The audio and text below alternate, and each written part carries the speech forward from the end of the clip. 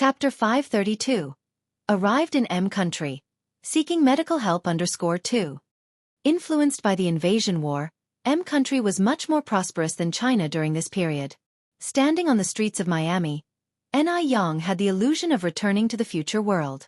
Being a coastal city, tall coconut trees were planted on both sides of the highway, along with wide tar roads, and youths in mini ultra-short skirts and denim attires with dirty braids.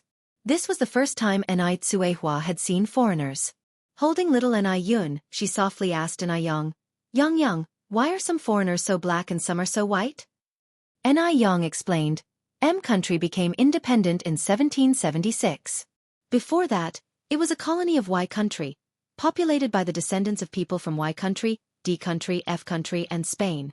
These descendants all have white skin. But at this time, black people from F continent were shipped to North America by European colonizers to be slaves on southern plantations. These people are the ancestors of Africans in M country, so black people usually don't have much status in M country. Even in the future, M country still had very serious racial discrimination. Anew nodded. Oh, I see. Mom, let's hail a cab in front. Anyang held a suitcase in one hand, and Anyu's arm in the other. There were many taxis on the streets of M country. Anyang quickly flagged one down. The driver, a blonde blue-eyed white man, was planning to overcharge Anyang when he saw that she and Anew were Asians. However, Anyang's first words made him eat his words. Anyang spoke fluent and authentic American English, even more standard than the broadcasters on the radio. Please go to Arizona's Peggy Lee Hotel. All right. The driver was stunned for a moment, and then started the engine, abandoning his plan to overcharge Anyang smoothly. Both Anew and little Anew dozed off after sitting on the plane for more than 10 hours. On the road, the driver, out of curiosity, asked, Excuse me, ladies, can I ask which country you are coming from? Our country or H country? Anyang gave a faint smile. None of the above.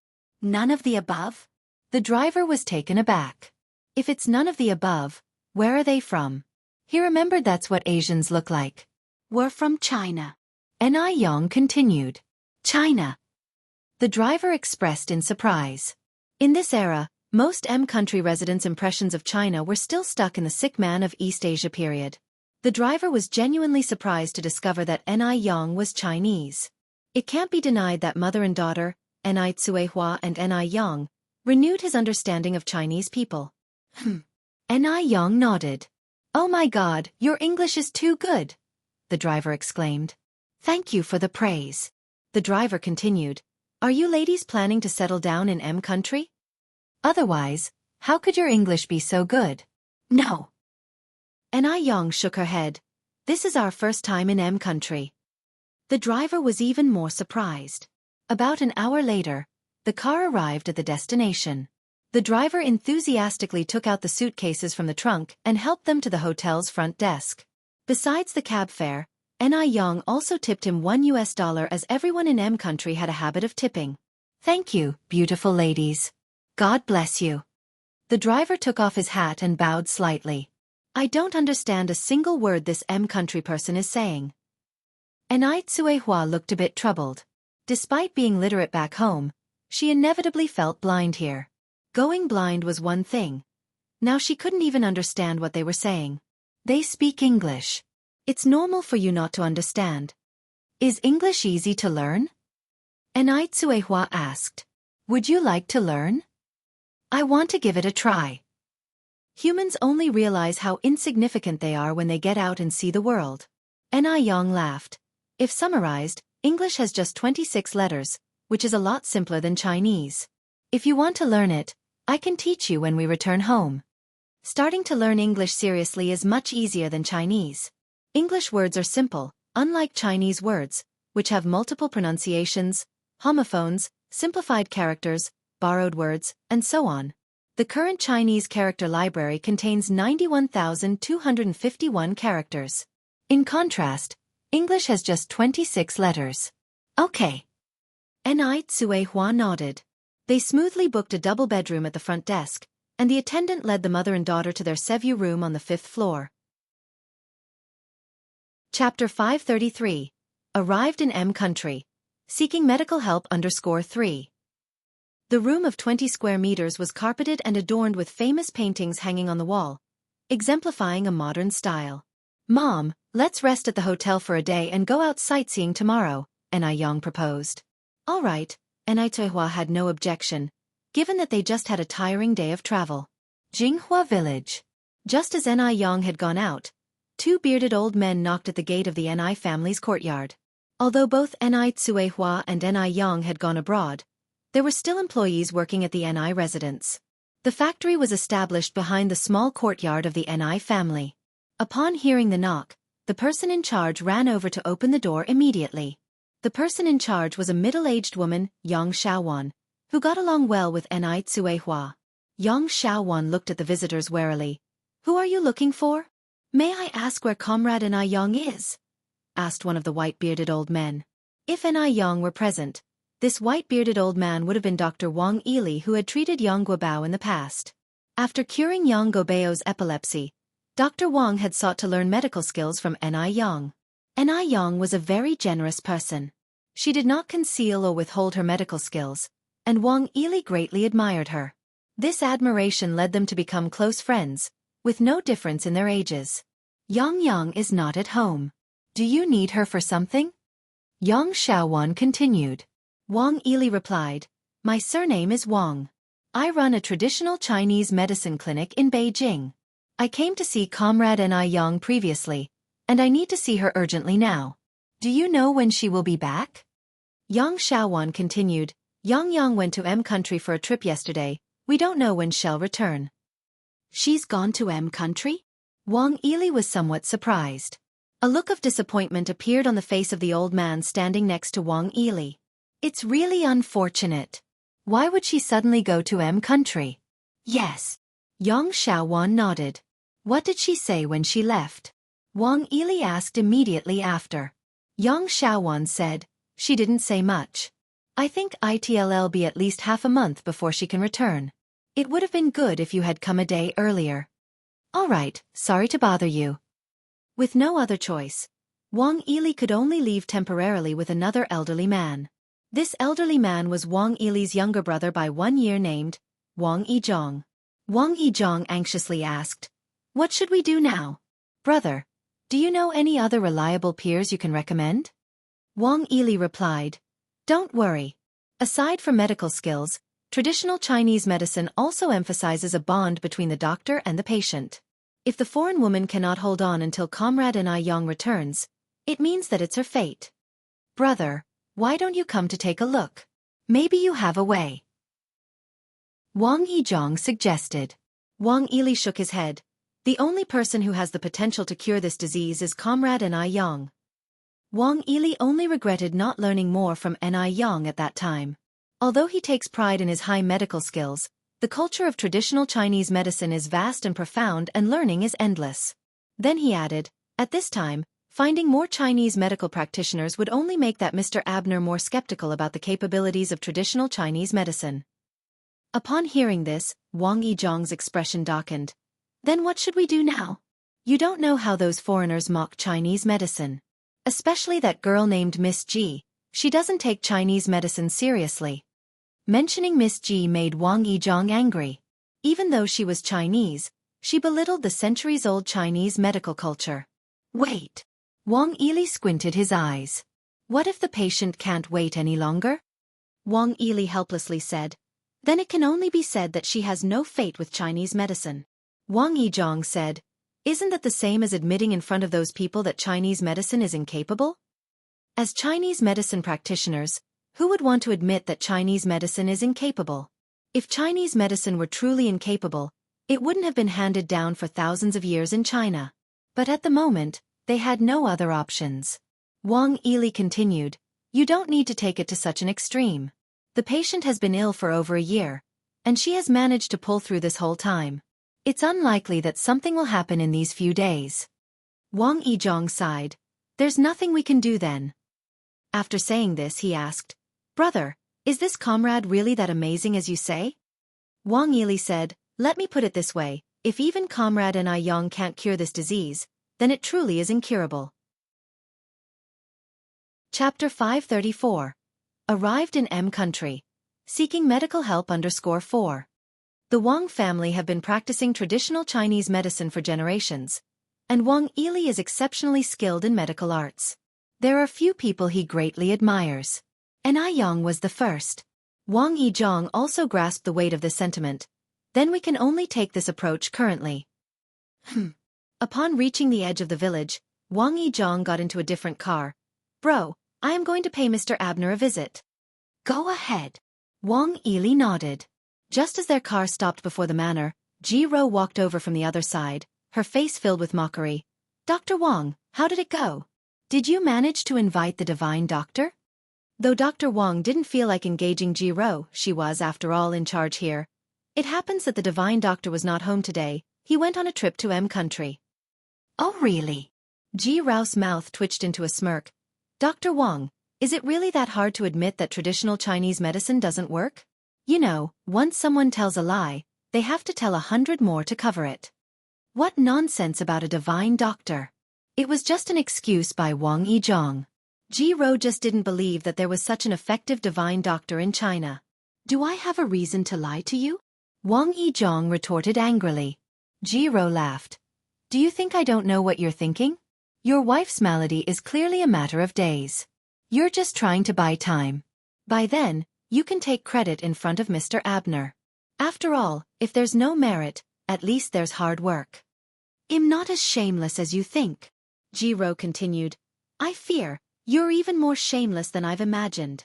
Wang Yizhong was really furious. He had never encountered such an disrespectful junior.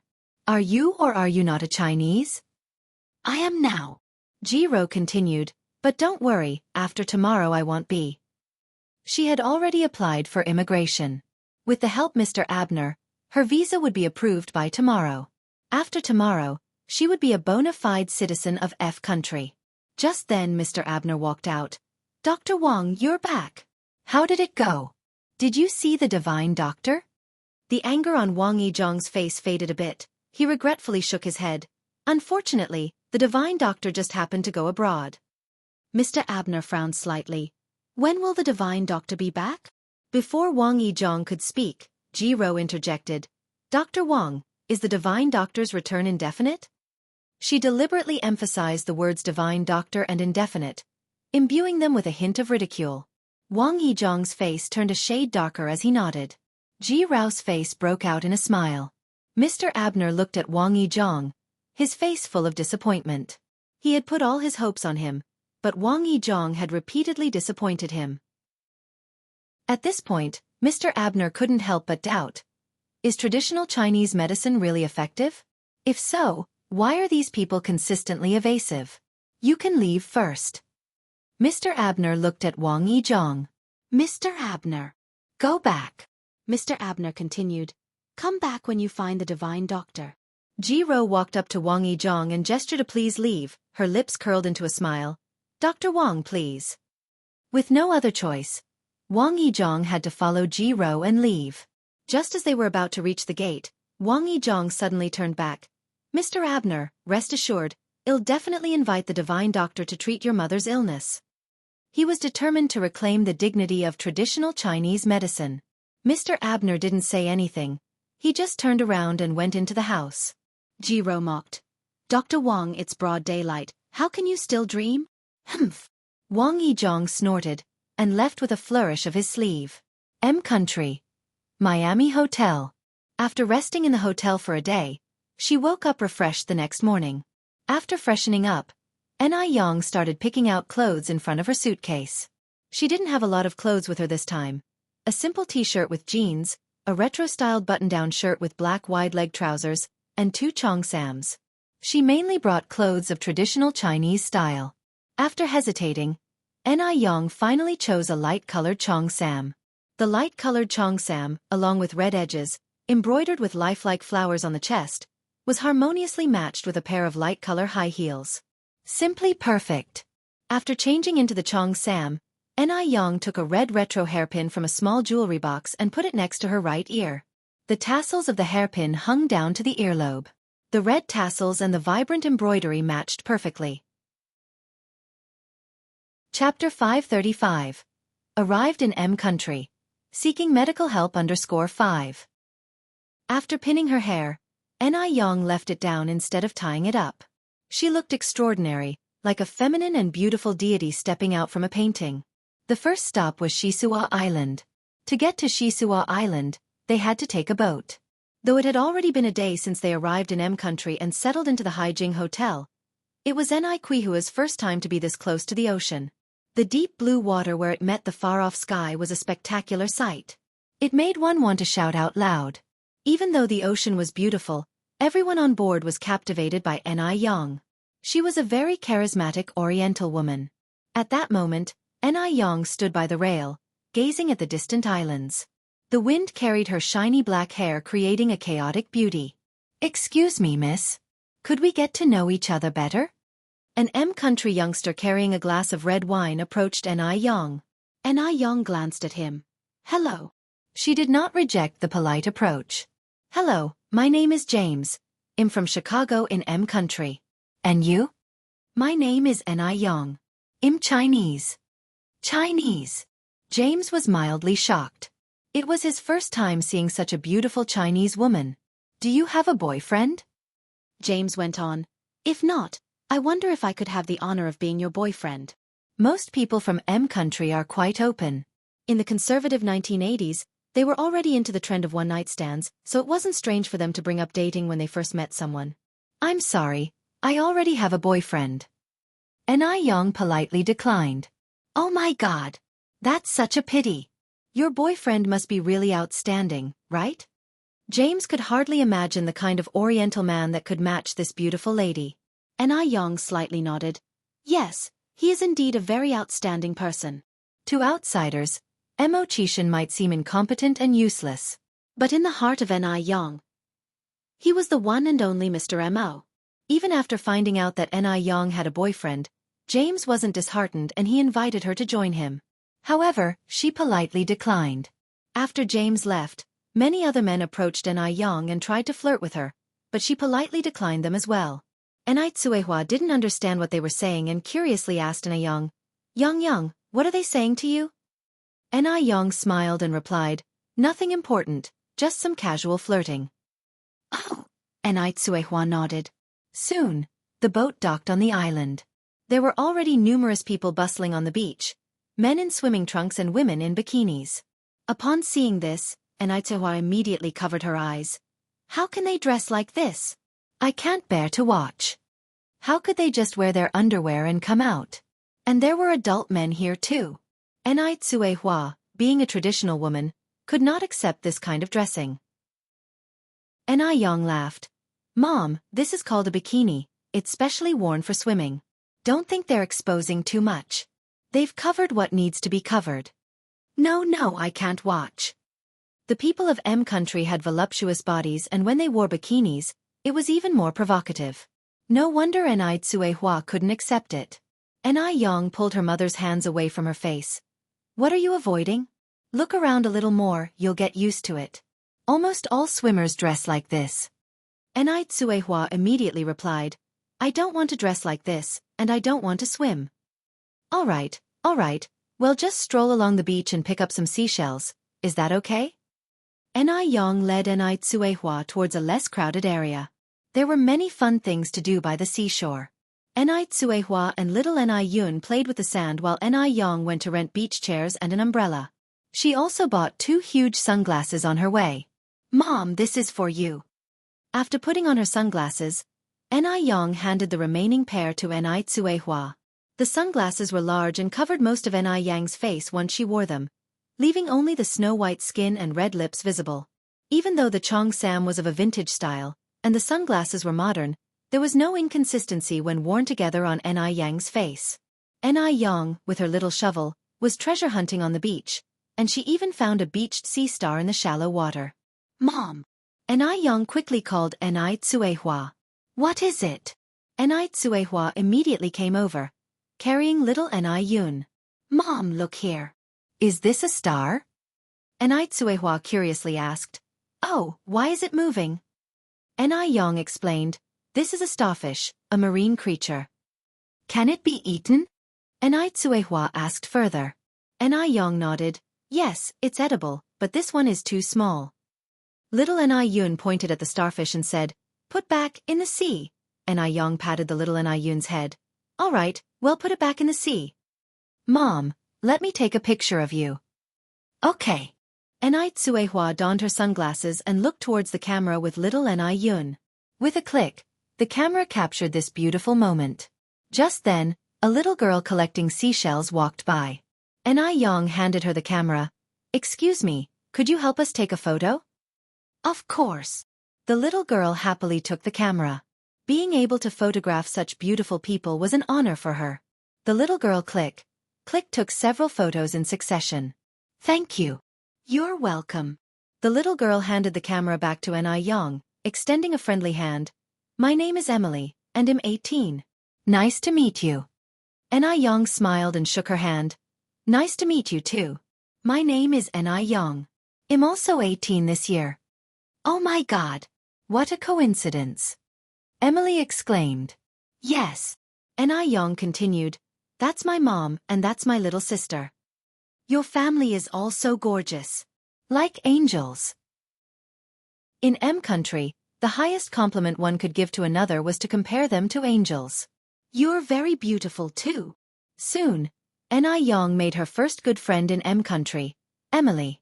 At noon, Emily took Anew and her family to the most delicious restaurant on the island. Anew paid the bill first. Emily felt somewhat embarrassed and said, "Anew, you're too polite. We're in my country, so I should be treating you." Anew smiled. "That's okay. When you visit China next time, you can treat me." "All right." Emily nodded. "What interesting places are there in China?" Anew immediately introduced Emily to the famous attractions in China. For example, the sunrise at Yellow Mountain, the Great Wall at Badaling, the magical and beautiful views of the Three Gorges on the Yangtze River, the Forbidden City, the misty Jiangnan, along with the saying, "Heaven is above, yet Suzhou and Hangzhou are below." Listening to the descriptions, Emily was fascinated. Finally, Anew said, "Not only do we have many scenic spots in China, but we also have an abundance of delicious food. Especially in the Bashu area, I believe that once you go there, you won't want to come back." Emily asked, "Are there sandwiches and pizza?" Anew laughed. "Of course ours is much more delicious. Sandwiches and pizza are just fast food in our place. When you come to China, I'll take you to have a state banquet in the Forbidden City." "Yes, yes." Emily nodded her head eagerly, wishing she could go to China immediately. "By the way, Anew, your skin is so good. You must be using a very good skincare product, right?" Aneyang's skin was delicate and smooth, just like a peeled egg, to the envy of others. Emily had observed quietly that even up close, no flaw could be seen. Anew nodded slightly. "I am indeed using a pretty good skincare product." Chapter 536. Astonished M country people, lovers finally meet. _1 Upon hearing this, Emily's eyes lit up. After all, no girl does not love looking beautiful. "So what brand of skincare products do you use?" asked Emily impatiently. "Ice Skin Jade," replied Anew. "However, skincare products of this brand can only be purchased in China." "That's a shame." Disappointment flashed in Emily's eyes. "No worries." Anew smiled. "I can send them to you when I go back home." "Really?" Emily looked surprised. "Of course." Anew nodded.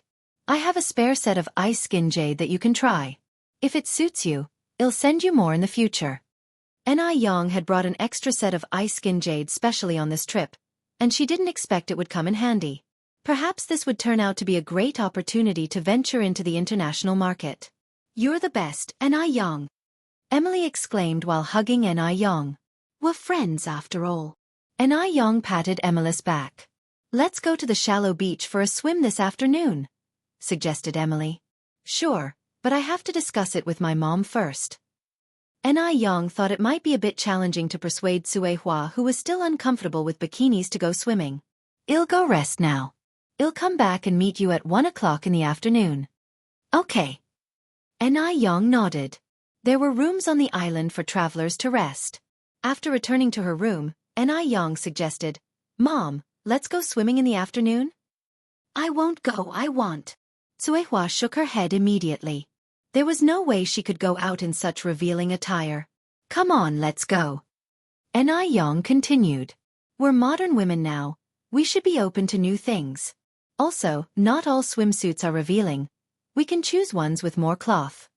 It was also a way for them to grow. Cuihua couldn't always live like she was in a feudal society. It's still embarrassing. There are so many people on the beach. Cuihua was still hesitant. Let's go. We're already here at the seaside. It would be such a pity not to swim once. I promise to choose a very, very conservative swimwear for you. After much persuasion from Anew, Cuihua finally agreed reluctantly. At 1 in the afternoon, Emily came in to meet Anew on time. Anew. Emily, we are going to pick out swimsuits now. Do you want to come with us? Emily nodded. Sure. They all went to choose their swimsuits together. The store had more variety of bikini swimsuits, and there were both male and female customers. Cuihua felt embarrassed. Mom, this one would fit you perfectly. Anew picked up a sleeveless and boxer-style swimsuit and handed it to Cuihua. Isn't this bottom too short? Cuihua kind of detested it. Anew laughed and said, compared to the triangular ones, the boxers are already conservative. Forget it, I want swim. This one's fine. Anew pushed the swimsuit into Cuihua's hand. Look at how people wearing bikinis are swimming in the sea. This is so conservative compared to them.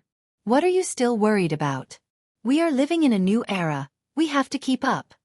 Well, Cuihua was still hesitant. Stop hesitating and go try them on. Anew coaxed her towards the fitting room. Anew, I think this one would look great on you. Emily picked out a sexy string bikini and handed it to Anew. If Anew really wore that outfit, Cuihua might faint on the beach. No, no, no, Anew quickly waved her hand. This one is too sexy. I think this one is just right. Anew casually picked up a halter-neck swimsuit. Even though she felt free, Anew still had to consider Cuihua's feelings. Your figure is so good, what a waste to wear this one, said Emily. Anew replied with a smile, this one looks very good too. After a while, Cuihua came out of the fitting room in her new swimwear.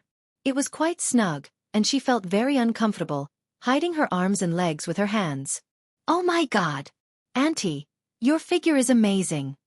Emily exclaimed in surprise. Cuihua's figure didn't seem like someone who had several children. It was so good that even Emily, a young girl, was envious. Mom, you look fabulous. You don't need to cover yourself, said Anew, laughing. Cuihua wrinkled her brow slightly. This is too tight, it's uncomfortable. Chapter 537. Astonished country people, lovers finally meet. _2. No problem, you'll get used to it. Anew brought Cuihua to the mirror. Look at how beautiful you are. The woman in the mirror had a well-proportioned body and clear skin. Her facial features were exquisite, and there were hardly any traces of age on her face. She was a world apart from the rural woman she used to be, constantly exposed to the elements. Even little Anew looked up and mumbled unclearly, "Pretty mama, pretty." Auntie, are you also using that ice-white jade skin beauty product? Emily asked. Yes, Anew nodded. My mom is using it too. Now, Emily was getting increasingly curious about ice-white jade skin. This beauty product is really amazing.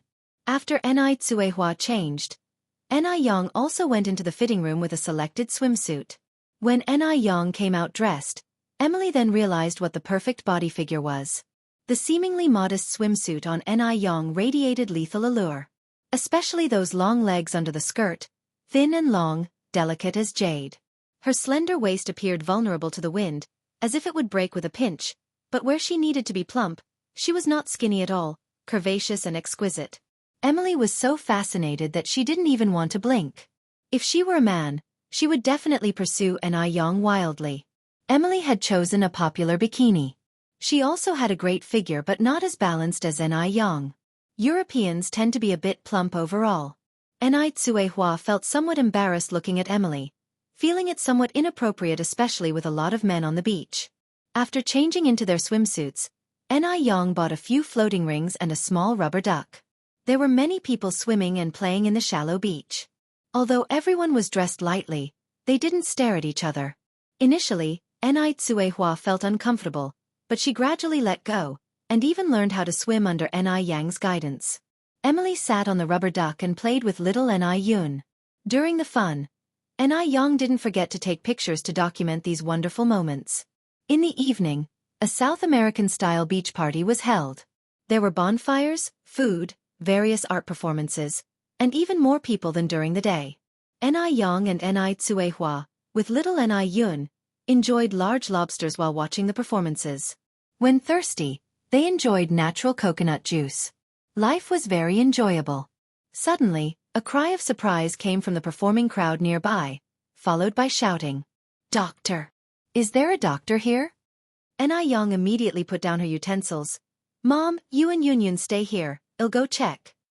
As a doctor, it was her duty to save lives and heal the wounded. She could not stand by in the face of such an occurrence. "All right," Enai Tsuehua nodded. Yang, be careful." I will." When Enai Yang got to the middle of the crowd, a Western doctor had already reached the patient's side. He kneeled down, lifted the patient's eyelids, then felt the patient's neck, but eventually shook his head helplessly and walked to the side of the crowd. It meant there was no hope. A little boy, crying, clung to the doctor's leg.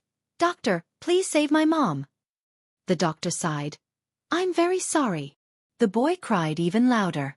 Murmuring rippled through the crowd. Enai Yang didn't say much, but directly went to the patient's side, squatted down, and put her hand on the patient's wrist. After a short while, she looked up and said, "Don't worry, your mother can still be saved." The boy immediately stopped crying and looked at Enai Yang, unbelievingly. "Really?" "Yes." Enai Yang nodded. Upon hearing this, the crowd around was stunned, all looking at Enai Yang and whispering doubtfully, including the doctor who couldn't believe it. "The patient has no heartbeat. What kind of joke are you playing?" Western medicine from country is the most advanced and developed. Even their leftovers introduced into Asia are mundane. How could an Asian solve a patient left helpless by Western medicine? Enai Yang explained, "No heartbeat doesn't mean she's dead. This is a case of alcoholic intoxication causing brain hypoxia, leading to a state of apparent death." The doctor shrugged. "Oh, God. Do all Asians like you love to boast?" For attention, Asians could do anything. Enai Yang stopped explaining and looked at the crowd. "Can anyone lend me a lighter and a needle?" Chapter 538. Astonished country people, lovers finally meet. _3. "I have a lighter." A man handed over a lighter. "Where's the needle? Does anyone have a needle?" Yang, I have a needle." Enai Tsuehua handed over a needle threaded with string. There's a tradition in Dam village of pinning a threaded needle to departing children's clothing for safety and protection. This practice is hazardous, as careless handling could injure a baby. As such, it was gradually forgotten over time and only remembered by the older generation. The needle in Enai Kuihua's hand was taken from little Enai Yun. Enai Yang took the needle, heated it to red hot with a lighter, and slowly inserted it into the patient's Chengguang acupoint on their head.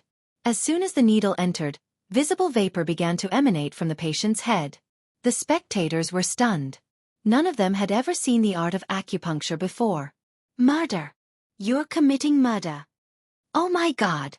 What is she doing?" Enai Yang didn't bother to explain, removing the needle from the patient's head after a few seconds and then inserting it into their Ranzhong acupoint. A big man from country couldn't bear to watch any longer. He rolled up his sleeves and charged over with his fists flying. "Oh, God! You bad guy, stop it!" Enai Yang held the needle and gently raised her other hand, grabbing the man's incoming fist. "Calm down, I am saving her." In country, Enai Yang was the foreigner. Seeing her dare to resist, the other onlookers also rolled up their sleeves, ready to fight. Just when things seemed to reach a boiling point, the child who had previously been crying exclaimed joyfully, "She woke up! Mom woke up!" When everyone looked, the middle-aged woman on the ground indeed came to. She was actually saving a life. Everyone present, including the doctor from before, was astonished. This was simply unbelievable. Thunderous applause followed. But there wasn't a trace of pride on Enai Yang's face. She remained calm, as if nothing had happened, and carried on to insert the third needle. When she inserted the third needle, the pale complexion of the middle-aged woman gradually transformed into a healthy blush. She attempted to get up, but Anew held her shoulder down. "Don't move yet. You've just woken up. Take it easy." The middle-aged woman nodded. "Open your mouth." Anew fed her a heat-clearing and detoxifying pill she carried with her. The pill was tiny, but its effect was potent. About 2 minutes later, the woman's expression cleared up. The Western doctor approached and asked, "How are you feeling now?" "I'm well." "That's incredibly miraculous." The doctor was still somewhat disbelieving. According to his diagnosis, the middle-aged woman was virtually gone. If he hadn't witnessed it all, he would never have believed this to be real. "Thank you, miss." "God bless you." The middle-aged woman stood up and bowed to Anew. "Thank you." The little boy also bowed. "You're welcome."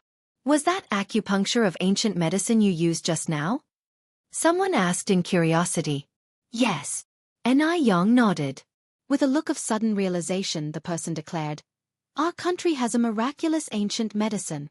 You have such good medical skills. You must be from our country." He made his last sentence sound like a statement rather than a question. Upon hearing this, everyone present seemed to agree. Anew replied, "I am Chinese. The acupuncture I just utilized originated from ancient Chinese medicine." "China? Since when did China's medical skills become so good?" In country's perception, China is a backward country. Even when they have subways, the Chinese still keep their long braids. Little did they know, China is rapidly developing, and its future is stunningly impressive. "So did your China just recently import acupuncture from our country?" Anew frowned slightly. "Chinese ancient medicine has carried on for thousands of years. It's a genuine treasure." "When did it become our country's?" "During the Tang dynasty, our country sent numerous emissaries to China to learn advanced Chinese culture, which included miraculous ancient medicine." When it came to national interests, Anew obviously had to make things clear. In reality, our country learned many things from China, such as the tea ceremony, and even their traditional attire kimono was modeled after ancient Chinese hanfu. However, the people of our country, being selfish by nature, took these elements, revised history, and claimed them for their own. Chapter 539. Astonished country people, lovers finally meet. _4. Anew conducted herself with neither servility nor arrogance, impressing everyone around her. So, China had become this strong. "This beautiful lady, my name is Sarah, and this is my son, John. Please tell me your name, as I must thank you properly," Sarah asked. Anew responded with a smile. "There's no need to thank me. By the way, do you have a pen and paper?" She had saved a life out of duty. If she possessed medical skills but refused to use them to save lives, it would be morally wrong. "Yes, I do." Sarah took out a small notebook and a pen from her bag and handed them to Anew. Anew grabbed them and began to write on the paper. After about 2 minutes, she returned the items to Sarah. "This is a prescription. If you fill it out and follow the instructions to boil it with water, 3 days of consecutive ingestion will completely detox the body." Even though they were in country, if one was earnest, it was not difficult to find traditional Chinese medicine.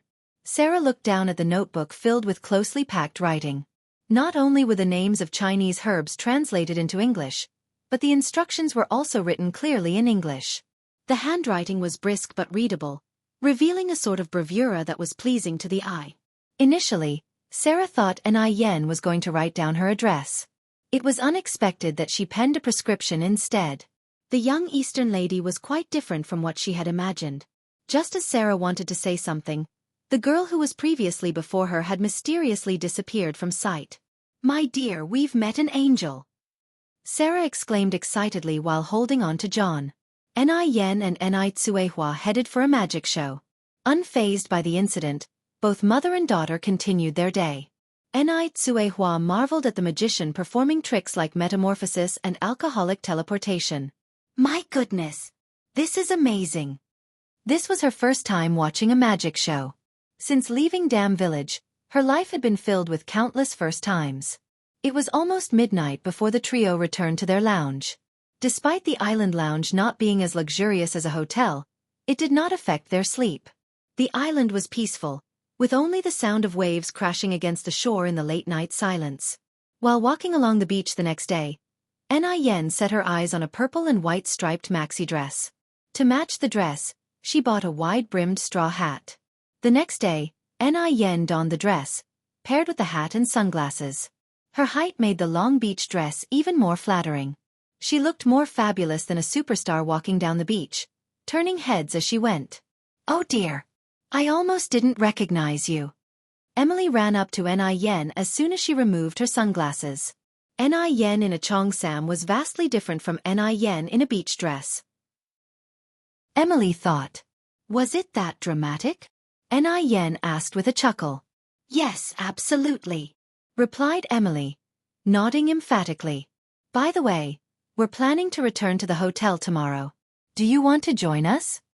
Yen continued. "Yes, of course. I need to get that miraculous ice jade skin cream from you." Emily responded excitedly. "All right, we're leaving at 5 a.m. tomorrow to watch the sunrise," Yen replied. The sunrise by the sea often occurred much earlier than on land. Emily nodded in agreement. The next morning, Yen and Emily boarded the boat back to the hotel. Despite her numerous trips to the islands in her previous life, this was Yen's first time watching a sunrise at sea.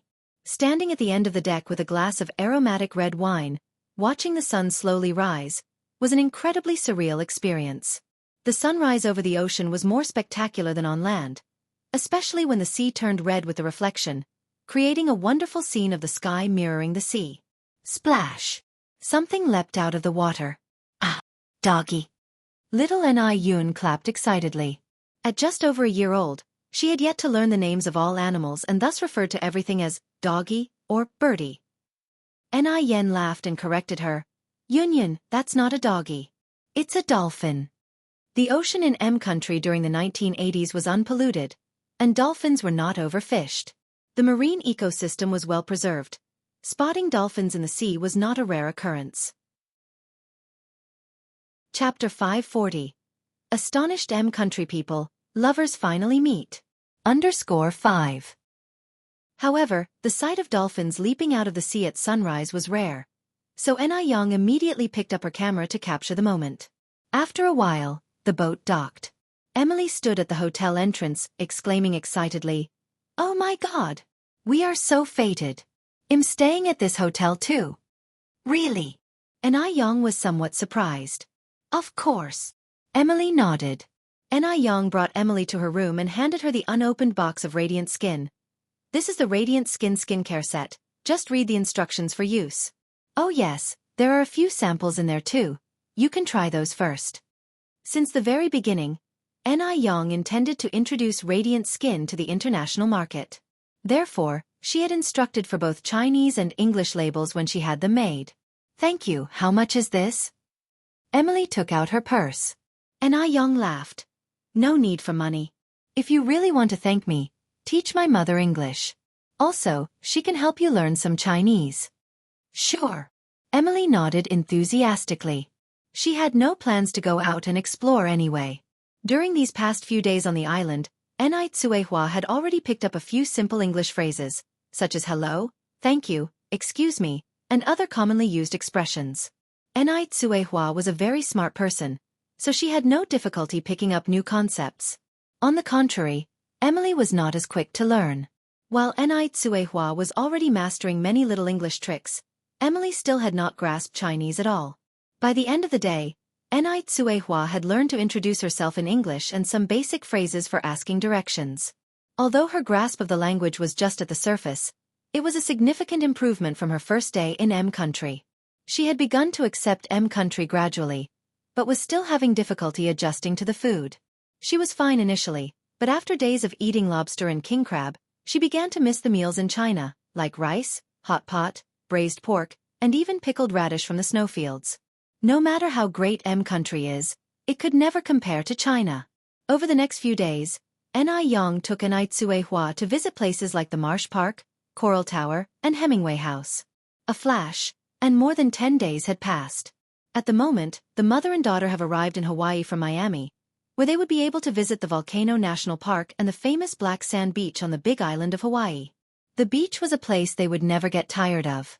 To their surprise, they stumbled upon a Chinese restaurant right on the black sand beach. Encountering a fellow countryman in a foreign land thrilled Anew. "Fellow countryman, where are you from?" she asked. "We're from Shanghai, and you?" the restaurant owner replied. "We're originally from Haicheng, but we've settled down in Beijing City. This is my elder daughter, and this is my younger one. Are you folks settling down here?" The restaurant owner nodded. "Our family has been in M country for many years." In the end, Anew ordered dishes such as fish-flavored eggplant, braised egg, braised pork, braised sea fish, and vegetable tofu soup. The dishes were slightly sweet and salty and had the authentic taste of Shanghai. It was their first Chinese meal since arriving in M country, and the three of them enjoyed it immensely. After lunch, Anew lulled little Anew to sleep in the hotel, while Anew strolled along the beach, listening to the sound of the sea. She was wearing a burgundy cheongsam, her hair cascading down her back, a crystal clip on her ear, carrying a pair of small leather shoes, revealing white ankles as smooth as jade, her toes buried in the black sand, looking like a row of delicate little seashells. If time could stand still, this moment would be like a beautiful painting. We don't know how many people wanted to strike up a conversation with her but didn't have the courage to do so. "Which country is she from?" "Looks like either H country or our country." No, she's from China." "How can you tell?" "Look at her clothes." "I studied Chinese history, and the dress she's wearing is called a cheongsam. It originated in the 1920s and is a unique Chinese attire." "The cheongsam is so beautiful. I want to own one too. I'd love to visit China if I get a chance." These conversations on the beach were all heard from a nearby dining table. People from various countries were seated at the dining table. Despite their diverse backgrounds, they all had one thing in common. They were all trying to please the man seated at the head of the table. He was like the moon surrounded by stars. His beauty was unmatched. Even a single glance from him could invoke fear. However, at this moment, he was staring out the window at something. His eyes filled with unresolved darkness. This left the others at the table puzzled and unable to decipher the thoughts of the big boss. Mainly because there were too many people on the beach, and given the distance, it wasn't clear who exactly he was looking at. "Mr. Mogg, I propose a toast to you." A Caucasian man stood up and raised his glass towards the man at the head of the table. People from M country were always arrogant, and they harbored quite severe racial discrimination. Typically, it was rare for them to raise a glass to people from other countries. However, Mr. Mogg was a different case. He was celebrated as a prized jewel in Europe. The man raised his glass in a symbolic toast, took a sip, and then, as if remembering something, he stood up and began walking towards the door, his slow walk transforming into a jog and then into a sprint. At the dining table, a group of perplexed people hurriedly followed after him. The man looked back, irritated. "Everyone, disperse. I have more important matters to attend to." We'll discuss the collaboration another day. He didn't compromise with these foreigners. Instead, he spoke in fluent Chinese. But when you reach a certain height in life, you no longer need to cater to others. It's others who cater to you. He was the perfect example of that. Thus, everyone in the business world knew that, if they wanted to work with Mr. Mogg, they had to master fluent Chinese. Upon hearing this, everyone dispersed, curiosity nagging at them. What could be more important than a collaboration? This deal was worth more than 9 figures after all. The man continued running towards the seashore. The closer he got, the more certain he was that he wasn't mistaken. Yang was here. That was Yang.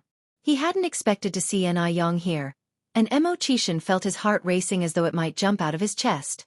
At this moment, this mysterious boss, usually so elegant and reticent, was as excited as a 3-year-old child. It was similar to how a monkey burst out of a stone in the 1988 adaptation of Journey to the West. He wanted to surprise Yang, and then kiss her, hug her, lift her up high. The fantasy was rich, but reality was raw. Mo Chishan was so excited that without slowing down, he ran straight into Anew, and due to the force, they both fell down on the beach. Just then, a wave crashed over them. Anew was completely off guard. By the time she reacted, she was already on the beach, tightly held around her waist by someone. She was about to shout at the person when she saw a familiar face. Was this Mo? Anew reached out to pinch his face. It felt real, and the skin under her fingertips was quickly turning red. Does it hurt? She asked. No. Mo replied. No pain? Was she dreaming? Anew applied more pressure. Does it hurt now? Mo face reddened from the pinch. Wife, it kind of hurts now, he said pitifully. Since he felt the pain, it meant she wasn't dreaming. Aney's expression slowly turned to surprise. Brother Mo. Wife. Mo planted a fierce kiss on Aney's face. Finding it not enough, he kissed her once again. One of Mo men, responsible for his safety and watching them through binoculars, was astounded. Oh my God! The one pinning the young girl down on the beach and kissing her. Was that really their boss? Chapter 541. Ancient Castle, Private Jet, and the Stunned Anew. _1 Perhaps, it's an illusion? He puts down the binoculars, rubs his eyes, and when he looks through them again, the scene hasn't changed. He gives his thigh a pinch, unwilling to believe what he's seeing. Ouch! It hurts. Damn it! This isn't an illusion. Gaping in disbelief, he continues studying the scene. The usually stern and unsmiling boss was now atop a young girl, unashamedly taking advantage of her. Then, he must have done something to anger her because she raises a hand and twists his face fiercely. Witnessing this, he could only kneel before her in awe. If he hadn't seen this with his own eyes, he would never believe that the mighty boss could be so smitten by a young girl. The boss he knew was aloof, stern, devoid of female company, and had even coldly rejected the confession of love by the Prime Minister's daughter of Y country. Despite her threatening suicide, he didn't bat an eyelid. Therefore, they had all guessed that perhaps the boss had a problem of some sort, which was why he had turned down the Prime Minister's daughter. After all, she possessed power, influence, and the title of Y country's most beautiful woman. Not to mention, she was also younger than the boss by 3 or 4 years. He wondered how the girl bewitching the boss looked, and whether she was more beautiful than the Prime Minister's daughter. In his line of vision through the binoculars, he could only make out a blurry side profile of the girl. Her skin was fair, and her hair was black. She probably wasn't from M country, but she couldn't certainly be identified as Chinese either, since residents of our country and H country looked quite similar to Chinese people. The most inferior pursuer that the boss had ever had was the Prime Minister's daughter of Y country. This girl might be a princess or a rich heiress from some Asian country. Big brother Mo, please get up, Anew additionally pushes Mo. Can I kiss you again? No. Anew turned her face away. Please get up. Just one more kiss. Mo. lowered his head and nibbled her chin. All right, you can stop now. I've kissed you so many times. You should kiss me back. Otherwise it isn't fair. Mo. came forward with his lips. Mr. Mo, I've found that you're becoming more and more shameless. Anew slapped his face. Mo. responded earnestly. What's the importance of face? Is it more important than having a wife? Anew. This man is such a dog. Anew raised her head and symbolically kissed him, only for Mo. sporting an expensive wristwatch, to suddenly hold the back of her head. The subordinate on the other side silently put down his binoculars. Before he did, he couldn't help but complain. Where's the boss putting his hand now? Who would have guessed that the boss was like this? After a while, they finally stood up from the beach, to take a stroll along the shore. The sea breeze blew softly.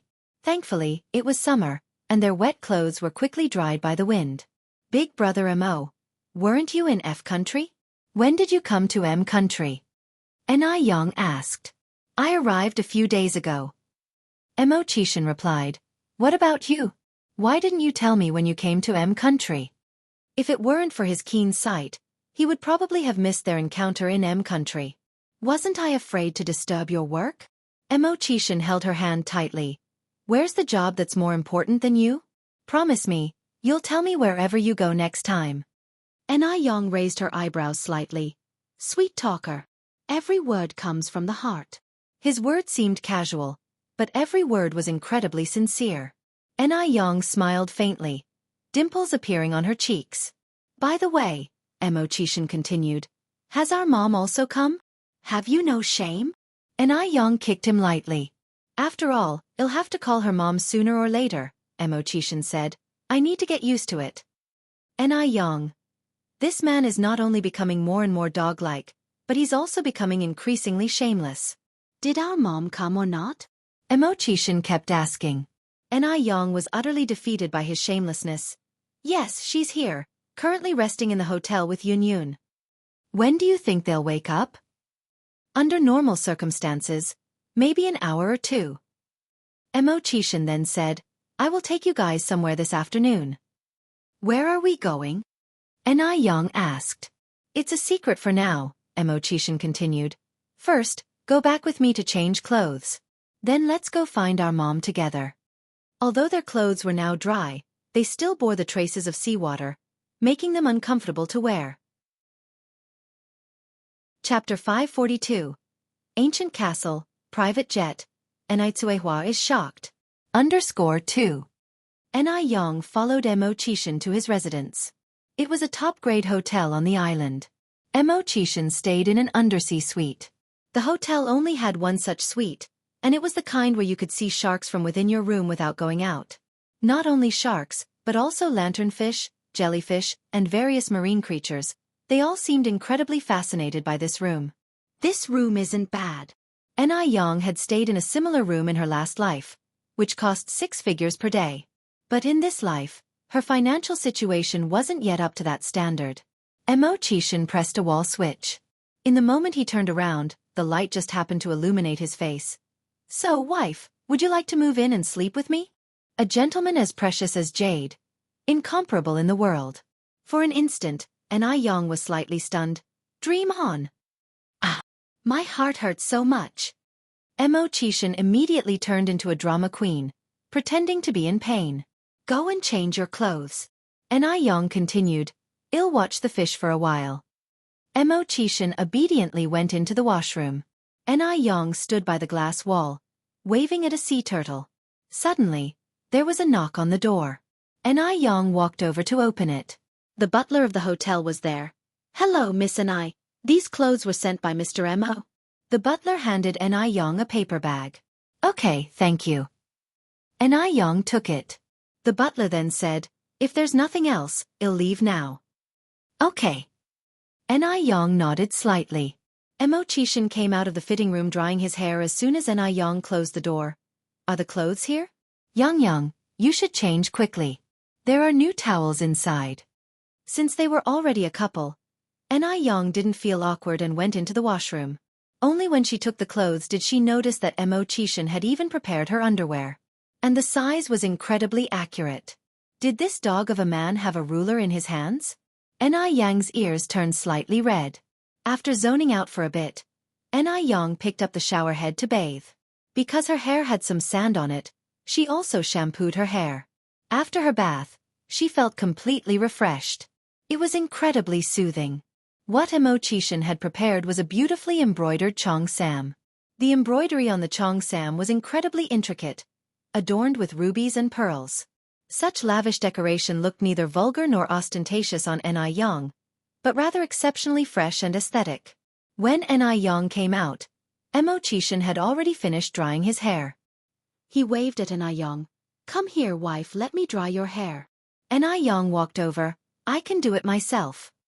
It felt awkward to let someone else handle this kind of thing. Wuxia didn't say a word, instead demonstrating his attitude with action. Anew's wrist was captured, and before she knew it, she was sitting on his lap. Don't move, let me do it. His movements were very gentle as if handling a precious treasure. His fingers kept moving through her hair, leaving only the hum of the hairdryer in the air. Gidge, have you ever dried hair for other female friends like this before? Wuxia's shallow voice came from close by. You are the first. But your technique seems pretty skilled, Anew remarked. His skills were almost comparable to a hairdresser. Perhaps it's because I'm gifted. Wuxia continued. Wife, I'm so envious of you. You've managed to find such an excellent husband like me. Anew responded with disdain. Please use your talent to torment someone else. No, I only want to torment you. This life, the next life, the life after that. Anew raised her eyebrows slightly. I must have really bad luck then. Chichen chuckled. Then I'm really lucky. In no time, her hair was dried. Anew was fixing her hair in front of the mirror when she noticed that she was missing one of her favorite crystal hairpins. She didn't notice during her shower. It must fallen out when she was messing around in the sand with Chichen. Is something missing? Chichen hugged her waist from behind, resting his chin on her shoulder. A hairpin. Is it that crystal hairpin? To be honest, the way that Anew first caught Chishen's attention was how the crystal hairpin reflected sunlight. After meeting Anew, he only had eyes for her, completely forgetting about the hairpin. Chapter 543. Castle, Private Jet, and the Astounded Tsuehua. _3. Yes, exactly that one. Anew nodded. Then let's hurry back to check it now. It might still be on the beach. Okay. The two left the hotel to the beach and didn't see as much as a half-foot print, let alone the flip-flops. Anew said, forget it, let's stop looking. I can buy another pair when we get home. Let's go back to the hotel. My mother should be awake by now. Chichen, looking back at the beach, said, okay. Anew was staying in a standard double room. There was a small living room and a kitchen, but they were on vacation, and not really cooking, though Tsuehua would make some vegetable and lean meat porridge every morning. Because she really couldn't get used to the breakfast here. Hello, Auntie. Seeing Chichen, Tsuehua exclaimed surprisingly. Xiaoma, when did you come? I just arrived not long ago. Little Anew said excitedly. Brother-in-law, brother-in-law. Chichen, like a magician, pulled out a piece of candy for little Anew. Little Anew was even happier, laughing so much that she almost stomped a hole in the ground. Brother-in-law again. The term brother-in-law was so pleasing to hear. Chichen generously offered little Anew another piece of candy. Mom, Brother Mo said he wants to take us out this afternoon. Where are we going? Tsuehua asked. I don't know that, Anew shrugged. He said it's a secret. Chichen glanced at his watch. It's about time, let's go out now. Anew nodded. The 3 adults and 1 child left the hotel. In order not to disturb the young couple, Tsuehua deliberately walked behind holding the child. With Tsuehua there, Chichen behaved properly and didn't dare to make any inappropriate moves. Even holding Anew's hand required hesitation. Being affectionate in front of elders seemed a bit inappropriate. What if his potential mother-in-law thinks he's too frivolous? Brother Mo, it seems like there is no way forward, and the pier isn't this far away. Anew expressed her doubt. Could it be Chichen planned to take them on a jungle adventure? Chichen laughed. Don't worry, I won't sell you. The area ahead was a wide dark beach, which seemed to be dominated by the 4 of them. There were no tourists, and several coconut crabs were lazily bathing in the sun on the beach. If it were not for the fact that they were tired of coconut crabs and various seafood, Anew would definitely run over to catch them. Just then, a rumbling noise suddenly resounded in the sky. This sound.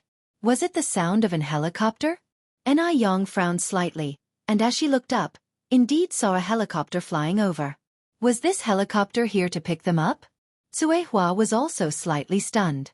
Though she had been on a plane, this was her first time seeing a helicopter. In a short while, the helicopter landed in front of them. The cabin door opened and a tall pilot came out and respectfully said, Sir. Chichen gave a slight nod, then said, Auntie Xianxia, let's go in first. Tsuehua, holding the child, went in first. Chichen and Anew followed. As they ascended the steps, Chichen carefully held onto her slender waist. As they seated inside the cabin, Tsuehua still felt surreal. Xiaoma, is this helicopter yours? Yes, Auntie. Chichen nodded. At a time when ordinary homes couldn't even afford a bicycle, Chichen actually owned a helicopter. He must be really rich. This helicopter must be very expensive, right? Tsuehua asked. Chichen replied, It's okay, not too expensive. The pilot seated in the cockpit thought, indeed not too expensive. An 8-digit price tag in USD for a helicopter is really not much. Anew had actually noticed back at the hotel that Chichen was not one to flaunt his wealth. He must have a very successful business abroad. Otherwise, He wouldn't be able to afford such an underwater suite. If Mo Qishan was really a prodigal, the Mo family's assets would not have been enough for him to squander. However, Yang is not interested in his real identity, because from the beginning, the man she fell in love with is Mo Qishan. No matter who he is, she will always stay faithful to him. But Yang never expected that Mo Qishan would actually arrange for a helicopter to come pick them up. Brother Mo, can you tell us now where you're taking us? Yang turned to look at him. Keep it a secret for a little while longer. Mo Qishan continued, you will know when we get there. Chapter 544. Ancient Castle, Private Jet, and the Stunned Xianxia. _4. The helicopter flew for about 2 hours before finally landing on top of a mountain. But this wasn't just an ordinary mountain, it was a very grand castle. The castle looked very magnificent, even more imposing than the ones seen on television. What kind of place is this? Xianxia had never seen such a castle before. This is Rust Castle, Mo Qishan explained. Yang's tone was light. Brother Mo, did you buy this place? Yes. Mo Qishan nodded. Xianxia was stunned once again. Although she knew the Mo family was rich, she didn't know just how wealthy they actually were. Let me show you around. Mo Qishan led the way. This was the first time Mo Qishan had brought a woman to the castle. The first person to be taken aback was the butler, Old Tom. Then it was the servants. Could the most beautiful one be the mistress of the castle? Indeed, she's a very beautiful Oriental girl. Old Tom immediately went to prepare dinner. Top-grade red wine, air-shipped foie gras, and fresh fruits and vegetables. There were top chefs from more than 50 countries in the castle, so the dinner was bound to be sumptuous. This was the most expensive, most luxurious private castle in country, decorated exquisitely inside and out, emanating an artistic vibe everywhere. One feels calm and joyful just walking in it. Such beauty and awe are indescribable. Every vase or decoration within the castle is a work of a famous artist. This place is essentially a museum, where history and art are intertwined. Yang took out her camera to take photos. Xianxia said, Yang, let me take a photo of you and Xiaoma. Sure. Yang nodded and handed her camera to Xianxia. In front of Xianxia, Mo Qishan felt a little embarrassed and dared not get too close to Yang. Xianxia laughed. Xiaoma, get a little closer to Yang. This kid is too naive. She worries that Yang might take advantage of him. Mo Qishan touched his nose. Me and Yang aren't married yet, it isn't proper. Yang. When the hell did you think about being proper when you forcefully kissed me? This guy is simply a big wolf in sheep's clothing. Xianxia said, it's fine. Society has changed. Xiaoma, why are you so conservative? Auntie isn't that old-fashioned. With more exposure to the world, her horizons had broadened and her thoughts were no longer constrained. Xianxia, after staying in country for a while, had changed a lot. Then, Mo Qishan slowly moved closer to Yang, quietly hooked Yang's hand with his pinky. Looking up at him, Yang noticed his pretense of ignorance. He's such a jerk. Xianxia took several photos of them. The background was the grand castle, but their presence overshadowed it. The castle was vast. They spent the entire afternoon touring it and still hadn't seen it all. In the end, a helicopter came to take them back to the main building. The dining room was over 100 square meters. The dining table was large and filled with delicious dishes. There was a steaming hot pot as well as exquisite steak, succulent foie gras, top-grade tuna sashimi. Although the table was large, they didn't worry about reaching the dishes, because more than a dozen servants were at their service. If they lingered on a dish, someone would help serve it. Yang sighed inwardly. Being rich is truly a good thing. She, too, should work hard to reach this level of lifestyle. Xianxia was dazed throughout. She had never been served like this before. That night, the three of them stayed in the castle. Xianxia was watching TV on the sofa. Yang, can you tell me what Xiaomo's family does? How come they're so rich? As Yang casually ate an orange, she replied. It's not the Mo family that's rich, it's Mo Qishan himself. Mum, one day I'll be this rich too, and buy you a grand castle. On this point, Yang saw things clearly. Even with the Mo family's wealth, buying a castle and helicopters would be a challenge. Anew laughed. I'm content with the life I have now, I don't need a castle. A year and a half ago, Anew would have never imagined she would be living the good life she was now. Chapter 545. Ancient Castle, Private Jet, and the Stunned Anew. _5. Anew has now become very successful. Even though she can't yet afford a castle, she already owns several properties in Beijing and her career is gradually stabilizing. Anew believes that in the near future, Anew will definitely have even greater breakthroughs. Emily is a genuine country citizen from a decent family. This year, she's a freshman at a college that's different from regular colleges because it's military managed, and summer break only lasts 15 days. Therefore, after the trip to Miami, Emily didn't continue to travel with Anew, but instead returned to school. On her first day back to school, Emily could hardly wait to open the Icy Skin Jade Skin set gifted by Anew. The gift box set included facial cleanser, aloe vera gel, rose hydrosol, whitening moisturizer, acne cream, and a bottle of anti-wrinkle cream. Emily attentively studied the instruction manual, eventually using the hydrating and whitening skincare set. She didn't use the acne and anti-wrinkle creams because her current skin is without acne, and the anti-wrinkle cream could be given to her mother. Emily, what are you unpacking? A roommate walked in from outside the door.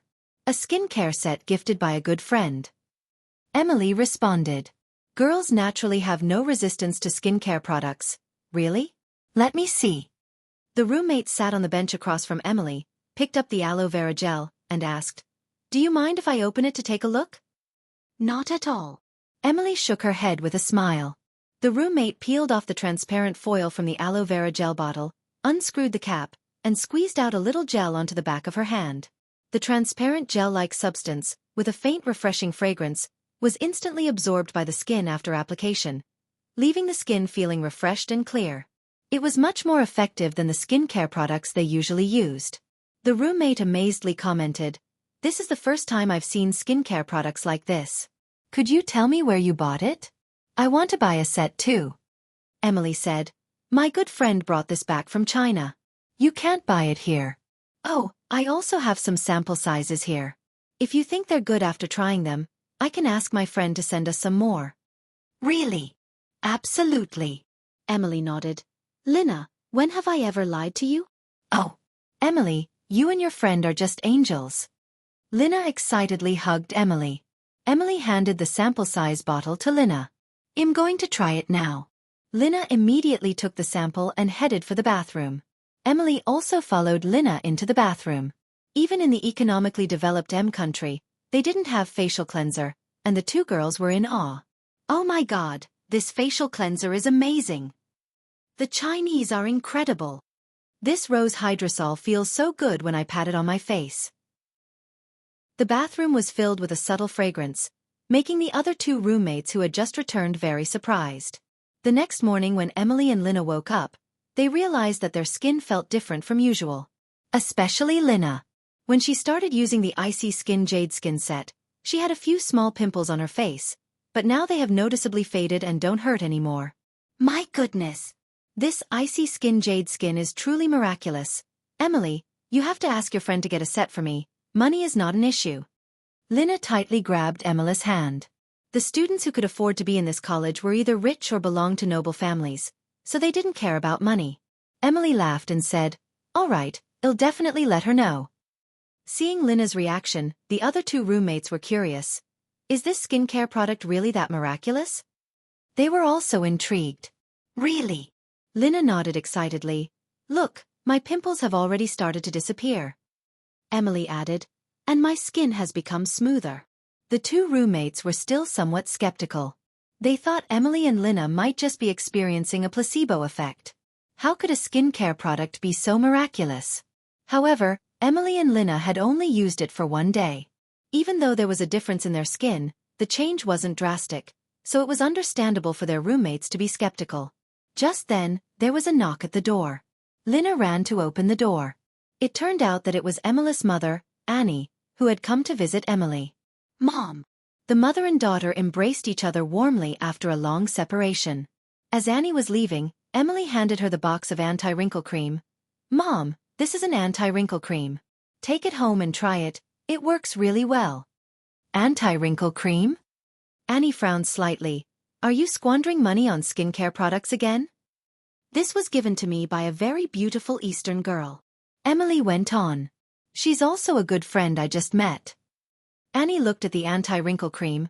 I've never seen this brand before. This brand is only available in China. Emily explained. China. Annie frowned again. Oh God, that's a terrible place. Emily then said, China is growing, Mom. You shouldn't look at it with such prejudice. From the descriptions and introductions of Yang in the past few days, Emily was filled with curiosity about the mysterious East. She was unhappy to hear her mother belittling China at this moment. Emily, you're still young, you don't understand. I'm an adult now, Emily replied. Anyway, please don't talk about China like that. Will this stuff spoil my face? Annie asked. No, Mom, your prejudice against China is too deep. I used this skincare product last night, and it works much better than those expensive products you buy. Really? Annie was somewhat incredulous. She had visited China once with her grandfather when she was very young. At that time, the men still wore long braids, and the women had bound feet and walked unsteadily. So, in her impression, China has always been a very underdeveloped country. Of course, she would not dare to use skincare products from such a backward country. What would happen if it ruined her face? You know I never lie, Emily said seriously. Annie then put the wrinkle cream into her bag, and added, if you feel anything abnormal with your face, remember to take time off to go to the hospital.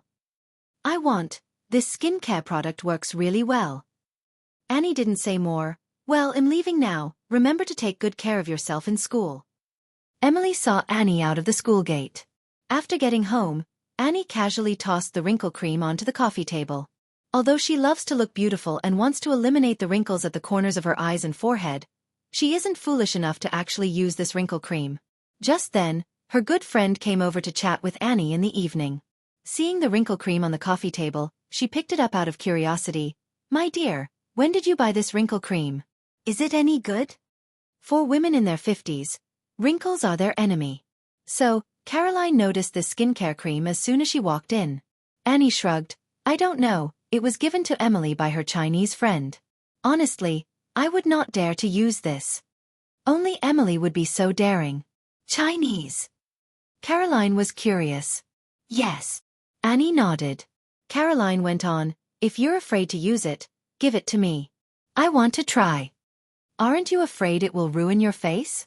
Annie asked in surprise. Caroline joked, all beauty comes with risks. The temptation of the anti-wrinkle cream was just too great. To date, no anti-wrinkle creams had been released in the market of country. If you want it, take it, Annie continued. But I have to make it clear, I won't take responsibility for any risks. Caroline laughed. Don't worry, I promise not to blame you. Chapter 546. Returning to my country, I feel like kneeling down and calling for Brother Yen. _1. Caroline took home the anti-wrinkle cream. But she was slightly unsure about using it right away since the product was from China after all. If it really did damage her face, who would she turn to? So, to be safe, she applied a tiny bit on the back of her hand first. Better to damage her hand than her face. The anti-wrinkle cream was a light pink, smelled faintly of herbal medicine, and was very gentle, feeling cool when applied to the back of her hand. Caroline evenly applied the cream to her left hand. Then, filled with expectancy and trepidation, she drifted off to sleep. She had an extremely bad dream. In her dream, the hand she had smeared the cream on had rotted down to its skeleton. Caroline woke up from the fright, covered in cold sweat, and hurried to look at her hand. Thank God. In the silver lining of an unfortunate situation, her hand hadn't rotted away. Moreover, she wasn't sure if it was just a misperception, but she felt the skin on the back of her left hand was genuinely firmer than the day before. Caroline's movement also startled her sleeping husband. Dear, what's wrong? Nothing, I just had a nightmare. Dreams are often the opposite of reality. Her husband comforted her. Although there was no problem with the back of her left hand, Caroline still didn't dare to use the anti-wrinkle cream generously. After washing up, she went on applying more cream to the back of her left hand. If her hand is still unharmed 3 days later, Shall consider applying it to her face.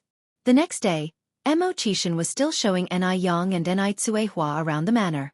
Ni Tsuehua wanted to leave more time to the young couple, so she said, Yang, you tour around with Xiaoma, Yun and I will go over there. Yun just insisted she wanted to swim. In the back garden of the manor, there was an outdoor swimming pool covering more than 200 square meters. Mo Qishan said, I'll have the butler follow you, he will arrange a car when you're tired. Furthermore, the manor was so vast, it was easy to get lost. All the servants in the manor can speak Chinese, so there's no need to worry about any language barriers. All right. Ni Tsuehua nodded. That would be great, Xiaoma. Mo Qishan said, Auntie, there's no need to mention it, it's my duty. By this time, M country had some simple communication tools, akin to the later generation's walkie-talkies. Mo Qishan said a few words, and in less than 2 minutes, Old Tom arrived in a small car. Please follow me. Old Tom's attitude was extra respectful, because he knew Ni Tsuehua was no ordinary guest.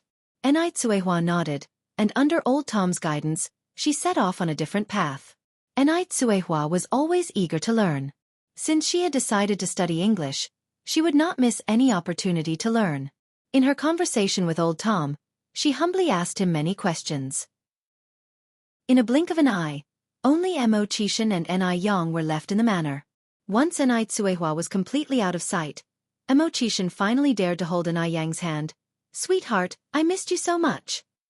What a death wish. Ni Yang gave Mo Qishan an icy stare. In front of Ni Tsuehua, he was a good boy, but before her, he was a wolf in sheep's clothing. Do you know? My mom is always worried that I will bully you. Ni Yang continued. Mo Qishan said in surprise, Looks like our mother really approves of her son-in-law. Ni Yang. The two of them chatted and walked, everything they passed by was magnificent. Brother Mo, how much did you spend to buy this manor? Ni Yang asked. I can't remember.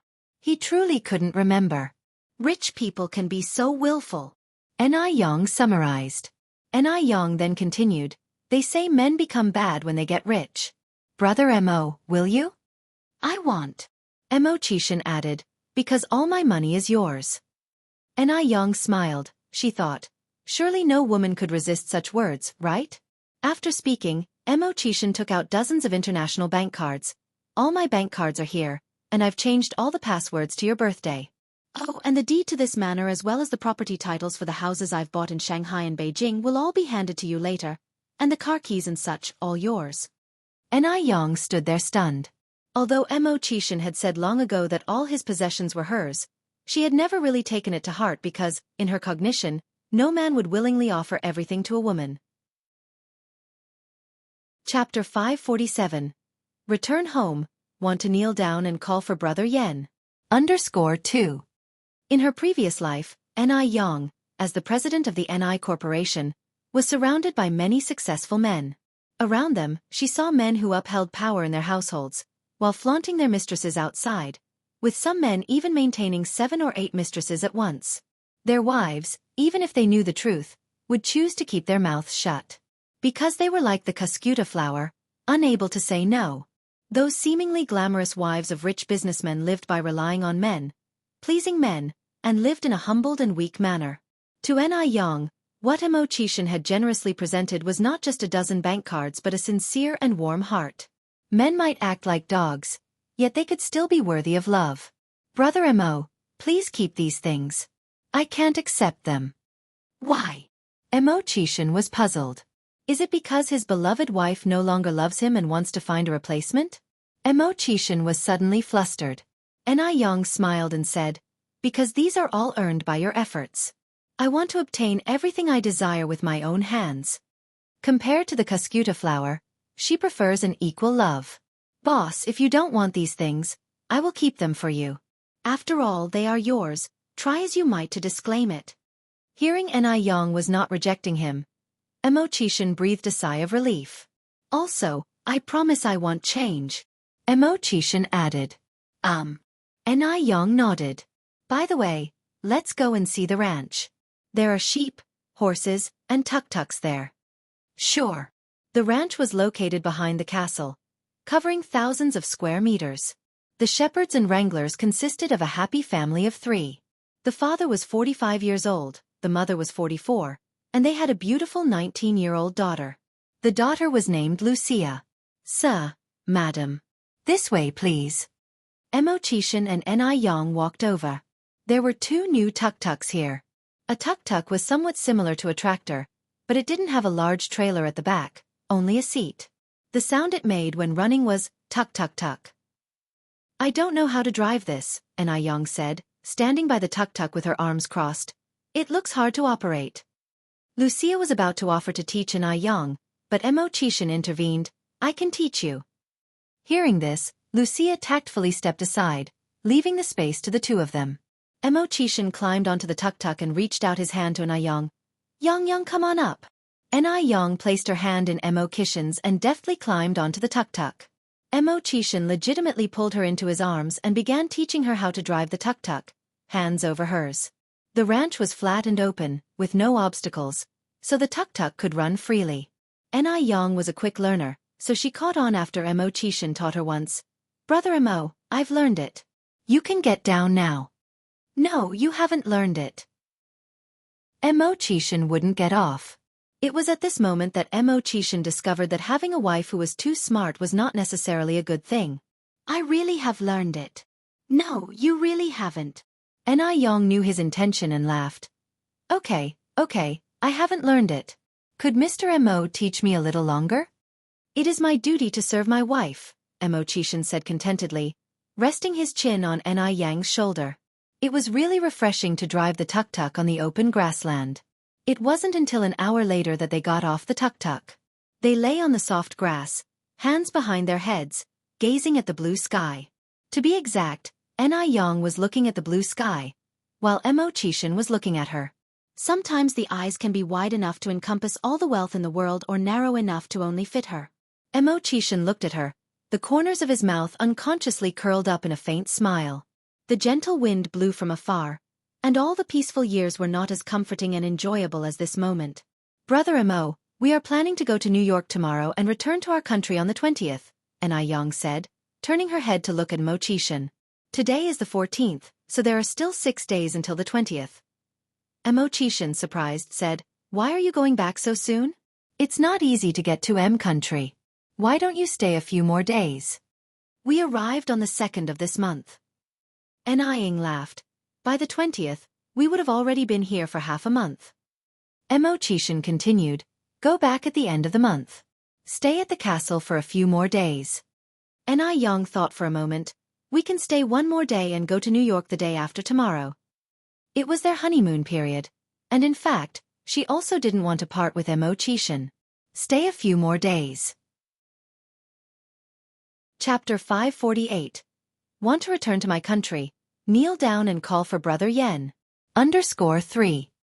No, we must still leave some time to travel around New York. And in New York, there's the Statue of Liberty. But at this time, the Statue of Liberty had yet to be transported over. The Statue of Liberty was packed up and shipped to New York in June 1885, and in October 1886, it was unveiled by the then president of country himself in New York. In her previous life, Anew visited New York many times and saw the Statue of Liberty just as often, but she's never seen the Hudson River estuary at Liberty Island without the Statue of Liberty. This time, she wanted to go over and take some photos as keepsakes. "In that case, I'll go with you." Xianxia followed up. Anew reached out to pinch Xianxia's face. "Brother Mo, go take care of your business. You don't have to accompany us, really." "What kinds of things would I have to do?" Now, accompanying his wife and mother-in-law is the most important thing. Everything else to Xianxia was insignificant and not worth mentioning. "Brother Mo, I'm serious. I really don't need your company." Anew didn't want to hold up Xianxia's work because of herself. "But I just want to accompany you." Xianxia resorted to acting shamelessly. "I'm like an adhesive plaster, darling. You won't be able to shake me off for the rest of your life." When he finished speaking, he reached out directly and brought her into his arms. Wuxia watched the 2 of them, sprawling on the lawn, a look of envy in her eyes. Growing up in this ranch, she knew how wonderful being wealthy can be. That wealth basically allows for one to live as they please. It's not so much Xianxia's wealth she's envious of, But more Yang. How nice it is to be beautiful. Doing nothing, yet having people willing to give everything for her.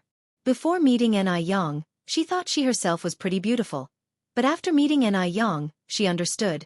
She couldn't even be considered a pale imitation in the eyes of the Chinese. When will she be like Yang?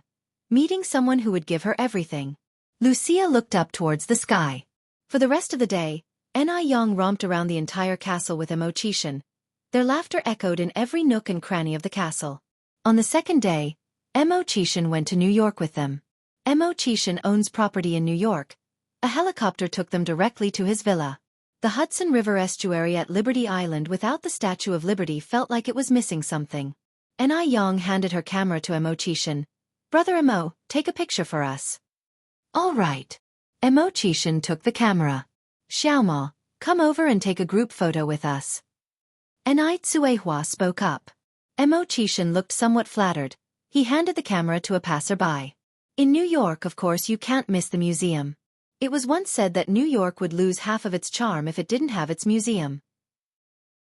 After visiting the museum, they went to the Brooklyn Bridge, a 100-year-old suspension bridge that spans the East River in New York, connecting Manhattan and the Brooklyn district. Standing on the bridge, you could see the Manhattan skyline. The good times always passed swiftly. In the blink of an eye it was the 19th, and the next day was when Yang would return home, so she went shopping at the mall that day. "Yang, I want go. I'm too tired from these few days. You go with Xiaoma." On one hand, Xianxia wanted to give the two some alone time. On the other hand, she was just genuinely tired. She pretty much didn't rest these few days, and sightseeing can be rather draining. Yang nodded. "All right, you rest well then. Xianxia and I will go." "Oh, Mom, is there anything you want to buy?" "I don't have anything I want to buy." Xianxia shook her head. She had already bought quite a lot during their trip. Xianxia followed Yang out the door. "Your mom is really great." "Of course, how else would she be my mom?" Yang boasted a little. The two of them arrived at the mall. This was a major shopping center in the heart of New York City. Its splendor gave Yang a sense of déjà vu, reminding her of her future life. Yang first went to the pen section, buying that Parker pen for Li Ronghua. $30, about 240 renminbi. Xianxia wanted to pay, but Yang stopped him. "Brother Mo, you're not allowed to pay today." "Why?" Xianxia looked aggrieved. "Because I have money." Xianxia had already spent quite a bit on this trip. Yang didn't want him to bear all the expenses. Xianxia wanted to say something else, but Yang continued. "What did you say last time? You said you'd listen to me in everything. It hasn't been that long, and you've forgotten already?" Chapter 549. Want to return to my country. Kneel down and call Brother Yen. _4. All right then. Xianxia touched his nose. Money doesn't matter anyway, as all his money is his wife's. After buying the pen, Yang also bought several scarves and bags, which she planned to give as gifts. She also bought some jewelry from the jewelry store, and picked up some gifts for Mo's parents. While Yang was on a shopping spree, Xianxia was following her, holding her shopping items. In no time, Xianxia's hands were filled with shopping bags. When they passed by a men's clothing store, Yang suddenly stopped. "Wait a moment, bro Mo. What's up?" Xianxia looked confused. "Let's go in and have a look." Yang turned around and walked into the store. "All right." Xianxia followed her into the store. "This trench coat seems nice." Yang was standing in front of a dark blue trench coat. "Bro Mo, you should try it on." Yang took off the trench coat and stuffed it into Xianxia's arms. Xianxia looked at Yang with a hint of surprise. He did not anticipate that Yang would buy clothes for him. The happiness came too suddenly, didn't it? "What are you standing there for? Come on, try it on." Yang smiled. "Madam, you have a great taste. This is a new item that just arrived in our store." The saleswoman walked over with a smile. "What material is this?" Yang asked. "It's wool and cotton." "Oh." Yang nodded. She then pushed Xianxia towards the fitting room. "Quickly go and try it on. I'll wait for you here." When Xianxia came out of the fitting room, Yang was mildly stunned for a moment. He was standing against the light, sprinkled with specks of crystalline lighting, casting a faint halo around him. He had an unapproachable aura, wild yet rebellious. The knee-length trench coat accentuated his long legs like he is 1.8 meters tall. His wristwatch with a chill glint peeked out from his sleeve, adding an innate noble touch to his persona. He exuded sharpness and an edge as if he had seen it all. He would definitely outshine all those arrogant CEOs in the novels. Not bad, very handsome. Anew nodded. She went over to adjust Mo Kishin's collar. Mo Kishin smiled. How could I not look good in clothes chosen by my wife? Anew laughed. Then we'll take this one. As she spoke, Anew went to the cashier to pay. The trench coat was $500. The few $1,000s that Anew brought along were long spent.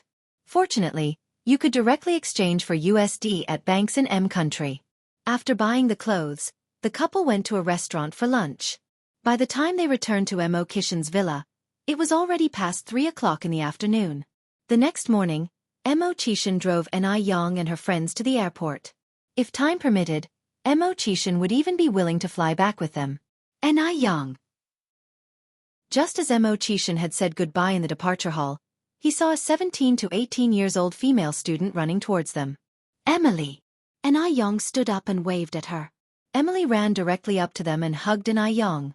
Mo Kishin was a bit confused at the sight. Why would they hug? He wouldn't even dare to hug his wife like that in front of his mother-in-law. Anew, are you guys leaving today? Emily let go of Anew after a moment. Anew nodded. Yes. Oh, this is my boyfriend, Mo Kishin. Bro Mo, this is Emily, my good friend from M country. The first sentence was in English, and the second in Chinese. The switch between the two languages was very smooth. Mo Kishin greeted her gracefully. Hello. Hello. As soon as she finished speaking, Emily whispered into Aneyang's ear. Oh my God. Your boyfriend is so handsome. Thank you. Anew smiled slightly. Anew, could you send me a few sets of beauty skin after you go back home? I've got 2 roommates who also want to buy it. We all want the whitening moisturizer, and one of us wants the acne cream. No need for the wrinkle cream. After all, they were all young students and didn't need anti-wrinkle products yet. Sure. Anew nodded. Are 5 sets enough? Yes, that's enough, Emily nodded, then took out $200 from her pocket and handed it to Anew. That was the equivalent of 1,600 renminbi. Anew took out $12.50 from her pocket and gave it back to Emily. 5 sets of beauty skin only cost 1,500 renminbi. Emily refused to take it. Keep the change as a tip. Anew stuffed the money back into Emily's hand. Friends don't need tips. Chapter 550. Returning to my country, I feel like kneeling down and calling for Brother Yen. _5. Emily finally accepted the gift, wishing you, your aunt, and Anew a smooth journey. Anew smiled. Thank you. Mo Kishin was now a bit impressed with Aneyang's social skills. He hadn't anticipated that in such a short time, she not only made good friends but also successfully sold her product. If this was the case, it wouldn't be long until they could break into M country's market with the Ice Skin Jade product. She was amazing. His wife was truly amazing. At 7:30 in the morning, Anew and Tsuehua were on time for their flight. He didn't know what Mo Kishin did, but the airport staff actually let him go to the boarding gate. Before boarding, he suddenly hugged Anew. Remember to think of me, wife. Anew patted his back. Will thinking of you 3 times a day be enough? Only 3 times? Mo Kishin was a bit disappointed. Anew smiled lightly. Isn't it enough to think of you once in the morning, afternoon, and evening? Brother Mo, don't be too greedy. Well, I guess that would be just about enough. Mo Kishin deeply inhaled the scent of her hair. He watched as the time for the flight to take off was approaching and reluctantly let her go. Goodbye, Brother Mo. Mo Kishin went inside the cabin and waved goodbye to him. Bye-bye. The airplane flew further and further away, eventually disappearing into the clouds, and a certain man's heart also flew away with it. When they arrived at Beijing Airport, it was 7 o'clock the next morning. As soon as Anew got off the plane, she saw Wu Daming waiting there. He waved excitedly at Nayong, sixth sister-in-law, and, over here. Wu Daming, how did you know to come here? Nayong was a bit surprised because she hadn't told Wu Daming when she would return. Sixth brother asked me to pick you up. Although Mo Chishan was abroad, the two could communicate via international calls. When Mo Chishan was abroad, Wu Daming was in charge of handling affairs at home. Nayong nodded. Oh, I see. Thanks for the trouble. It's no trouble. Wu Daming scratched his head. Everyone got in the car. Tsuehua happily said, Xiaowu is really a good boy. Did you find a girlfriend this year? Wu Daming's face turned a little red. Not yet. The elders always like to worry about these issues. How old are you this year, Xiaowu? Tsuehua continued to ask. Aunt, I'm 23 this year. 23? You're not young at 23. You should find a girlfriend. When I was your age, Yang was already 4 years old. Tsuehua added. Wu Daming said, perhaps it's just not my time yet. My family has introduced me to several girls, but I haven't met the right one yet. He had built a 3-story Western-style house in his hometown last year, and since then, there had been a constant stream of matchmaking options. But there were very few girls who were to his liking. After all, they were to spend their lifetimes together. It wouldn't be suitable if they couldn't get along. Xiaowu, Auntie here knows a nice girl. She's very pretty and has a good personality. Do you want me to introduce her to you? Really? Wu Daming looked surprised. Tsuehua nodded. Yang, curious, asked, Mom, who are you thinking of introducing to Wu Daming? There were quite a few 18 or 19-year-old girls in Jianghu village, but Yang didn't know who had caught Kuihua's eye. Guden's sister, Ronghua, Tsuehua answered. Li Ronghua was beautiful and considerate, and she had helped Tsuehua a lot, so Tsuehua really liked this girl. Moreover, Wu Daming was a good prospect. If Li Ronghua ended up with him, she certainly wouldn't have a hard life. Yang laughed. Mom, Sister Ronghua already has a boyfriend. Maybe you can introduce someone else to Wu Daming? She has a boyfriend? How come I haven't heard of it? Tsuehua said incredulously, Yang, are you mistaken? No, I'm not mistaken. On this trip to M country, she even asked me to bring a pen for her boyfriend. I see. Tsuehua looked regretful. Right after, Tsuehua continued, but Xiaowu, don't worry. Besides this girl, I know other young girls. I will definitely introduce someone suitable to you. Wu Daming laughed. Thank you, Auntie. Why are you still being so polite with Auntie? Soon, they arrived at Jinghua village. Before getting out of the car, Yang took a small gift box out of her luggage and handed it to Wu Daming. Wu Daming, this is a gift for you. Sixth sister-in-law, you're too polite. I can't accept this. Mostly because he wanted to stay safe and well. He wasn't daring enough to accept it. Chapter 551. Want to return home? Kneel down and call for Brother Yen. _6. Yang knew his concerns, and laughingly said, Don't worry, this gift was purchased by Mo and me together. He personally selected it for you. Really? Wu Daming was somewhat incredulous. Yes. Yang nodded affirmatively. Yang was not fooling him. This gift was indeed personally chosen by Mo Chishan for Wu Daming. Although Mo Chishan was often jealous, he wasn't unreasonably so. If he did not trust Wu Daming, he wouldn't have allowed Daming to drive Yang back and forth. Only then did Wu Daming accept it. Thank you then, sister-in-law. You're welcome. Yang carried on. We'll be heading back now, you should too. Let me accompany you back, sister-in-law. This suitcase seems quite heavy. The village roads were rough, the luggage tough to drag about. It was better to carry it on the shoulder. Yang laughed. That won't be necessary, you might not be able to handle the weight. Can't handle it? How could he as a grown man not be able to manage it? Wu Daming laughed. Sister-in-law, you underestimate me. Having said so, he grabbed the suitcase. It was so heavy. No way. He was a man. He had to uphold his masculine pride. Wu Daming gritted his teeth, putting his utmost strength into it. His face turning red, but the suitcase still could not be lifted. Yang laughed. All right, let me. You should head back now. While Anew was speaking, she grasped the suitcase's handle and effortlessly lifted it onto her shoulder. What the hell? Big boss. Wu Daming was astounded. Was he hallucinating? Sister-in-law is so powerful. Wu Daming swallowed nervously, feeling some inexplicable worry for Mo Kishan's future domestic position. Anew strutted all the way home, carrying the suitcase.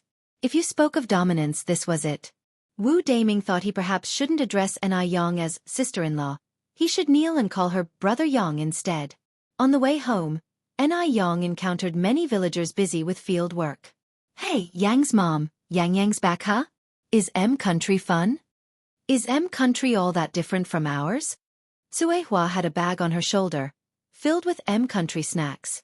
She shared these with everyone, while talking about the things she saw and experienced in country. While country was fun, it doesn't compare to our China. The food wasn't good either. They don't even have the snow radish. We took a lot of pictures. You all are welcome to come over to our house to see them whenever you're free.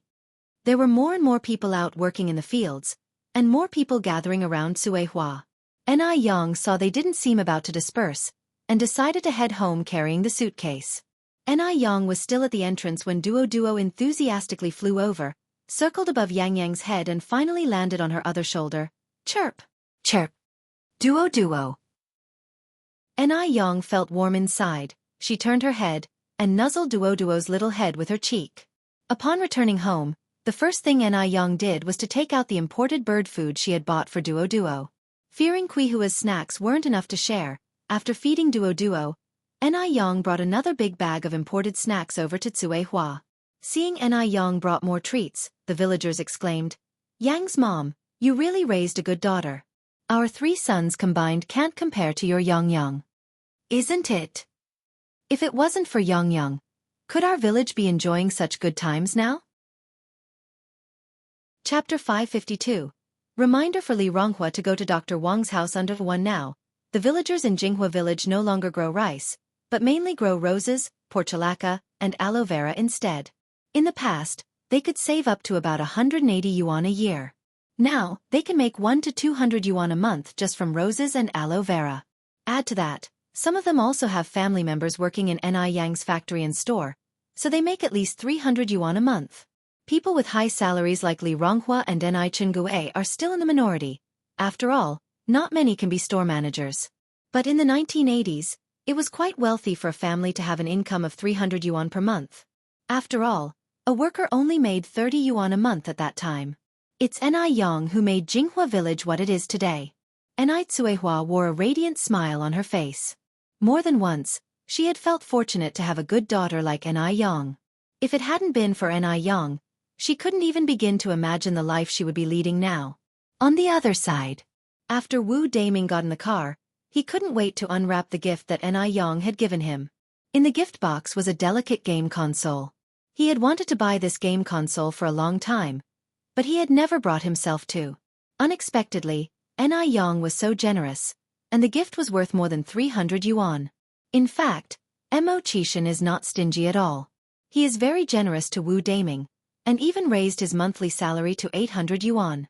However, Wu Daming was born into poverty. He grew up in hard times. There were even times when he had to eat guanyin mud to stave off hunger. So, he doesn't want to spend money lavishly. Every month, he would send home 100 yuan to support his family, and save the rest for his future wife and child. He doesn't want his future wife and child to go through the same hardships that he had. He spent over 20,000 yuan on building a house last year.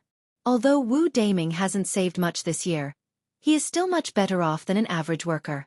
After all, his monthly salary equals the wages of a regular worker for 2 years.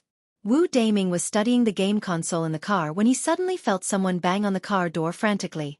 Filled with anger, Wu immediately wound down the window, but before he could say anything, the other person began to curse him. Hey! What's your problem? You think you're special because you have a car? Do you think parking in the middle of the road is okay? Can't you see you're blocking the way?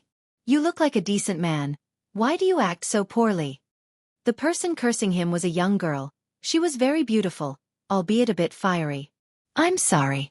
I'll move it right away. Seeing that Wu Daming had quickly apologized, her anger lessened a bit. It was none other than Li Ronghua, who was off work that day. She was transporting some rose seedlings to plant in her field when she came across the path blocking Wu Daming. It's not entirely her fault that she got angry. She had been shouting from behind his car for several minutes, but the person inside hadn't responded at all, so she left her cart and came over to knock on the car window. Li Ronghua had never been in a car before. She didn't know that the car was soundproofed, so she thought Wu Daming was deliberately ignoring her. After Wu moved his car to a small road on the left, Li Ronghua went back, pulled up her cart, and continued her journey. In addition to rose seedlings, there were also organic fertilizers on the cart, which made it very heavy, especially because it was an uphill path here. Ronghua, being a girl, found it hard to pull the heavy cart uphill. Seeing this, Wu Daming quickly got out of the car to help her push the cart. Li Ronghua suddenly felt much lighter on her shoulder, and she managed to climb the slope. Looking back, she saw that it was the driver from before who had helped her. At least you have some conscience. Wu Daming smiled awkwardly, thinking to himself, this girl is really hard to get along with. Whoever marries her in the future will truly be unfortunate. Ronghua didn't add anything more and continued pulling her cart. Wu Daming also drove away. In M country. After applying the anti-wrinkle cream on the back of her hand for 3 days, Caroline began to use it on her face. After using it for a week, the changes on Caroline's face were significant. The wrinkles around her eyes were disappearing at a visible speed. It was a new change every day. Caroline was overjoyed. She quickly found her good friend, Annie. Annie! What's up, Caroline? Caroline excitedly said. Annie, look at my face. Confused, Annie said. What about your face? Have you started using that bottle of anti-wrinkle cream? Chapter 553. Reminder for Li Ronghua to go to Dr. Wang's house _2. Yes, Annie said excitedly. Dear, look at my face. Aren't there fewer wrinkles? That was when Annie noticed Caroline's face. It wasn't clear if it was an illusion, but upon closer inspection, it seemed like there were indeed fewer wrinkles on Caroline's face. Could it be that skincare products from China really were that miraculous? Annie continued, Caroline, have you been using any other skincare products during this period? Perhaps, this was the effect of some other skincare products. No. Caroline shook her head. I have only been using the anti-wrinkle cream during this period. The anti-wrinkle cream from the brand Ice Skin Jade is truly exceptional. Could you ask Emily to buy a few more bottles from her friend? To avoid confusion, Caroline specifically stopped using other skincare products. It was not easy finding an effective skincare product, so she was quite excited at this time, wanting to buy several bottles of anti-wrinkle cream immediately, as it made her feel secure. Annie frowned slightly and said, Dear, don't get too excited. Some skincare products only show their real efficacy in the long run. You have only been using it for a few days. A backward place like China, how could there possibly be such a fantastic wrinkle cream? When it came to skincare products, sometimes they worked well initially, but became less effective later on, or even produced side effects. Caroline calmed down a bit because what Annie said made sense. She seemed to have celebrated a bit too soon. Then, I shall continue using it for a while. Caroline added. Annie nodded. Usually, you'll see the effects after using it for a month. Caroline, if you feel uncomfortable, remember to go to the hospital immediately. This isn't a joking matter. Caroline nodded. Yes, I understand. Jinghua Village, China. After Anew got home, Yang Xiaowan told her. A man introducing himself as Dr. Wang had come looking for her. Dr. Wang. Anew thought for a while, then said, Is he an old man with white hair and a white beard? Yes, it's him, Yang Xiaowan said. But there was also an old man with him. He said he had something to discuss with you, but he didn't say what it was. If Dr. Wang was seeking her out, he likely wanted to discuss medical issues. Anew said, I'll go see him tomorrow then. Since she was back from M country, she should pay Dr. Wang a visit. Yang Xiaowan said, I delivered the message. Yang, I'll head back to work now. Auntie Yang, wait a moment. Anew called out to the departing figure of Yang Xiaowan. Yang Xiaowan asked, Yang, is there anything else? Anew took out over a dozen beautiful small gift boxes from her suitcase and handed them to Yang Xiaowan. Auntie Yang, these are presents that I brought back from M country for you and everyone else. Could you help me distribute them? There were only 12 workers temporarily handling production in the skincare workshop. Although it was a small team, their output was not low, sufficient to supply 3 retail stores. After all, skincare products only required small bottles. Yang Xiaowan was slightly embarrassed. Yang, you're too courteous.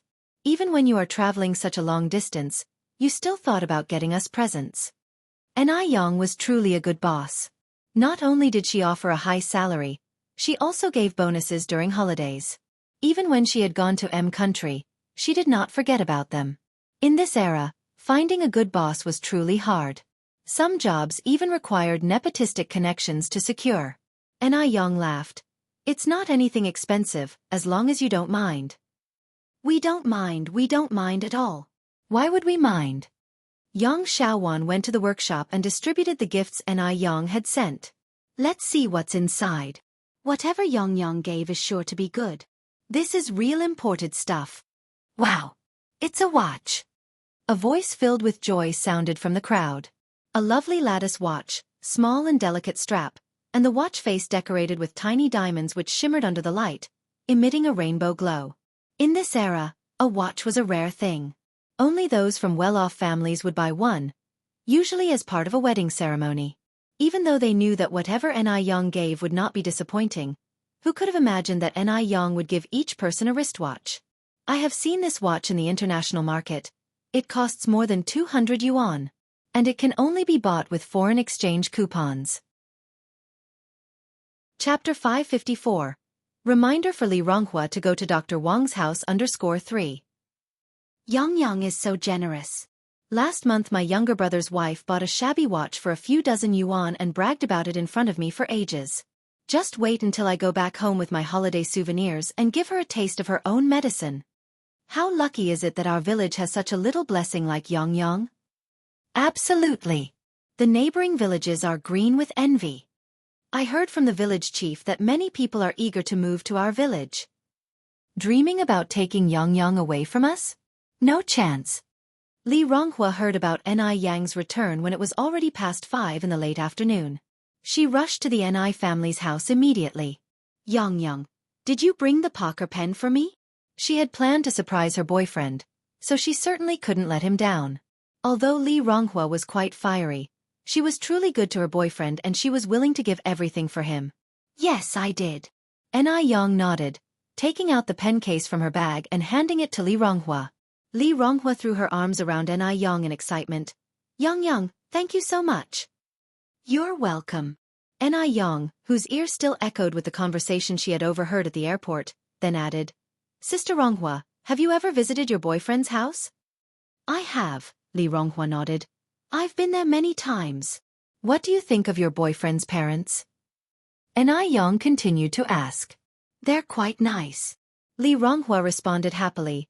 My boyfriend's parents are factory workers and their living conditions are pretty decent. Apart from my boyfriend, they also have a daughter who is in high school. Yang nodded slightly. Oh, are you planning to visit your boyfriend's house again soon? The last time at the airport, she had vaguely heard an aunt saying that a girl who had been courting her son was going to visit their home next month. At these words, Li Ronghua blushed and replied, Yes, I'm going there early next month. Yang's heart thumped.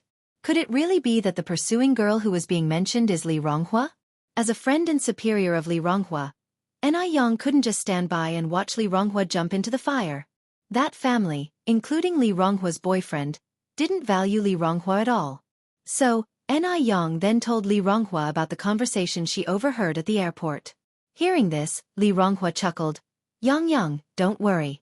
My boyfriend's mother is a very good person. She would never say that.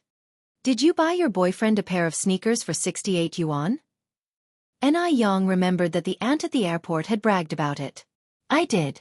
But, I am not the only one who bought that brand of sneakers for my boyfriend. It could be someone else. Li Ronghua had been dating her boyfriend for 3 years. She had full trust in him. When faced with this situation, the first thing she thought of was pure coincidence. If her boyfriend would deceive her, then there wouldn't be any good men left in this world. Yang gave her advices to this point and felt like it is better not to say too much. Sister Ronghua, there are a lot of hypocritical people around pretending to be good people. You must be vigilant and must not be deceived. You must have spent quite a lot on your boyfriend over the years, right? Li Ronghua then responded, It's all my own will. My boyfriend is a man of strong self-esteem. He never actively asks for anything from me, and I believe he will definitely achieve greatness in the future. Sister Ronghua, Li Ronghua laughed and interrupted Yang. Yang, I know you're worried about me. I can assure you that my boyfriend is definitely not like that. And besides, do I look easy to scam? Yang smiled faintly. As long as you are sure, Sister Ronghua. Yang, thank you for bringing me the pen. By the way, is 200 yuan enough for that pen? How much do I owe you? Li Ronghua is considerate and sensible as well. The Parker pen costs 240 yuan. Li Ronghua only gave 200. Yang was not a small-minded person and laughed as she said, It's enough. Isn't 200 yuan enough to buy a pen? Oh, and Sister Ronghua, here's a gift I brought for you from the M country. Yang picked up a small gift box and handed it to Li Ronghua. Li Ronghua was surprised and said, Yang, you even brought me a gift? Yes. Yang nodded. Oh, and this is for Gooden and this is for Xianxia. Li Xianxia is Gooden's older brother, who had previously lent study materials to Yang. Chapter 555. Reminder for Li Ronghua to go to Dr. Wang's house _4. Yang, you're really being too polite. Li Ronghua, somewhat embarrassed, received the 3 little boxes that Yang handed to her. Having grown up so much now, this is the first time Li Ronghua had ever received a gift and the feeling was quite peculiar. Yang laughed and said, No need to be so polite, it's not anything of high value. Li Ronghua returned home with her things. After getting home, she was so eager that she immediately opened the gift box from Yang. Inside was a very nice-looking watch. Li Ronghua happily put it on. When Gooden and Li Xianxia returned home, Li Ronghua tossed the 2 gift boxes at them. Here, these are from Yang. Li Xianxia managed to remain calm. Gooden jumped with joy. Sister Yang is back. Really? Sister? You better not be fooling me. Usually, Gooden would just call Li Ronghua by her name, but today, amazingly, he called Li Ronghua sister. Li Ronghua laughed and said, Am I your real sister, or is Yang? If people didn't know, they'd think Yang was your real sister. Gooden didn't even have time to unwrap the gift. He just ran outside, heading straight for the family's courtyard. Sister Yang. Gooden. Yang pulled aside the door curtain and came out. Gooden rushed straight towards her and hugged Yang. Sister Yang, I missed you so much. Tweet. Just at that moment, a dark shadow swooped down and pecked a large bite on Gooden's face. Bad duo. Stinky duo. Why did you peck me? Gooden let go of Yang and attempted to hit duo, but couldn't reach him because duo flew too high. Gooden stopped bothering with duo, the evil bird, proceeded to walk to Yang's side, and hugged Yang again. Sister Yang, when did you come back? Just as he finished his sentence, duo swooped down again and pecked Gooden's face once more. Stinky duo. What's wrong with hugging Sister Yang? Tweet. Duo pecked once again. Having no choice, Gooden had to let go of Yang. Only then did duo stop. Yang could barely hold back her smile. In fact, she had noticed that apart from Mo Qishan, duo would not spare any male who approached her, even if they were just boys. Duo would just attack. Also, duo played only with girls. If a boy dared to tease it or feed it, duo would just peck them without hesitation. This isn't just any evil bird. This is clearly a perverted bird. Sister Yang, you haven't told me when you got back. This time, Gooden wisely refrained from hugging Yang again. Yang smiled and replied, I got home around 7 this morning. Gooden hit his head with regret. Sister Yang, I can't believe I didn't know you came back so early. By the way, does Debao know you're back? I suppose he doesn't. Gooden laughed and said, That's good. Luckily I'm not the last one to know about your return. Oh, Sister Yang, thanks for the gift from M country. I really loved it.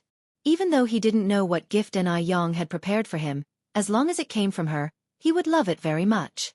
Even if it's a heap of dog poop. I'm glad you like it. Yang reached out and gently touched his head. Where's Yun? Didn't she come back with you? Gooden asked next. Yun Yun is in the inner room. Then I'll go play with Yun Yun. Go ahead. Ni Yang nodded. It was already past 5 at this time, so Ni Yang started preparing dinner. She hadn't eaten Chinese food for a long while and she planned to fully enjoy a big meal tonight. She'd start with boiled meat, then squirrel fish, mapo tofu, braised pork belly, tomato stew with beef brisket, fried shrimp with green peas, sour and spicy ear mushrooms, and vegetable tofu soup. Although there are only 3 adults and a child to serve, Ni Yang believed, they could definitely finish it all. In fact, everything happened exactly as Ni Yang predicted. At dinner time, Ni Chengui was thrilled. Yang, you're finally back. You have no idea how long it's been since I last enjoyed such delicious food. Ni Yang laughed and said, well, then you should eat a lot tonight. Of course. Ni Chengui then asked, how's country, Yang? Is it any different from here? Ni Tsuehua replied, actually it's not that special. There's loads of sea. Also, the people there are quite open-minded. You can see young girls on the street wearing ultra-short skirts, showing off their long legs. Also, some people there are extremely dark-skinned while others are extremely white. According to Yang, the dark-skinned people have a particular low status. Chapter 556. Reminder for Li Ronghua to go to Dr. Wang's house _5. Ni Chengui listened very seriously, also filled with yearning. She wondered when her daughter could take her abroad for a trip. Unfortunately, this was a wish that could never be fulfilled. Ni Tsuehua continued, we took a lot of photos. After dinner, Sister Chengui, you can come to my room to look at them. Sure. Ni Chengui nodded eagerly.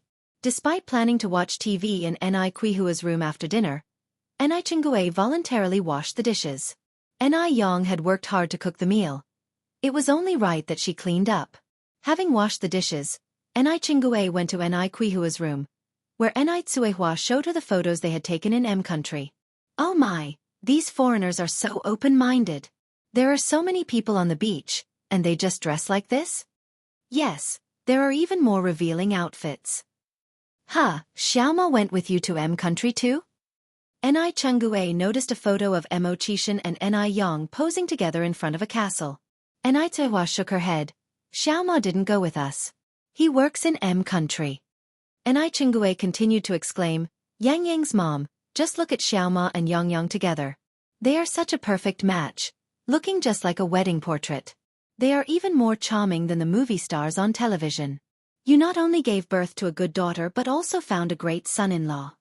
Ni Chengui truly envied Ni Tsuehua, and at the same time, she felt fortunate to have met Ni Yang and her mother on the train that day.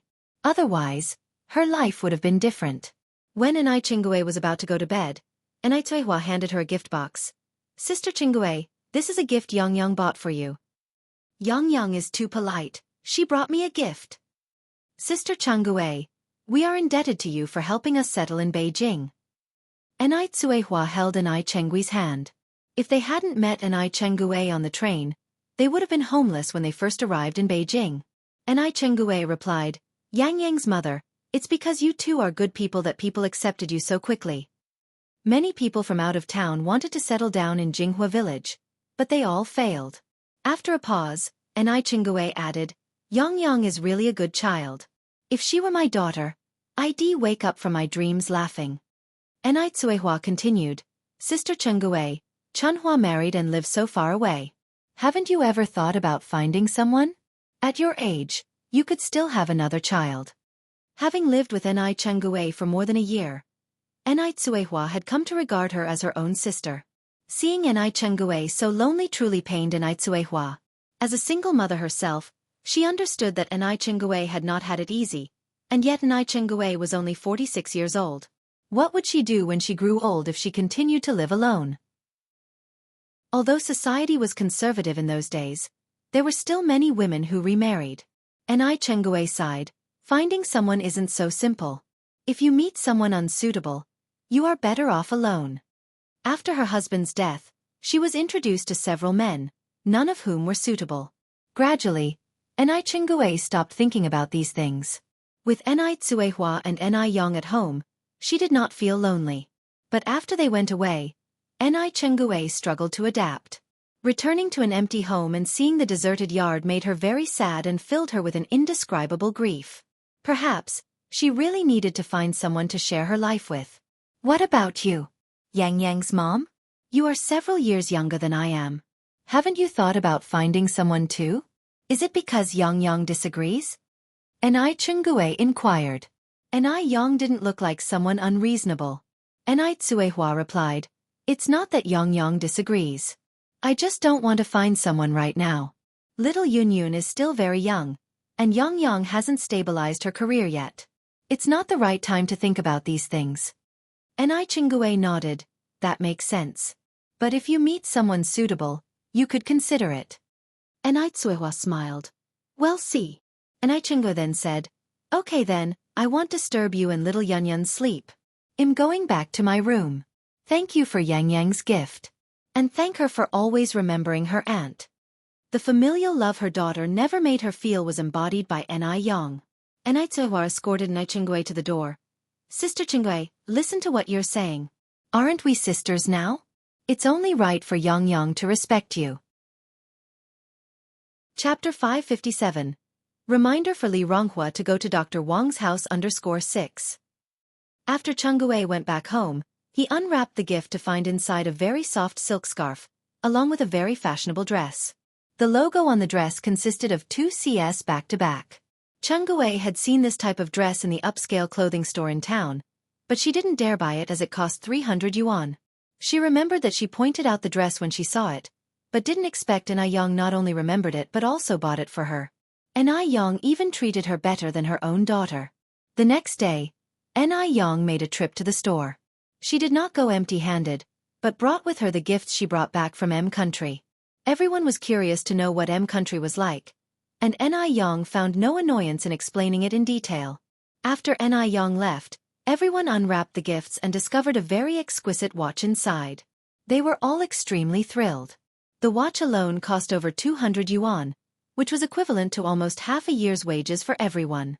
Upon leaving the store, Yang proceeded to visit Dr. Wang Ili.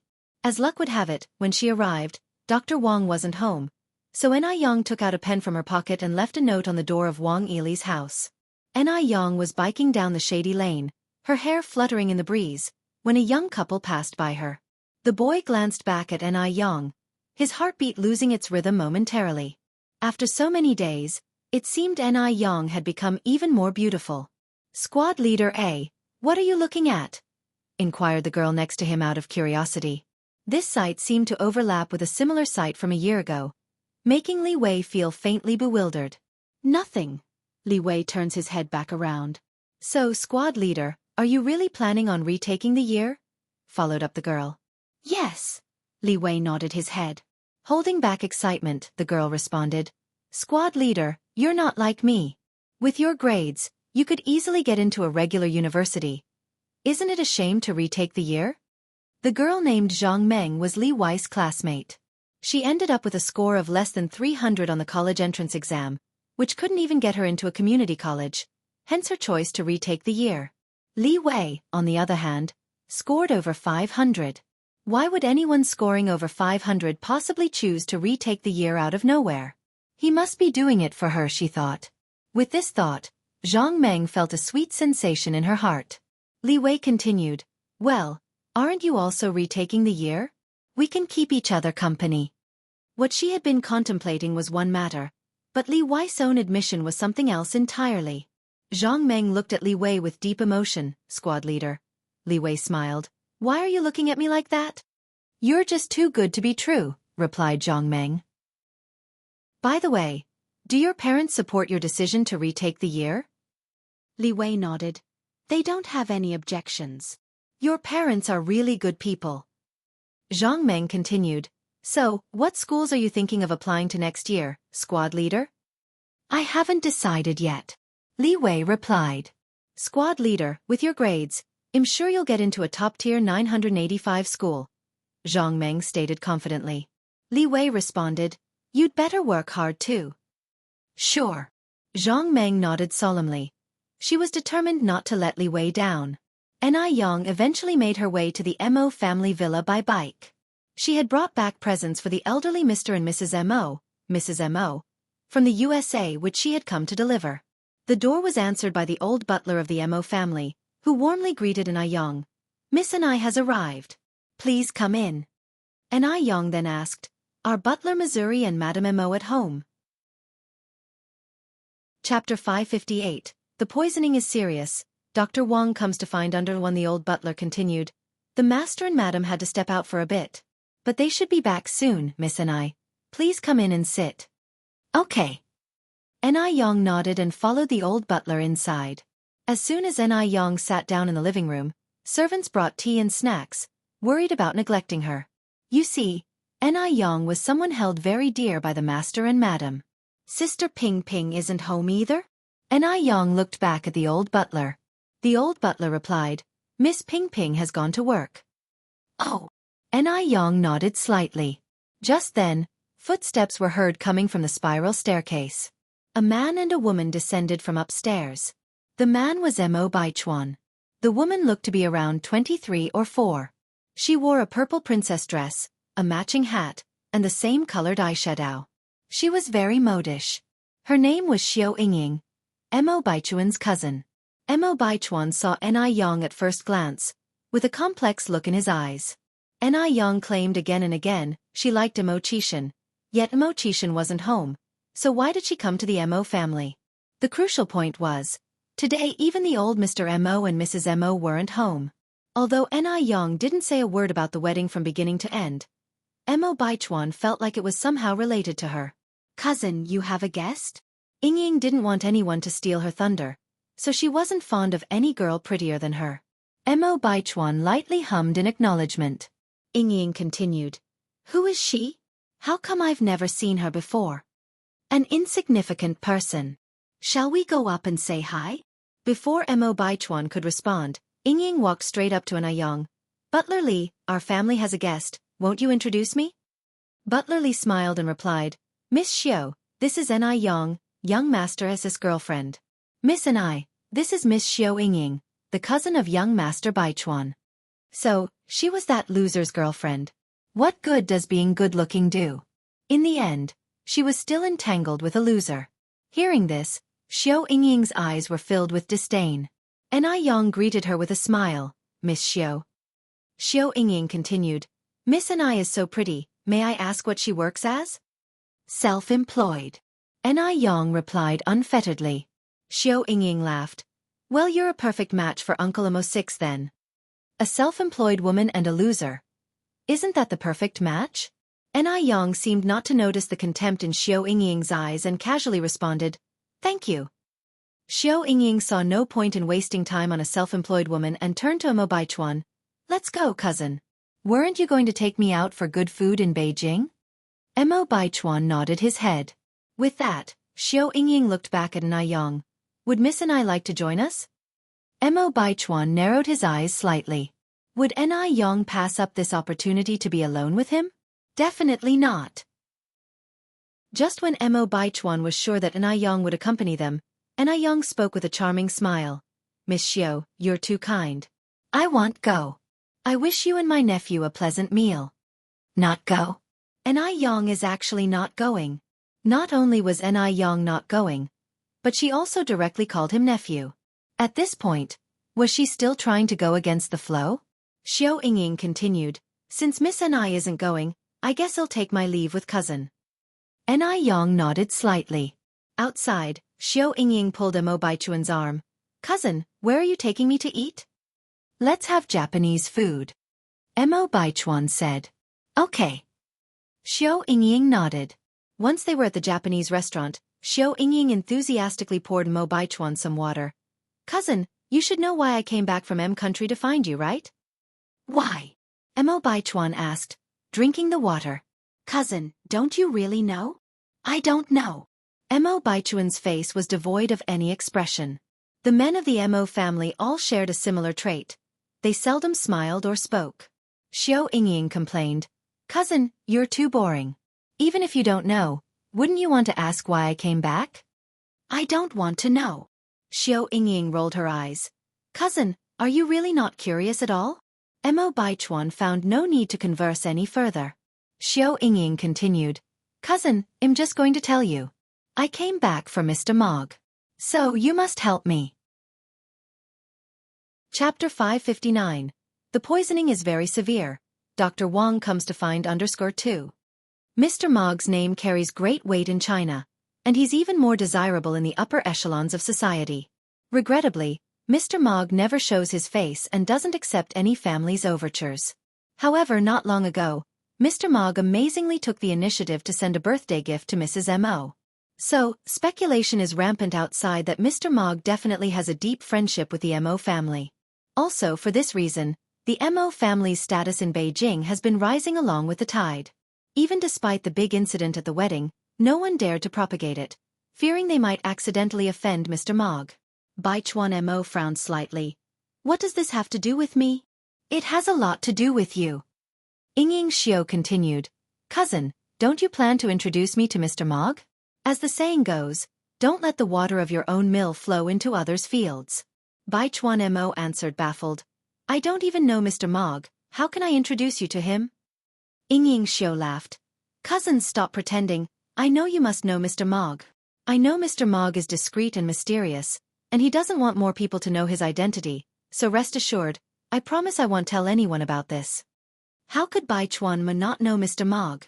If Baichuan Mo didn't know Mr. Mog, then Mr. Mog wouldn't possibly have sent a birthday gift to Mrs. Mo. Mr. Mog made his fortune in F country, and coincidentally, Baichuan Mo studied there for 4 years. When Yingying Xiao heard that Mr. Mog had sent Mrs. Mo a birthday gift, she couldn't wait to come back from abroad.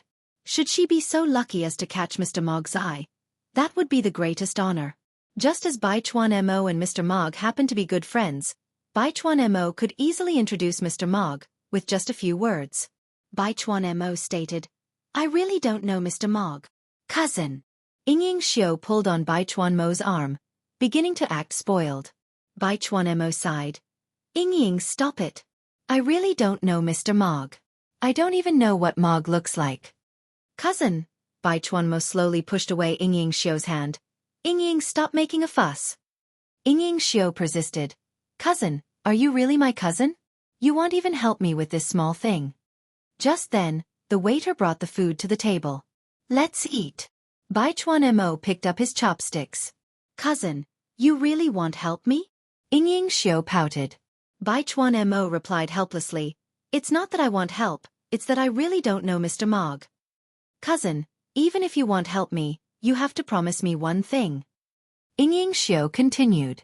Go ahead. I want to live at your house for a while.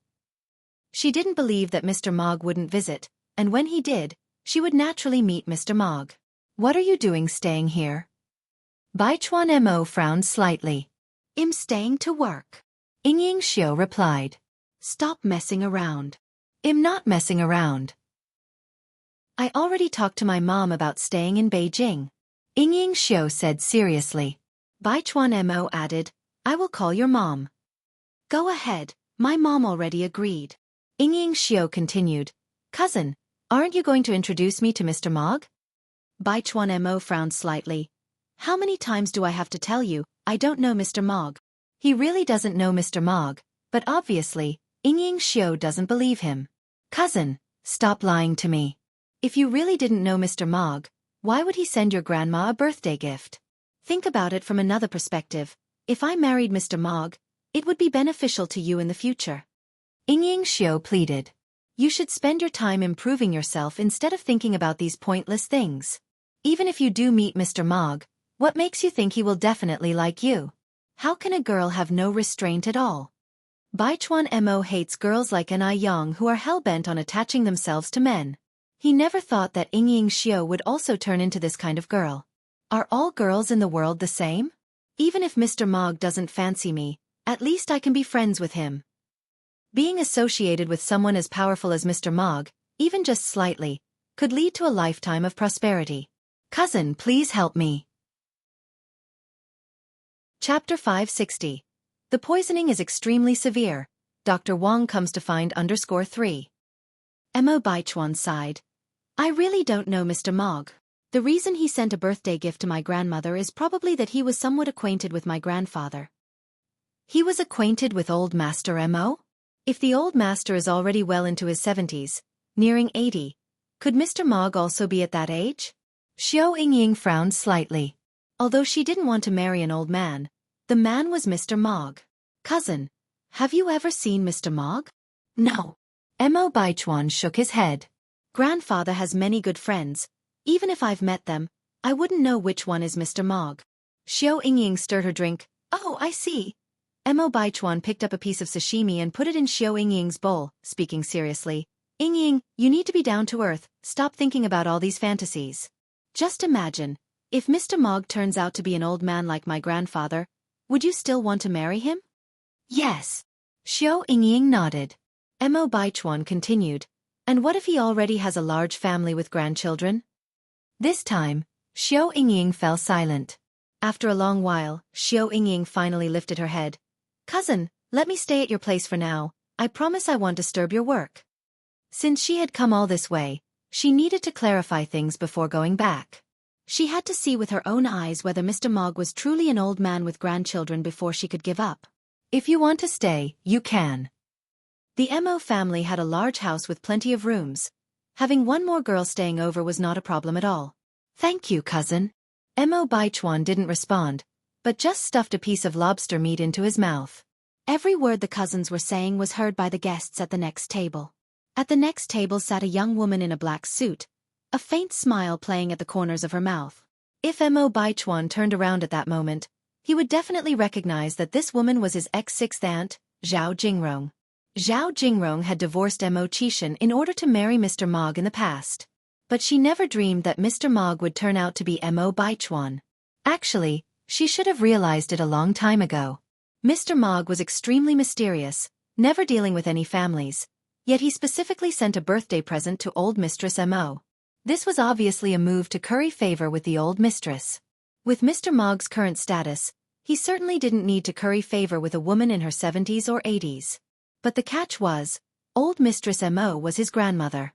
Isn't it normal for a grandson to try to please his grandmother?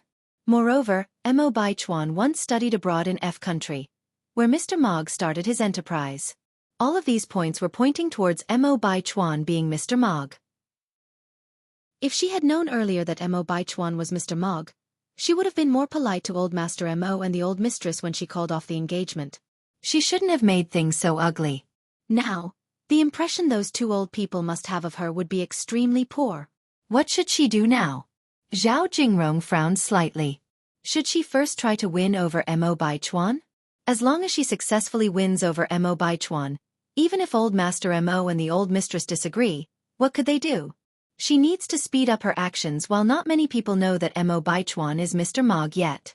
Otherwise, if anyone gets a jump on her, it would be bad. Zhao Jingrong took a sip of sake and began to plan, wondering where to start. Half an hour after Yang had arrived at the Mo family, old Master Mo and the old mistress finally returned home. The old mistress grabbed Yang's hand excitedly. Yang is here. You've been waiting for a long time, haven't you? Why didn't you let us know in advance when you wanted to come over? If you had told us, we could have arranged for a driver to pick you up. Your aunt is right. Remember to tell us next time so we can have the driver pick you up. It's just a gas pedal away. Yang smiled. I just arrived. Uncle Mo, Auntie Mo, you don't have to be so polite. The old mistress laughed. We're all family, there's no need for such formalities. By the way, Yang, I heard that you went to M country with your mother recently. When did you guys come back? We got home yesterday morning. Yang continued. Oh yes, Aunt Mo, I brought you a gift from M country. Really? The old mistress looked somewhat surprised. Yes. Yang nodded, took out the gift box, and presented it to the old mistress. The gift that Yang had brought for the old mistress and old master was a massager that was not available domestically. When people reach a certain age, their immunity begins to weaken, often leading to weakness in the legs. Using this massager would provide significant relief. Chapter 561. The poisoning is tremendously severe. Dr. Wang comes to find under 4. Since the instructions were all in English, Yang began teaching the two elders how to use the massager. In the afternoon, Yang proposed to leave. The lady and the master of the Mo family tried several times to persuade her to stay for dinner, but were rejected by Anew. Firstly, because she had other things to do, and secondly, because she was unwilling to face Mo Baichuan, especially when Mo Qishan was not around. With no other choice, the elderly couple from the Mo family could only see Anew to the door. "Aunt Mo, Uncle Mo, please go back inside." The two elders nodded but didn't seem to want to go back inside. But it's funny how things work out. Anew, who desperately didn't want to see Mo Baichuan, ended up running into him. Just as she was about to mount her bicycle, a black jeep stopped by the road. Mo Baichuan and Xianxia got out of it. Anew wouldn't waste her breath on them. She acted as though she hadn't seen Mo Baichuan and rode past him. Mo Baichuan frowned slightly. Xianxia, pulling at Mo Baichuan's sleeve, sneered, "So she just rides a bicycle?" Seeing Anew in this pitiful state, Xianxia felt a sense of inexplicable elation and superiority. As fellow girls, she was a pampered young lady doted upon since birth who had a chauffeur to attend to her. And Anew? What could Anew possibly have to offer other than her pretty face? Even her boyfriend was beneath her. Mo Baichuan didn't show any expression. "She is just a sole proprietor, what else do you think she can ride?" Xianxia chuckled. "Cousin, has the Mo family ever thought about getting her a car? After all, she did come knocking against the grain. Surely, you can't let her get the short end of the stick. Riding that kind of bicycle here is so embarrassing." Mo Baichuan remained silent, but a flicker of contempt clearly flashed in his eyes. The couple continued to walk towards the main entrance. Just then, as if Xianxia had suddenly remembered something, she said, "Cousin, wait a minute." "What happened?" Mo Baichuan looked back. Xianxia continued, "I forgot to buy something. Cousin, can you accompany me to the mall?" Mo Baichuan frowned slightly. "Can't you buy it tomorrow?" "No. The ice skin whitening and moisturizing cream has been increasing its monthly limit from 30 jars to 60 jars since last month. We release 30 jars on the 5th and 23rd of each month, and today is exactly the 23rd. Let's hurry up before they run out. My mom also asked me to get her a jar of wrinkle cream." Although Xianxia had previously been a student in M country, she was well acquainted with the famous ice skin. Despite being a newcomer in the market last year, the brand has already taken several cities by storm. People have even flown in from other cities specifically to purchase its products. Ice Skin now has 3 branches, but its best-selling products are perpetually out of stock. Before Mo Baichuan could react, Xianxia was already pulling him into the car. "Cousin, drive faster." Having no other choice, Mo Baichuan had to start the engine. On turning the corner, they ran into Anew. Anew was wearing a sky-blue vintage button-up shirt and a pair of black wide-leg pants. Her dark, lustrous hair was loose behind her, blowing elegantly in the breeze. From the side, she resembled a female university student from the Republican era. Innocent, beautiful, peaceful, untouched by the worldly hustle and bustle. "I must say, this Anew is rather attractive," Xianxia remarked as she glanced out the window. "Otherwise, why would my 6th uncle be so smitten with her?" Mo Baichuan replied. In Mo Baichuan's eyes, Mo Qishan had fallen too deeply to listen to reason. No matter how many times Head tried to warn Mo Qishan, he wouldn't believe him. Moreover, he would even mock him. Perhaps this is what people mean by, love is blind. Xianxia laughed, bluntly commenting, "Your 6th uncle is a fool." "Indeed, he is quite a fool." Mo Baichuan narrowed his eyes but didn't vocalize the thought. After all, Mo Qishan was his uncle. The car was fast, and they arrived at the mall in about 15 minutes. Xianxia dragged Mo Baichuan directly to the ice skin store on the 3rd floor. When they arrived at the entrance, they saw a long line inside and outside the store. Everyone in line was buying the whitening and moisturizing cream and wrinkle cream. Xianxia dragged Mo Baichuan to the line. At this time, a sales associate in a green dress came out. "May I ask if you two are lining up to buy the whitening and moisturizing cream and wrinkle cream?" Chapter 562. The poisoning is extremely severe. Dr. Wang comes to find _5. Yes. Xianxia nodded her head. The saleswoman continued, "Sorry, we only have enough whitening moisturizer and anti-wrinkle cream for those already in line. You two can come back and buy on the 5th of next month. It's sold out, Xiao Yingying said in surprise. Yes. How can it be sold out? Miss, can you help us? We came from a long way away, and it's not easy for us to come all this way. Xiao Yingying pleaded with the saleswoman, hoping she might bend the rules a bit. The saleswoman had encountered many such customers. I'm sorry, but both the whitening moisturizer and anti-wrinkle cream are limited editions. I can't do anything about it. You work here, how can you not do anything about it? Can you make an exception for me, please? I'm willing to pay double to buy them. Ever since she started using the whitening moisturizer, Xiao Yingying's complexion had greatly improved. She did not want to suddenly stop using it and have her skin return to her previous state. Otherwise, given Xiao Yingying's proud personality, she would never plead with a mere saleswoman. Even if you offer 10 times the price or 100 times the price, I still can't help you. You may want to ask the other customers in line if they would be willing to sell at a high price. Upon hearing this, Xiao Yingying had no choice but to appeal to the others in line, even offering as much as 5 times the price, but no one agreed. After all, those who could afford the Ice Jade skin product were not ordinary people. They wouldn't care about a few hundred yuan. Seeing this, Xiao Yingying, feeling defeated, grabbed Mo Baichuan's arm and walked back. Cousin, let's go. Just then a gentle female voice broke through the air. Mo Baichuan. Mo Baichuan looked up and saw a young woman in her mid-20s. Yes, how may I help you?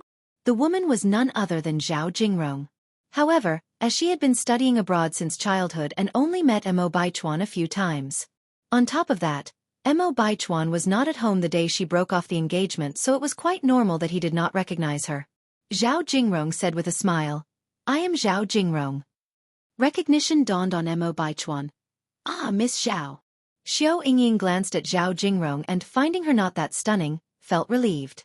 But when she saw the complete Ice Jade skin beauty kit in Zhao Jingrong's hands, envy welled up in her eyes. Zhao Jingrong had bought the whole set. Zhao Jingrong continued, Mo Baichuan, you don't hold any grudge against me for being your 6th uncle's ex-fiancé, do you? Mo Baichuan smiled. Even birds know to choose a tree for shelter. I don't blame you, Miss Zhao. Mo Qixin was useless, while Zhao Jingrong had just returned from her studies abroad. It was only natural that she wouldn't settle for Mo Qixin. Zhao Jingrong's soft voice resonated again. I had no idea there was someone as understanding as you in the Mo family. I thought everyone in the Mo family was as self-unaware as Mo Qixin. With her remark, Zhao Jingrong had managed both to put down Mo Qixin and elevate herself, whilst indirectly appeasing Mo Baichuan. Everyone enjoys hearing good things about themselves. From her first sentence, she inferred that Mo Baichuan didn't like his uncle Mo Qixin. If he had any regard for him as his uncle, he would have unhesitatingly defended Mo Qixin. But he didn't. Why would that be? Mo Baichuan chuckled. Zhao Jingrong pretended not to know. By the way, who is this beautiful lady at your side? Your girlfriend? No, Mo Baichuan continued. This is my cousin Xiao Yingying. Xiao Yingying naturally felt pleased at being complimented for her beauty, and so her opinion of Zhao Jingrong improved considerably. Zhao Jingrong laughed. So it's Sister Xiao Yingying, you're here to buy Ice Jade skin too? Yes, Xiao Yingying nodded, adding. Unfortunately, the saleswoman told me that the whitening moisturizer and anti-wrinkle cream are sold out. It seems I will have to come back at the beginning of the month. With that she let out a sigh. Zhao Jingrong chimed in. Don't be upset, Sister Xiao. As it happens, I have the whitening moisturizer and anti-wrinkle cream in my full set of Ice Jade skin.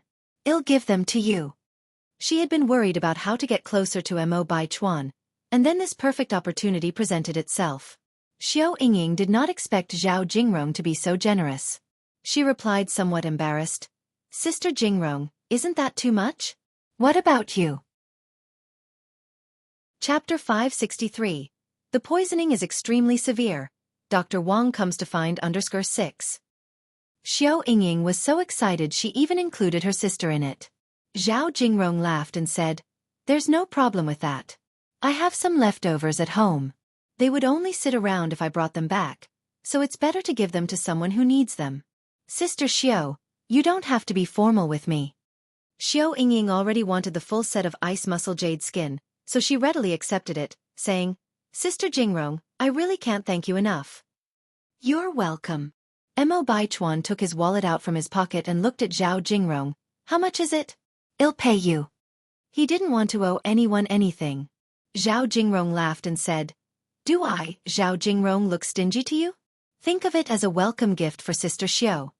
But, Zhao Jingrong continued, Mo Baichuan, if you really feel embarrassed, just invite me for a meal next time. All right, I have errands to run. I am leaving. Goodbye. With that, Zhao Jingrong hurriedly walked away. Even though she knew Mo Baichuan was Mr. Mog, Zhao Jingrong wasn't in a hurry. She planned to slowly win over Mo Baichuan, making him sink into her charms one step at a time. Watching Zhao Jingrong's departing figure, Xiao Yingying happily said, Sister Jingrong is such a good person. It's fortunate she didn't marry your worthless sixth uncle, or she would have wasted her whole life.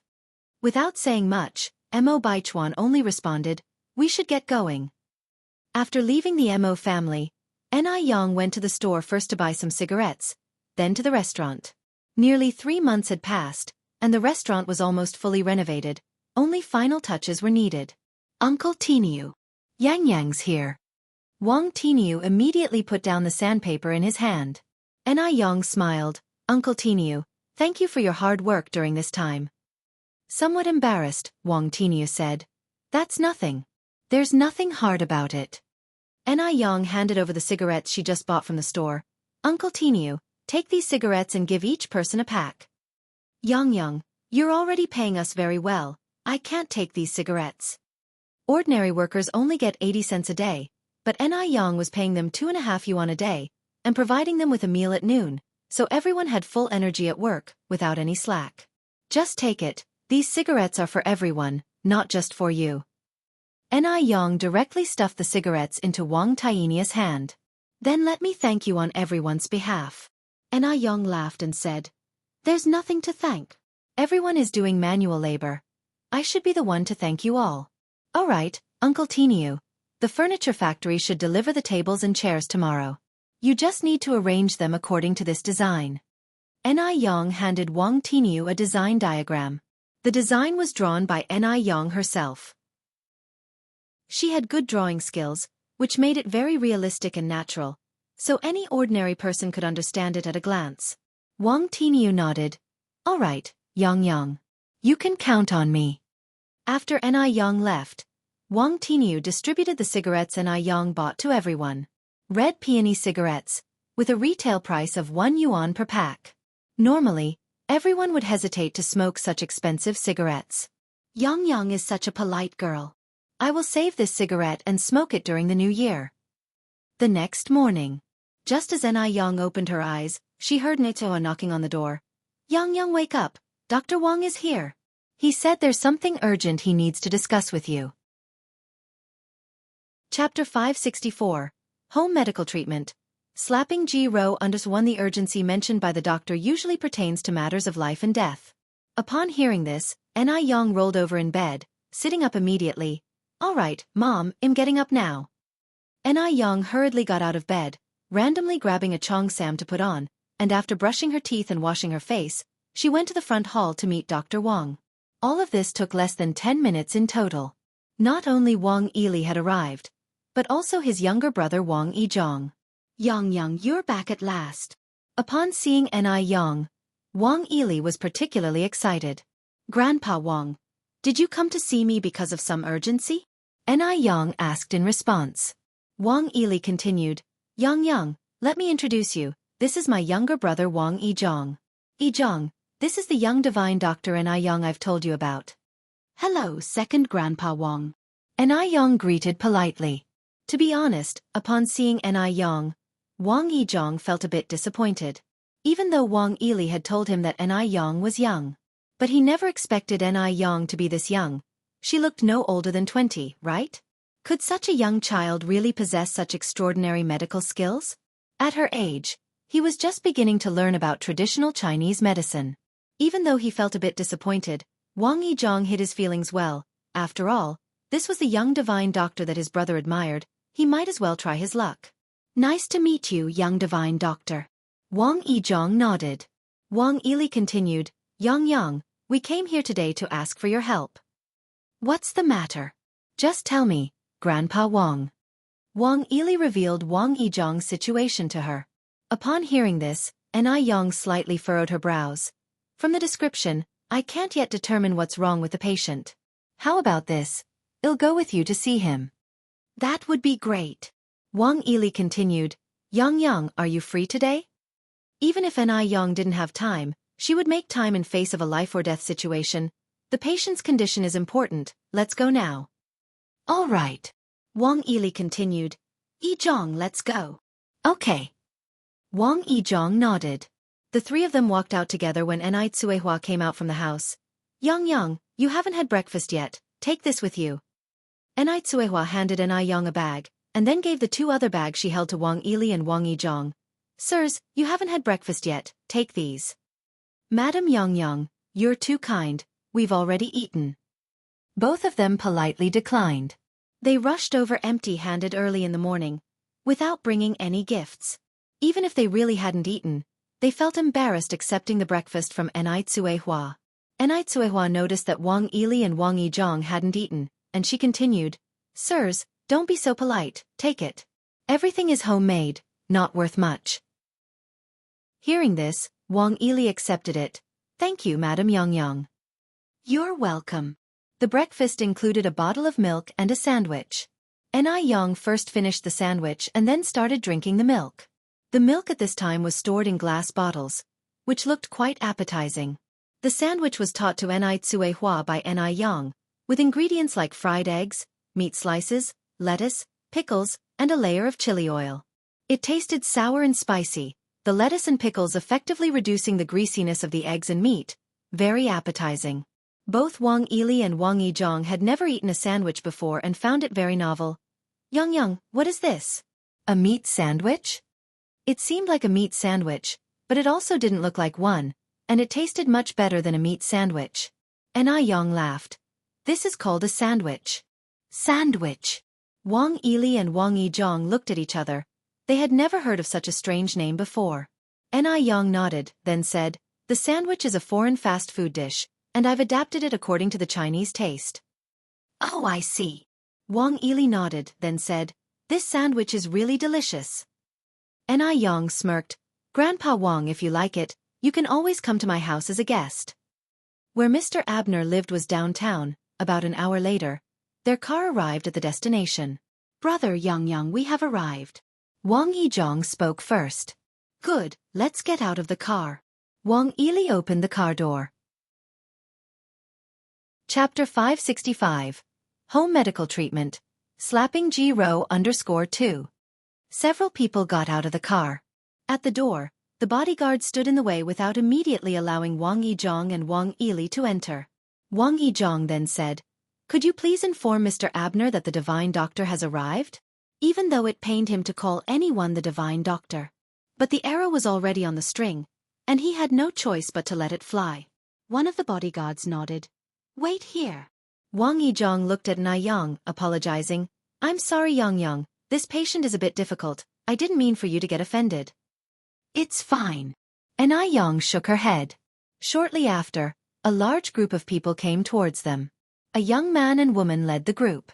The man was a blonde foreigner with blue eyes, while the woman was a tall Chinese woman. Dr. Wang, the foreign man said in halting Chinese as he walked towards Wang Ili. Is this the devised doctor you brought? Divine doctor. Hello, I'm Abner, from F country. I hope you can cure my mother's illness. With his full white beard, Wang Ili resembled a hermit, so it was understandable Mr. Abner could mistake him for the divine doctor. After all, no one would associate the title of divine doctor with a teenage girl. Wang Ili awkwardly replied, Sir, you have mistaken me, I'm not the divine doctor. The real divine doctor is her. Wang Ili then pointed to Anew. Her. Mr. Abner looked at Anew, slightly taken aback. This young girl is too young. That was Mr. Abner's initial reaction. His second reaction was, he felt like he had seen Anew somewhere before, but he just couldn't recall where. This was truly strange. Wang Yizhang nodded. Yes, her. Mr. Abner, this young divine doctor might be able to cure your mother. Shall we give her a try? Before Mr. Abner could reply, a scoff sounded from the sidelines. Dr. Wang, have you gone senile? Who are you just bringing to see Mr. Abner? A teenage girl who dares to claim herself to be the divine doctor. What a joke. Ji Ro didn't recognize Anew. After all, it had been a long time since their brief encounter on the street, and they were quite a distance apart then. Not remembering her would be normal. Young girl, do you know how to speak properly? Do you know there are some people you can't judge by appearance? Wang Ili spoke unpleased. Meanwhile, Wang Ili was guessing in his heart, this girl was probably the Miss Ji his brother had spoken of. No wonder Wang Yizhong detested her. Indeed, she was not a likable girl. Old man, I was speaking with Dr. Wang. Why are you so eager to interrupt? Do you know there is a saying in China that goes, dogs don't have a place in the human conversation? Ji Rao's words, seemingly polite with all the sirs and you, were actually bobbed at every turn. Wang Ili's face turned a deep red, yet he was left with no retort. At this moment, a soft voice floated in the air. I wonder if this lady here has heard of another Chinese saying, respect your elders? Despite being younger than Ji Ro, Anyang's aura was superior. Her calm remark turned Ji Rao's face pale. Ji Ro had never been put down so harshly before. After all, respecting elders is a virtue that has been passed down in China for 5,000 years. Mr. Abner turned to look at Anew, a sudden enthusiasm in his eyes. I remember now. You were the young girl who saved someone in the streets last time. Can you really cure my mom's illness? It was no coincidence Mr. Abner remembered Anew. Anew was so beautiful that he noticed her immediately in the crowd back then. He had never seen such a beautiful Eastern girl. Anew was the first. When she heard this, Ji Ro instantaneously remembered, but she had no good impression of Anew on the street. She thought Anew was all about the limelight, mystifying things. This was a girl with a scheming heart, who had exhausted all means to get Wang Yizhong to bring her to see Mr. Abner. She was just trying to bewitch Mr. Abner with her face and gain power. What a disgrace! Instead of studying hard at such a young age, she was doing dishonorable things. Wasn't that shameful? Perhaps even what happened that day on the street was a setup by Anew. She just wanted to attract Mr. Abner's attention and stage today's drama. Chapter 566. Home Medical Treatment. Slapping Ji Ro _3. Ji Rao's face grew increasingly grim, ready to expose Anyang's true face at any moment. Only Mr. Abner had seen Anew that day.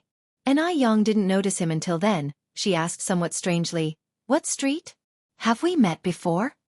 At this, Ji Ro scoffed coldly. Ha! She's really putting on a good act. Ji Ro was curious to see just how long Anew could keep the act going. Mr. Abner explained what he saw that day. Only then did Anew get it. Oh, you're talking about that day. The elderly woman had a sudden heart attack that day, and I just administered some basic first aid measures to her. As for your mother's disease, I can only decide after I've seen her condition. I can't give you a definite answer on whether or not it can be cured right now. Mr. Abner immediately said, Divine Doctor, come with me. He had initially thought that Anew failed to save the old lady's life last time, which was why she hastily left. To his surprise, Anew actually managed to save the old lady. It seems that China does indeed have a divine doctor. Wait a moment. Ji Ro suddenly spoke. Miss Ji, what's wrong? Mr. Abner turned back with a puzzled look. Mr. Abner, please, don't believe her. She's a liar. She doesn't know anything about medical skills. She's colluding with Dr. Wang to deceive you. I grew up in China and I've never seen a teenage divine doctor. She's just trying to draw your attention by leveraging her good looks. Speaking fluently in French, Ji Ro continued, Mr. Abner, please, don't be fooled by her and cause unnecessary pain for your wife. At her words, Mr. Abner's expression changed.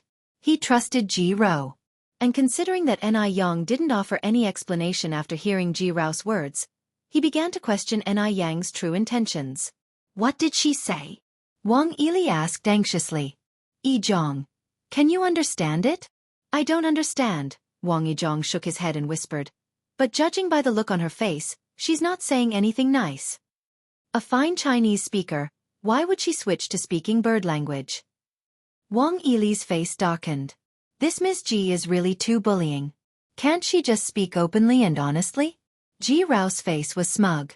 She was speaking French. Could those two old fools and the young girl understand it?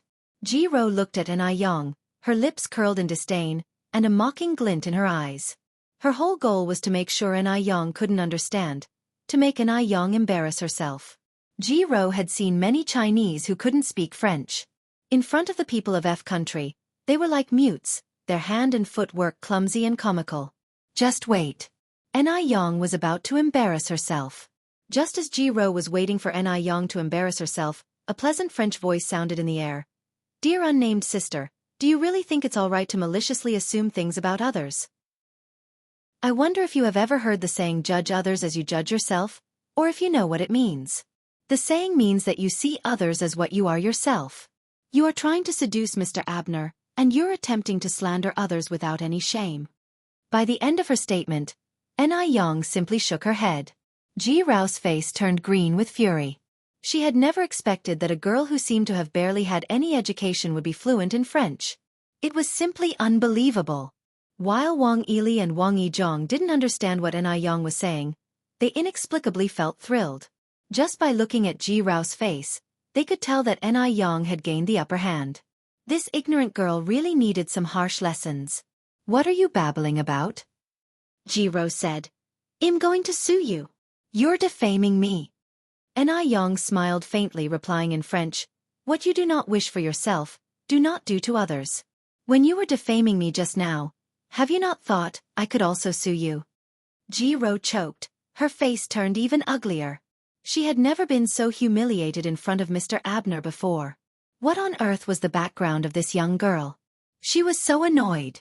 Anew continued, Dear sister, are you aware that your accusatory behavior just now could have cost Mr. Abner's mother's chance of recovery if it were a doctor who didn't understand French? You think you can cure the wife's disease? Ji Rao was so angry, her face turned pale. Anew gave a slight smile. Whether I can or not, just wait and see. Chapter 567. Home Medical Treatment. Slapping Ji Rao _4. Aneyang's actions not only took Ji Rao by surprise but also Mr. Abner. He never expected that Anew would be able to strike back so beautifully in front of the powerful Ji Rao. A person who can speak French so fluently mustn't have poor medical skills. You should know, French is one of the top 10 hardest languages in the world to learn.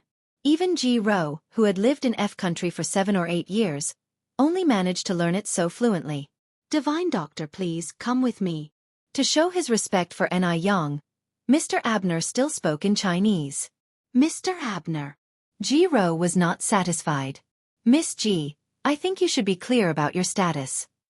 While saying this neutrally, Ji Rao shivered all over. What was her status? At best, she was just a senior assistant to Mr. Abner. Wang Yili glanced at Ji Rao with a cold hum and walked straight past her. Wang Yizhong also showed no friendly face toward Ji Rao. Ji Rao's face was uglier than it ever had been before, but she had to suppress her anger and follow behind the group. She was eager to see what kind of abilities Anew actually had. Mr. Abner's mother was staying on the 3rd floor. The bedroom was large, well ventilated, and almost odorless. This is my mother, said Mr. Abner, pointing to the middle-aged woman lying on the bed. Mr. Abner's mother was 47 years old. Her name was Georgia. Georgia was covered in tubes for life support. She didn't look frail like a typical patient, but was rather radiant. If it weren't for the tubes in her body, anyone would think she was healthy. Anew had never seen such a phenomenon. It was Wang Yili's first time seeing Georgia.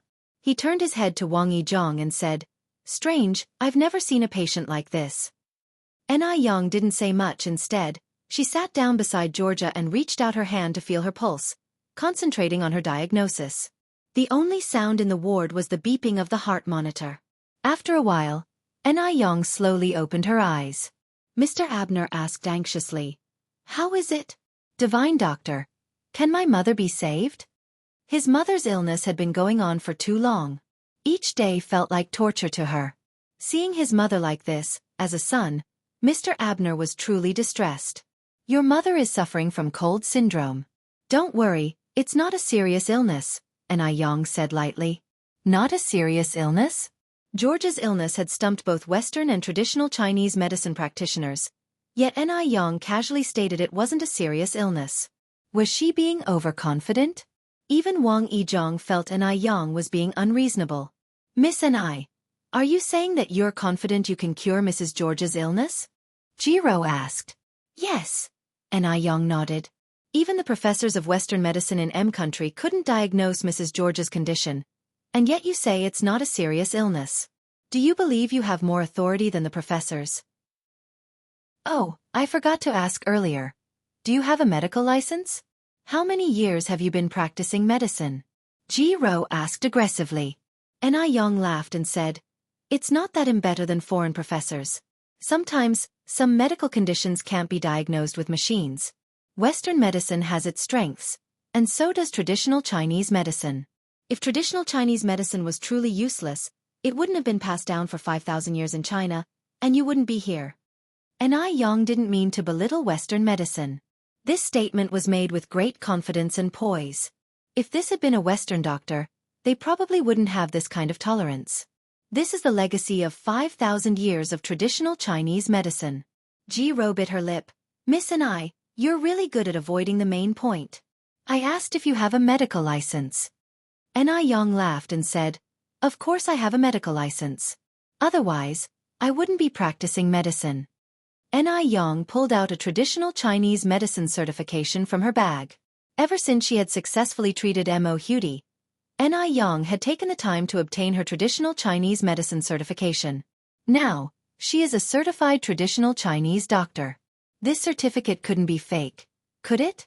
Jiro had some doubts but had nothing more to say. Anew looked at Mr. Abner and asked, did your mother go to the mountains for a trip 2 years ago and come back with a serious illness? Mr. Abner thought for a moment, then said, yes, that's correct. Chapter 568. Home Medical Treatment. Slapping Jiro_5. Abner remembered the time his mother was ill for over half a month very clearly because she had to undergo a major surgery before she finally recovered. Anew nodded. Exactly, your mother had been infected with a cold deficiency 2 years ago.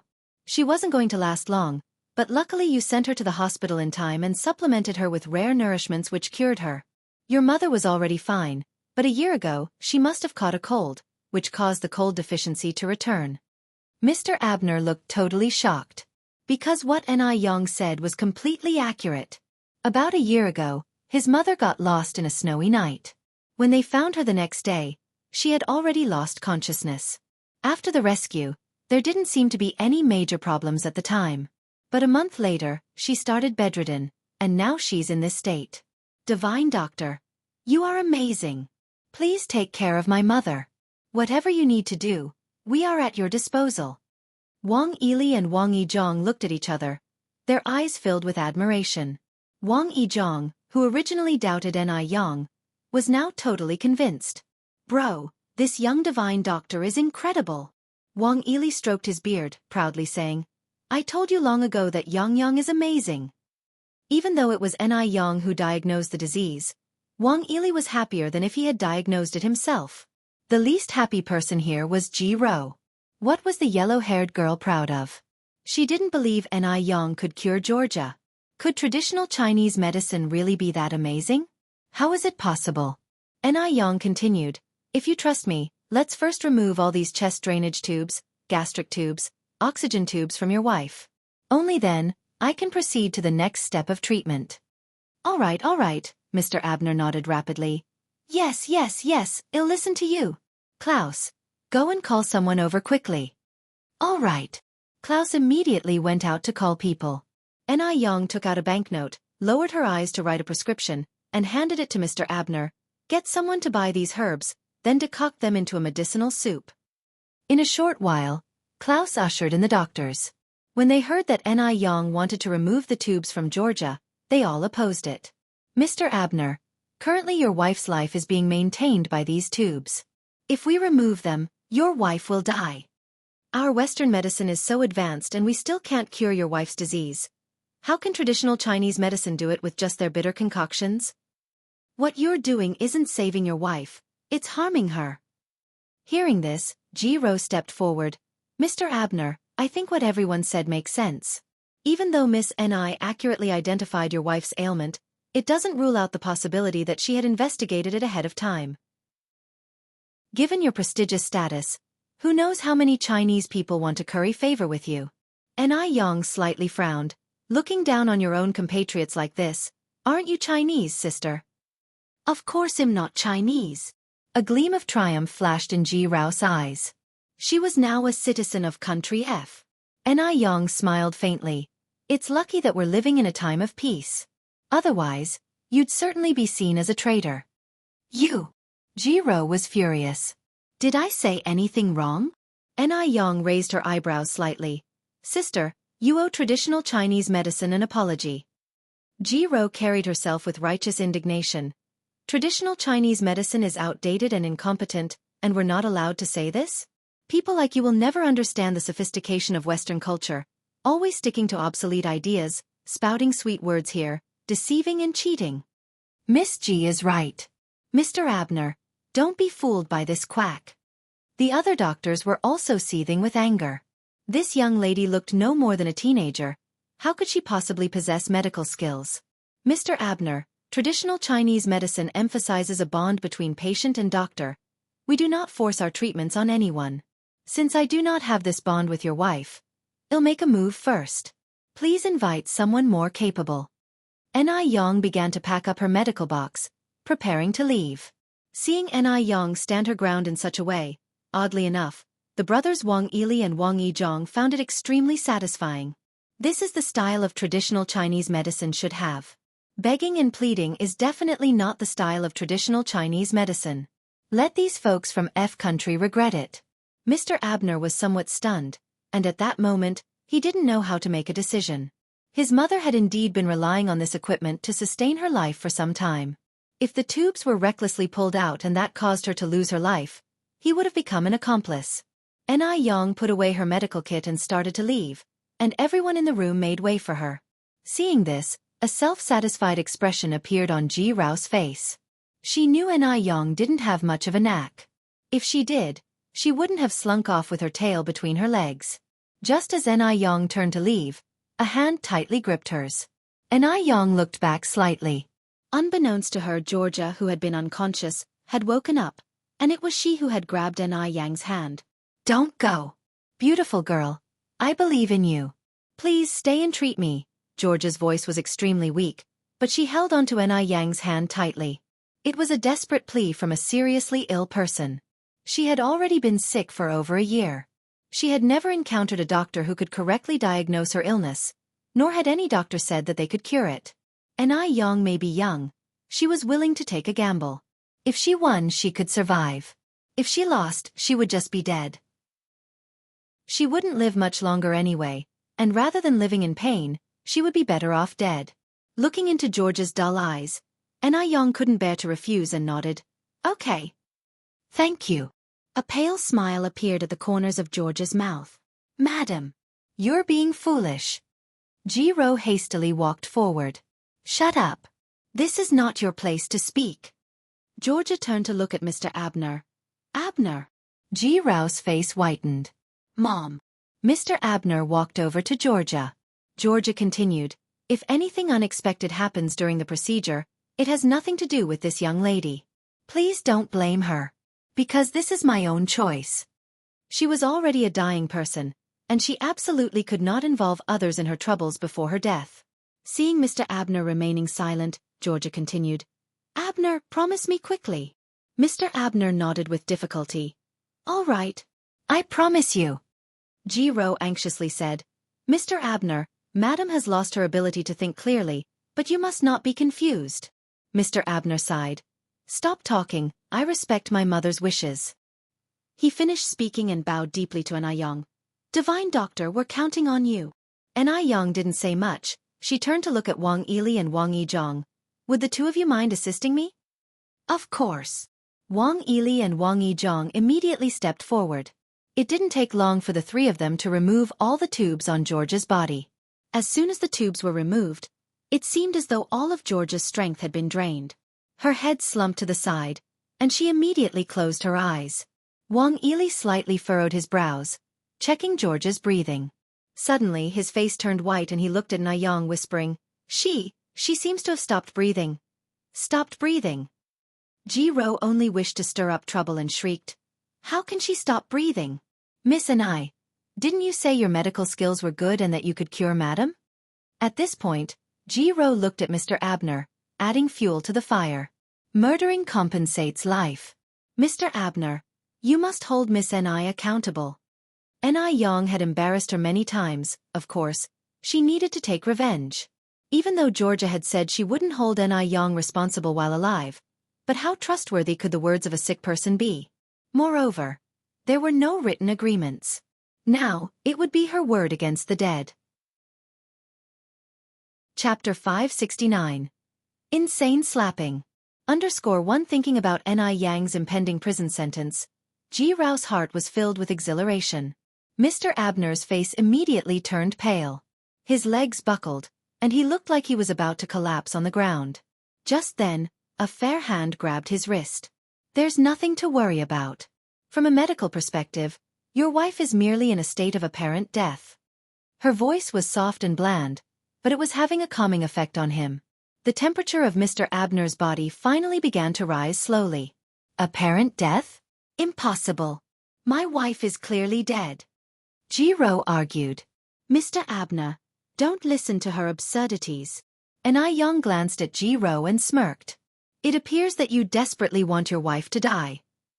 On hearing those words, Mr. Abner slightly furrowed his brow, his eyes full of displeasure as he looked at Ji-ro. Ji-ro also quickly realized her mistake and immediately corrected herself. Mr. Abner, I didn't mean that. I'm just overly worried and anxious. She was clearly dead. Could Anew bring somebody back to life? Ji-ro bit her lip, anxious to see how Anew would handle this situation. Mr. Abner's face had finally eased a little. Anew turned to Wang Yili and Wang Yizhong. Do you have the acupuncture kits? Yes, they both nodded. It is said in the Tianjin Feng that each acupuncture point has its implications. Let's start acupuncture on your wife now. Lord Wang, you are in charge of the Tianshu acupoint and above. It should be 3 finger widths in. Lord Wang II, you're responsible for the points below the Tianshu acupoint. The Shuahai acupuncture's point should be 3 finger widths down. The ancient people had named each of the meridian points on the human body for a reason. Acupuncture had been passed down for thousands of years. As long as the needle is inserted correctly, and the meridians are unblocked, the illness should be half cured. Hearing this, Wang Yili and Wang Yizhong proceeded with the acupuncture without any hesitation. If Anew said that Georgia was not dead, then there must be a reason for it.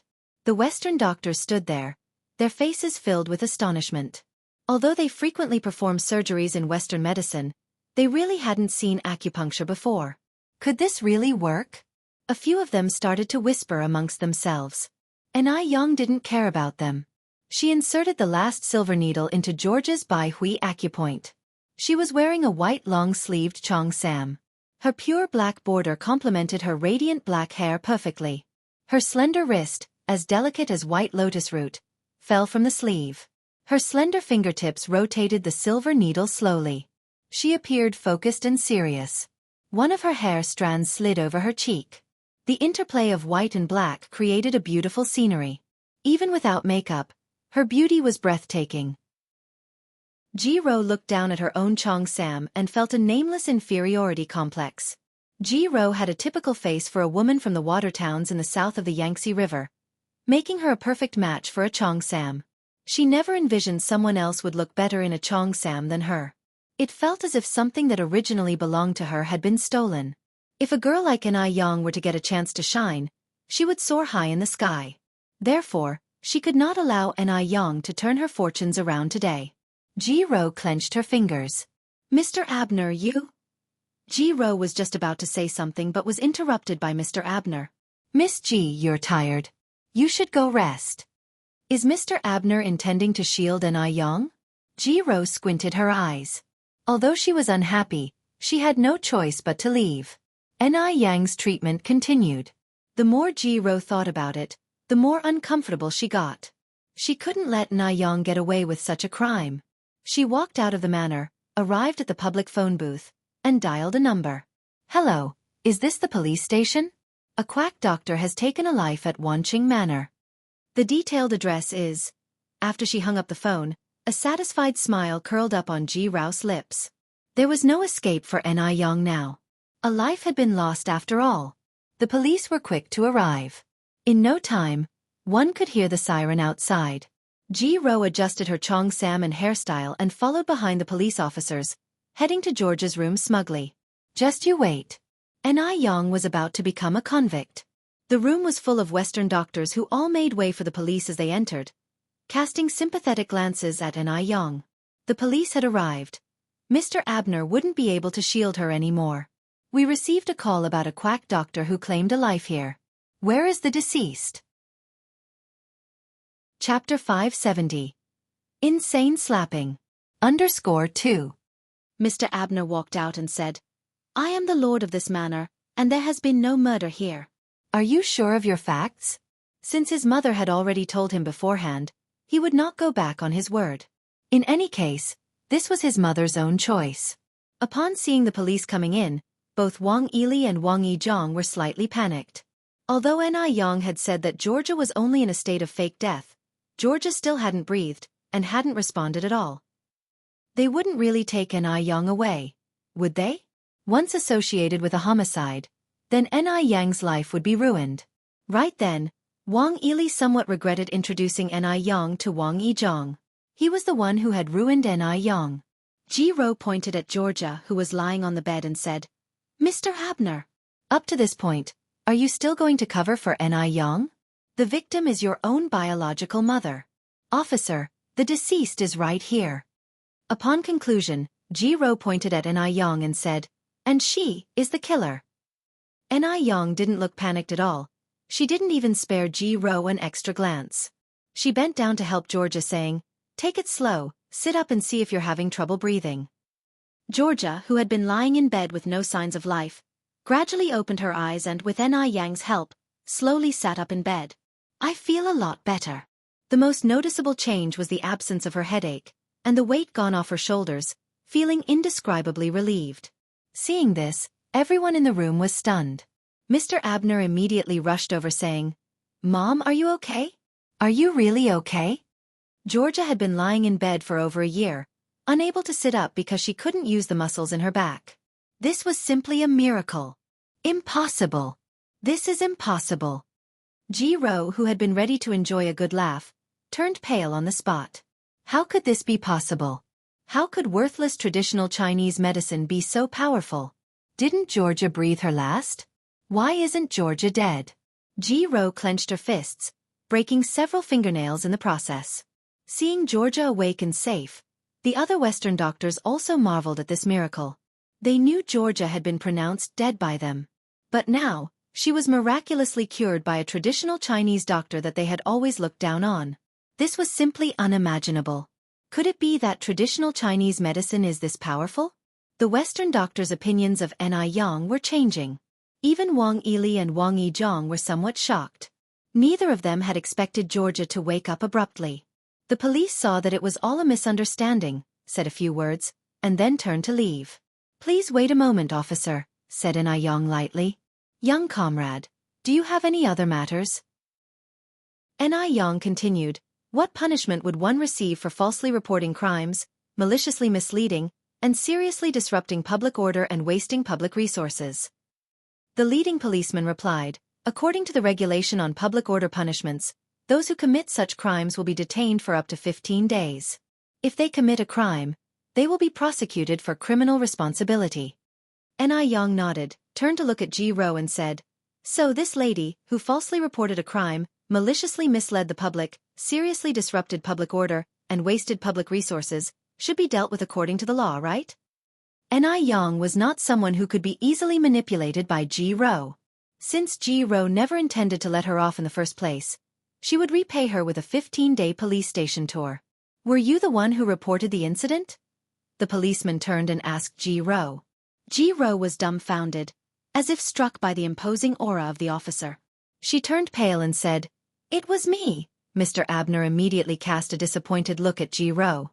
The trust Ji Rao had built up in his heart was gradually disintegrating. Just as Ji-ro realized that she had misspoken and quickly covered her mouth, it was too late. She was escorted by the police into their vehicle. "Mr. Abner, save me, it wasn't me, it really wasn't me." She couldn't be sent to the detention center. She couldn't leave a stain on her record. The original plan was to get Anew into the police car, but she ended up becoming a laughingstock before Anew. Ever since she returned to the country, Ji-ro had never lost such great face. This was such a disgrace. Ji-ro was filled with regret, but there was no antidote for remorse in this world. Chapter 571. Insane Slapping. _3. Anew looked at her retreating figure, a slight smile curling her lips. Mr. Abner came to Anew's side, then asked, "Divine Doctor, is my mother fully cured now?" Anew withdrew her gaze and replied, "The cold deficiency isn't a big illness. Roughly half a month of traditional Chinese medicine should be sufficient for a complete recovery. I'll come by for a follow-up in half a month." "Thank you so much, Divine Doctor. Thank you for giving my mother a second chance at life," Mr. Abner said gratefully. "No need for thanks. It's my duty as a doctor. Divine Doctor, we were ignorant before. We are sorry for any inconvenience caused." Several Western doctors came forward and bowed their heads in apology to Anew. They had underestimated traditional Chinese medicine from the start. Anew responded straightforwardly, "Chinese and Western medicines each have their strengths. I only treat the diseases I am skilled to. I turn to you for advice when I encounter stubborn diseases. I believe the best approach integrates both Chinese and Western medicine, making good use of each other's strengths. We shouldn't stereotype different cultures." In her actions, she constantly embodied the essence of a great nation. The Western doctors couldn't help but hang their heads in shame, submitting under her words. Seeing the Western doctors apologize to Anew, Wang Yili and Wang Yizhong felt extremely proud. In an era dominated by Western medicine, finally, someone has turned the table for them. It's not easy to make these Western doctors bow their heads. And Anew's argument was valid. Chinese medicine has its advantages, and so does Western medicine. Neither is overlapping the other. If these two could be utilized in conjunction, it would surely benefit humanity even more. Mr. Abner's eyes filled with admiration. Although this young girl didn't seem aged, her understanding far surpassed her years. She emanated a kind of beauty refined by time itself.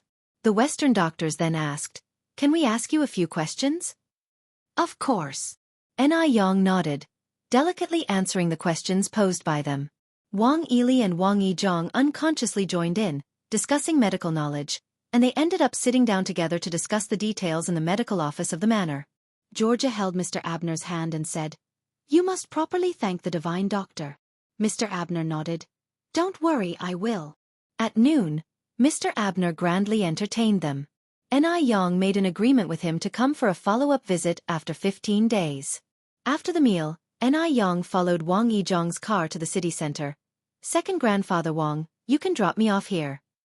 Wang Yizhong was surprised. "Yang, aren't you going home?" Anew smiled lightly. "I have some stuff to do. I won't be going home just yet. You and grandfather Wang can go first." "All right then, Yang, take care. We'll go first." Wang Yizhong said. Anew waved goodbye to them. "Goodbye, grandfathers." "Goodbye." Anew arrived at the Xianxia bookstore, bought a few basic English textbooks, and picked up some English tapes, along with a tape recorder. At that time, the tape recorder was portable but bulky and extremely expensive. A tape recorder would cost 38 yuan, which was nearly a month's wage for some people. Most families couldn't afford it. After leaving Xianxia bookstore, Anew went to the vegetable market to buy some vegetables. She was a regular customer of the vegetable stall owner. This time she bought over 500 kilograms of vegetables, and the stall owner would directly deliver them to her doorstep. After all, 500 kilograms of vegetables cost 25 yuan. Usually, even half a month's sale wouldn't total up to that. Following this, Anew also bought some beef and mutton, before heading home. When she arrived home, the vegetables had already been delivered by the stall owner.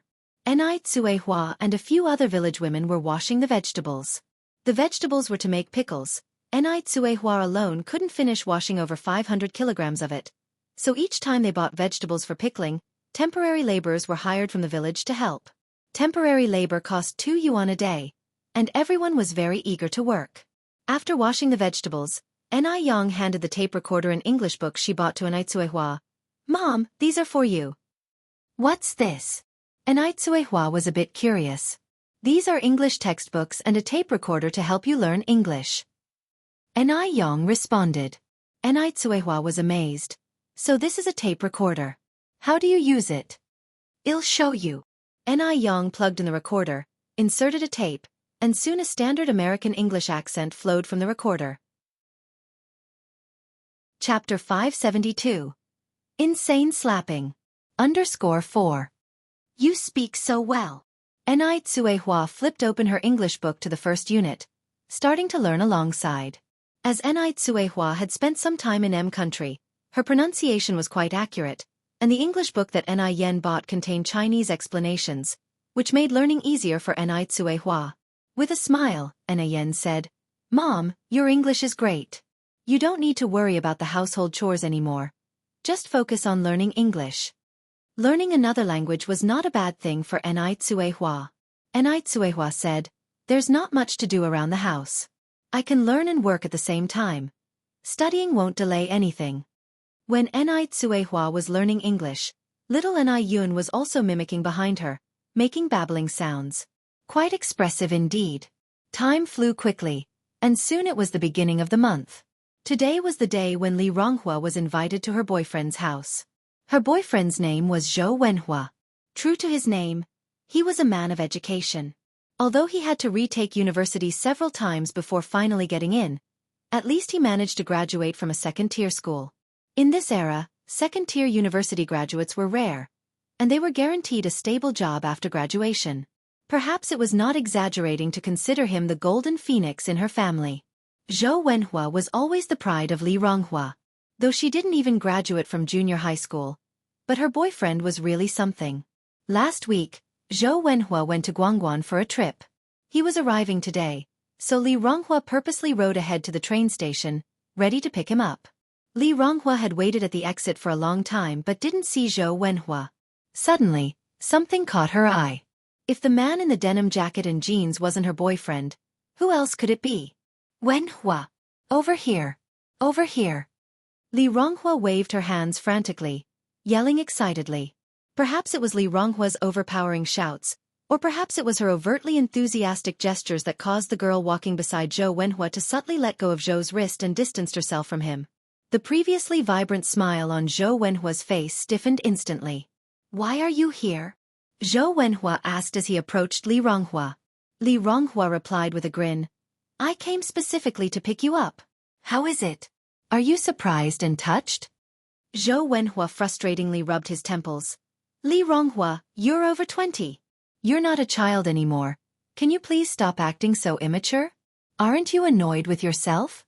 In Zhou Wenhua's eyes, Li Ronghua was nothing but a nuisance. Not only was her education lacking, but her fiery temper was unbearable. She could quarrel for lengthy periods over 1 or 2 cents, arguing until she was red in the face. She was even more uncivilized than the uncouth. That wasn't even the worst part. What truly disappointed Zhou Wenhua was that, after a hard struggle, he finally managed to secure a factory job for Li Ronghua through a friend. But instead of taking it, Li Ronghua decided to work for an individual proprietor. Telling others about it was almost shameful. How could he have fallen for someone like this? "Sorry, Wenhua, I didn't mean to cause you trouble. I just wanted to surprise you. It wasn't on purpose." In front of Zhou Wenhua, Li Ronghua held back her spirited nature, becoming as timid and awkward as a child. Because she truly loved Zhou Wenhua. Deeply loved him. A love that seemed beyond cure. Zhou Wenhua frowned in disgust. "Never mind. Just don't try to be smart next time." At his words, Li Ronghua immediately broke into a joyous smile. "Okay. I promise. By the way, Wenhua, is that comrade a classmate of yours? Was she scared off by me just now?" When Li Ronghua first spotted Zhou Wenhua, she was so excited that she didn't notice the two of them holding hands. Zhou Wenhua replied, "Her name is Suzy Qin, a university classmate of mine." As he said this, Zhou Wenhua waved towards Su. Ziqin over here. Su Ziqin was a city girl with an extraordinary aura. Her hair was tied in 2 long braids, she wore a floral dress, and black high heels were on her feet. Ziqin, this is Li Ronghua, Zhou Wenhua introduced. Su Ziqin smiled at Li Ronghua, reaching out her hand. Hello comrade Li Ronghua, I've heard about you from Wenhua, today I finally meet you. You're even prettier than what Wenhua described. Indeed, Li Ronghua was pretty, but compared to Su Ziqin, she lacked self-confidence. She seemed very timid. Standing before university-educated Su Ziqin, Li Ronghua felt immensely inferior. She reached out and shook Su's hand. Hello. Wenhua told me you're a year older than me. Can I call you Sister Ronghua? Su Ziqin was more approachable than Li Ronghua had imagined. Chapter 573. Insane Slapping. _5. Sure. Li Ronghua nodded. Sister Ronghua, you call Wenhua by his name, you can call me Ziqin too. Su Ziqin continued. Seeing Su Ziqin being so gentle, Li Ronghua relaxed quite a bit. What does she have to feel inferior about? Although she didn't go to college, but her boyfriend did, didn't he? The 3 of them walked out of the train station together. Zhou Wenhua handed their luggage to Li Ronghua. You go to my house by bike alone. We will go by taxi. Wenhua, I can take you on my bike. Li Ronghua hadn't grasped what was happening yet. Zhou Wenhua followed up with, Ziqin is also going. Oh, I see. Li Ronghua finally understood and gave Zhou Wenhua a knowing glance. Zhou Wenhua, who had been with Li Ronghua for such a long time, still had some mutual understanding. He walked over to Li Ronghua and impatiently said, What's wrong? Li Ronghua pulled Zhou Wenhua aside and whispered, Wenhua, do you have money for the taxi? How embarrassing it would be to ride with a female classmate and not have money. I have money. Stop worrying about me. Zhou Wenhua hated her bearing the look of offering alms. Perhaps he had forgotten that the money for the trip to Guangguan was quietly provided by Li Ronghua.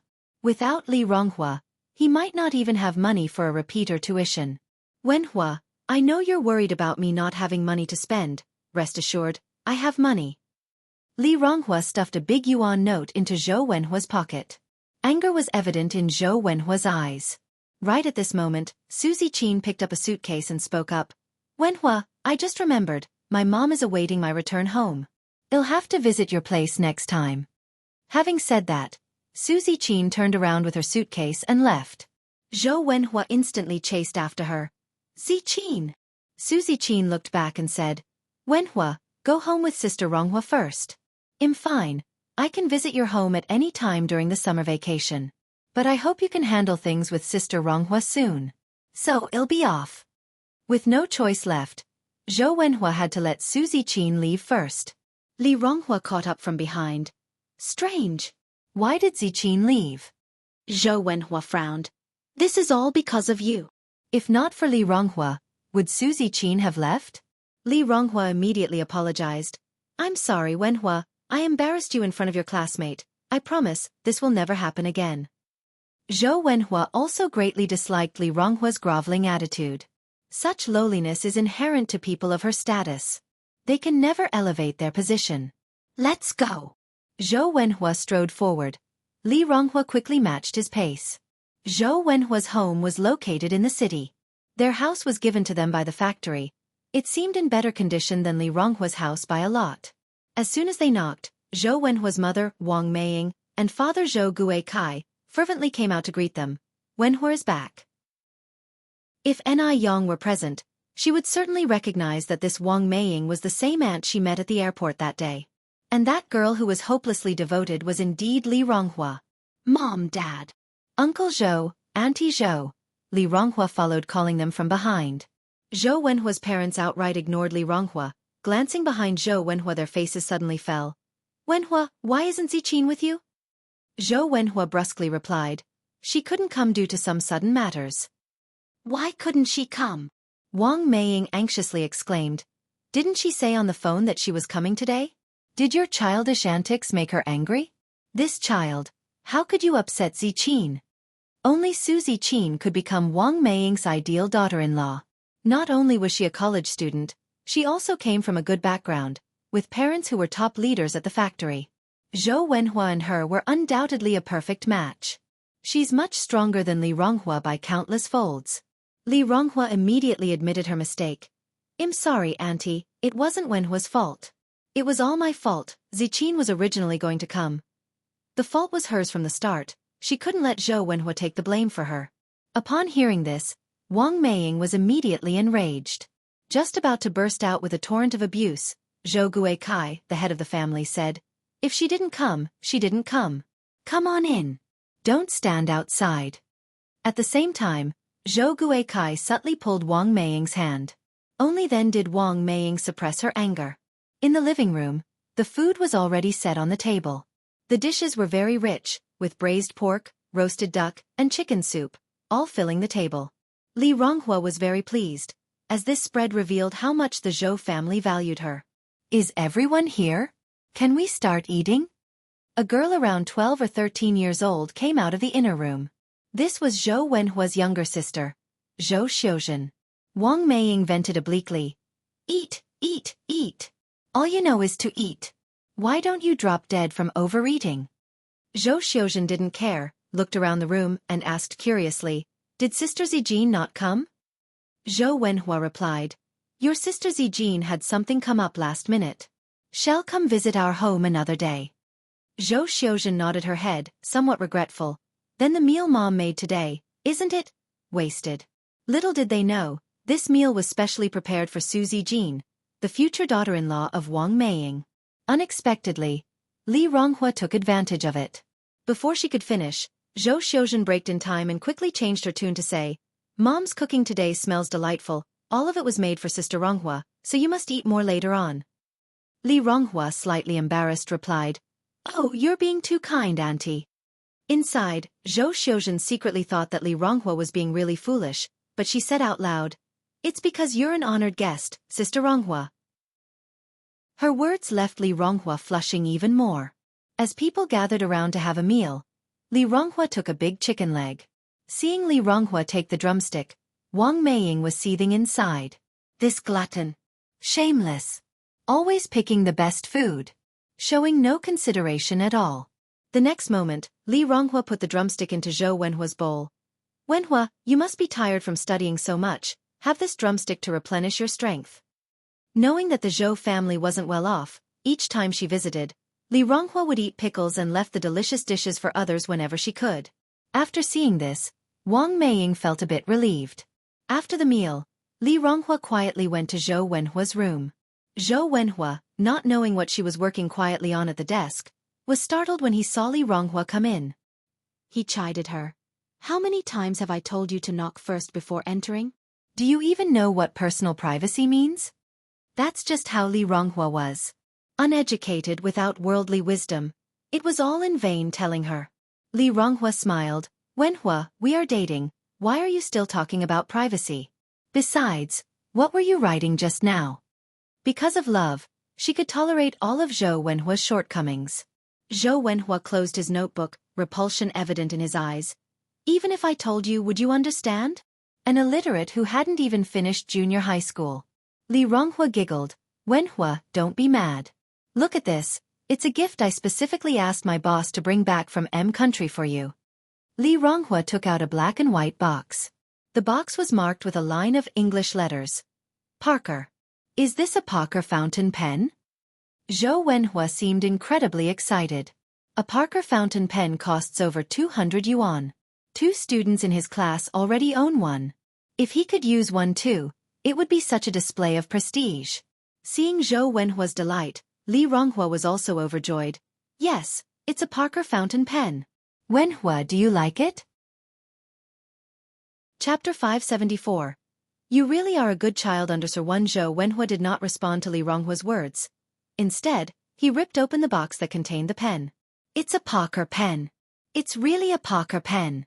Zhou Wenhua was thrilled. He hugged Li Ronghua tightly, saying, "Ronghua, thank you. I love you." Zhou Wenhua was only this enthusiastic towards Li Ronghua when he received a gift that he had been longing for. Li Ronghua, a bit embarrassed, pushed Zhou Wenhua away. "Wenhua, what are you doing? Stop being cheeky. You should check out the pen first. I'm going to go see if Auntie needs any help. The couple had been seeing each other for a few years now, yet they hadn't engaged in any overly intimate behaviors. This made Li Ronghua feel a little uncomfortable. Upon entering the living room, Li Ronghua saw Wang Meiying sitting on the sofa, picking her teeth. Upon seeing Li Ronghua approach, she immediately yelled at Zhou Xiuzhen, "You lazy bum! Why haven't you done the dishes yet? All you do is eat and laze around." Li Ronghua, seemingly oblivious to the hidden meaning in Wang Meiying's words, quickly replied, "Auntie, Xiuzhen is still young, let me do the dishes." Wang Meiying forced a fake smile. "Oh Ronghua, that would be such a nuisance for you, what a good child you are. It's no hassle. What's so hard about washing dishes?" Li Ronghua immediately headed to the kitchen to start washing the dishes. The stove was piled with dishes, some from the morning. Humming a small tune, Li Ronghua efficiently washed the dishes. For her, this was nothing. Because here, there were people she loved, and people who loved her. Besides, how many daughters-in-law wouldn't have to wash dishes at their in-laws' home? "Sister-in-law," Zhou Xiuzhen cheerfully walked in from outside, speaking warmly. "Sister-in-law, you're washing dishes? Can I help you?" Li Ronghua, a bit embarrassed, said, "Don't go calling me that." Zhou Xiuzhen replied, "Anyway, you're going to be my sister-in-law sooner or later. Plus, I only call you that when others aren't around. Sister-in-law, let me help you. It's too much for you to do alone." Li Ronghua laughed. "It's okay, you can go out and play." Zhou Xiuzhen looked at Li Ronghua, wanting to say something but stopping herself. Humming her tune, Li Ronghua didn't notice Zhou Xiuzhen's strange behavior. Zhou Xiuzhen pouted. What's going on with Li Ronghua today? Could it be that she didn't notice her unusual behavior? Since Li Ronghua remained silent, Zhou Xiuzhen had no choice but to speak up. "Sister-in-law, I need your help with something." "What is it?" Li Ronghua glanced at her. Zhou Xiuzhen continued, "Sister-in-law, could you lend me some money?" To Zhou Xiuzhen, Li Ronghua was like a walking ATM. Just like a fool, she could be easily tricked every time. Of course. Li Ronghua wiped her hands on her apron and without hesitation, pulled out some coins from her pocket and gave them to Zhou Xiuzhen. "Here you go." The coins were all pennies and dimes, the largest of which was only 3 cents. Added together, they didn't even amount to 30 cents. Zhou Xiuzhen complained somewhat contemptuously, "Isn't this too little? Sister-in-law, could you give me some more?" Li Ronghua said, "What does a kid like you need so much money for?" "Sister-in-law, please. You're my own sister-in-law. I'm not asking for much, just 2 yuan will do." Zhou Xiuzhen was Zhou Wenhua's only sister and her future sister-in-law. Naturally, she couldn't offend her future sister-in-law. Li Ronghua nodded. All right, I'll give it to you. You're the best sister-in-law." Zhou Xiuzhen was very happy. After taking the money, Zhou Xiuzhen ran out of the kitchen. Once Li Ronghua had finished the dishes and left the kitchen, Wang Meiying instructed Zhou Xiuzhen to do the laundry. In the end, the person doing the laundry turned out to be Li Ronghua. The laundry had been piling up for days. By the time Li Ronghua had finished washing the laundry, it was already past 5 in the afternoon. "Uncle, Auntie, it's getting late, I should go home." Chapter 575, Extremely Proud, Comparison, One More. Under one, Wang Meiying feigned politeness and said, "Ronghua, let Wenhua take you home." "No need," Li Ronghua refused. "Wenhua is reading. We better not disturb him." Wang Meiying smiled and said, "Ronghua, you're such a good kid." Li Ronghua, slightly embarrassed, said, "I'm just doing what I should do." With that said, Li Ronghua left on his bike. Watching Li Ronghua's retreating figure, Wang Meiying spat on the ground and muttered, "Pa! What a piece of trash! A shameless beggar!" After Li Ronghua left, Zhou Wenhua emerged from the room. He had been pretending to read to avoid Li Ronghua. Zhou Guikai and Wang Meiying were sitting at the table. Zhou Wenhua resumed, "Mom, Dad, I want to break up with Li Ronghua as soon as possible." "Why?" Zhou Guikai asked, surprised. Impatient, Wang Meiying asked, "Did Zijin ask you to break up as soon as possible?" In reality, Su Ziqin was already with Zhou Wenhua. Zhou's parents were very pleased with their prospective daughter-in-law. Zhou Wenhua continued, "Zijin understands me. She also sympathizes with Li Ronghua and agrees to give me time to handle this. But I just can't stand it anymore. Every minute with Li Ronghua is torture. He had nothing in common with Li Ronghua. When he said one thing, Li Ronghua could manage to twist it to something else. Sometimes her responses were entirely unrelated. He was really fed up. No way, you can't break up with Li Ronghua for the time being. Zhou Guikai spoke up. Right, I don't agree either. Why? Zhou Wenhua looked at his parents incredulously. Mom, Dad, don't you dislike Li Ronghua too? Yes, we certainly don't like Li Ronghua. Zhou Guikai nodded. Impatiently, Zhou Wenhua asked, then why won't you let me break up with her? The sooner he broke up, the sooner he'd be free. Because of Li Ronghua, he couldn't openly introduce Su Zijin to others. He could only say that Su Zijin was his classmate, which resulted in Su Zijin suffering a lot. Wang Meiying continued, you and Zijin are dating, eating, going to the movies, buying clothes. Doesn't all of that cost money? You certainly can't use Zijin's money. Our income is not substantial, and with your brother and sister still studying, when you really break up with Li Ronghua, where will the money come from? To their family, Li Ronghua was like a free ATM. Without Li Ronghua, their life wouldn't be as comfortable.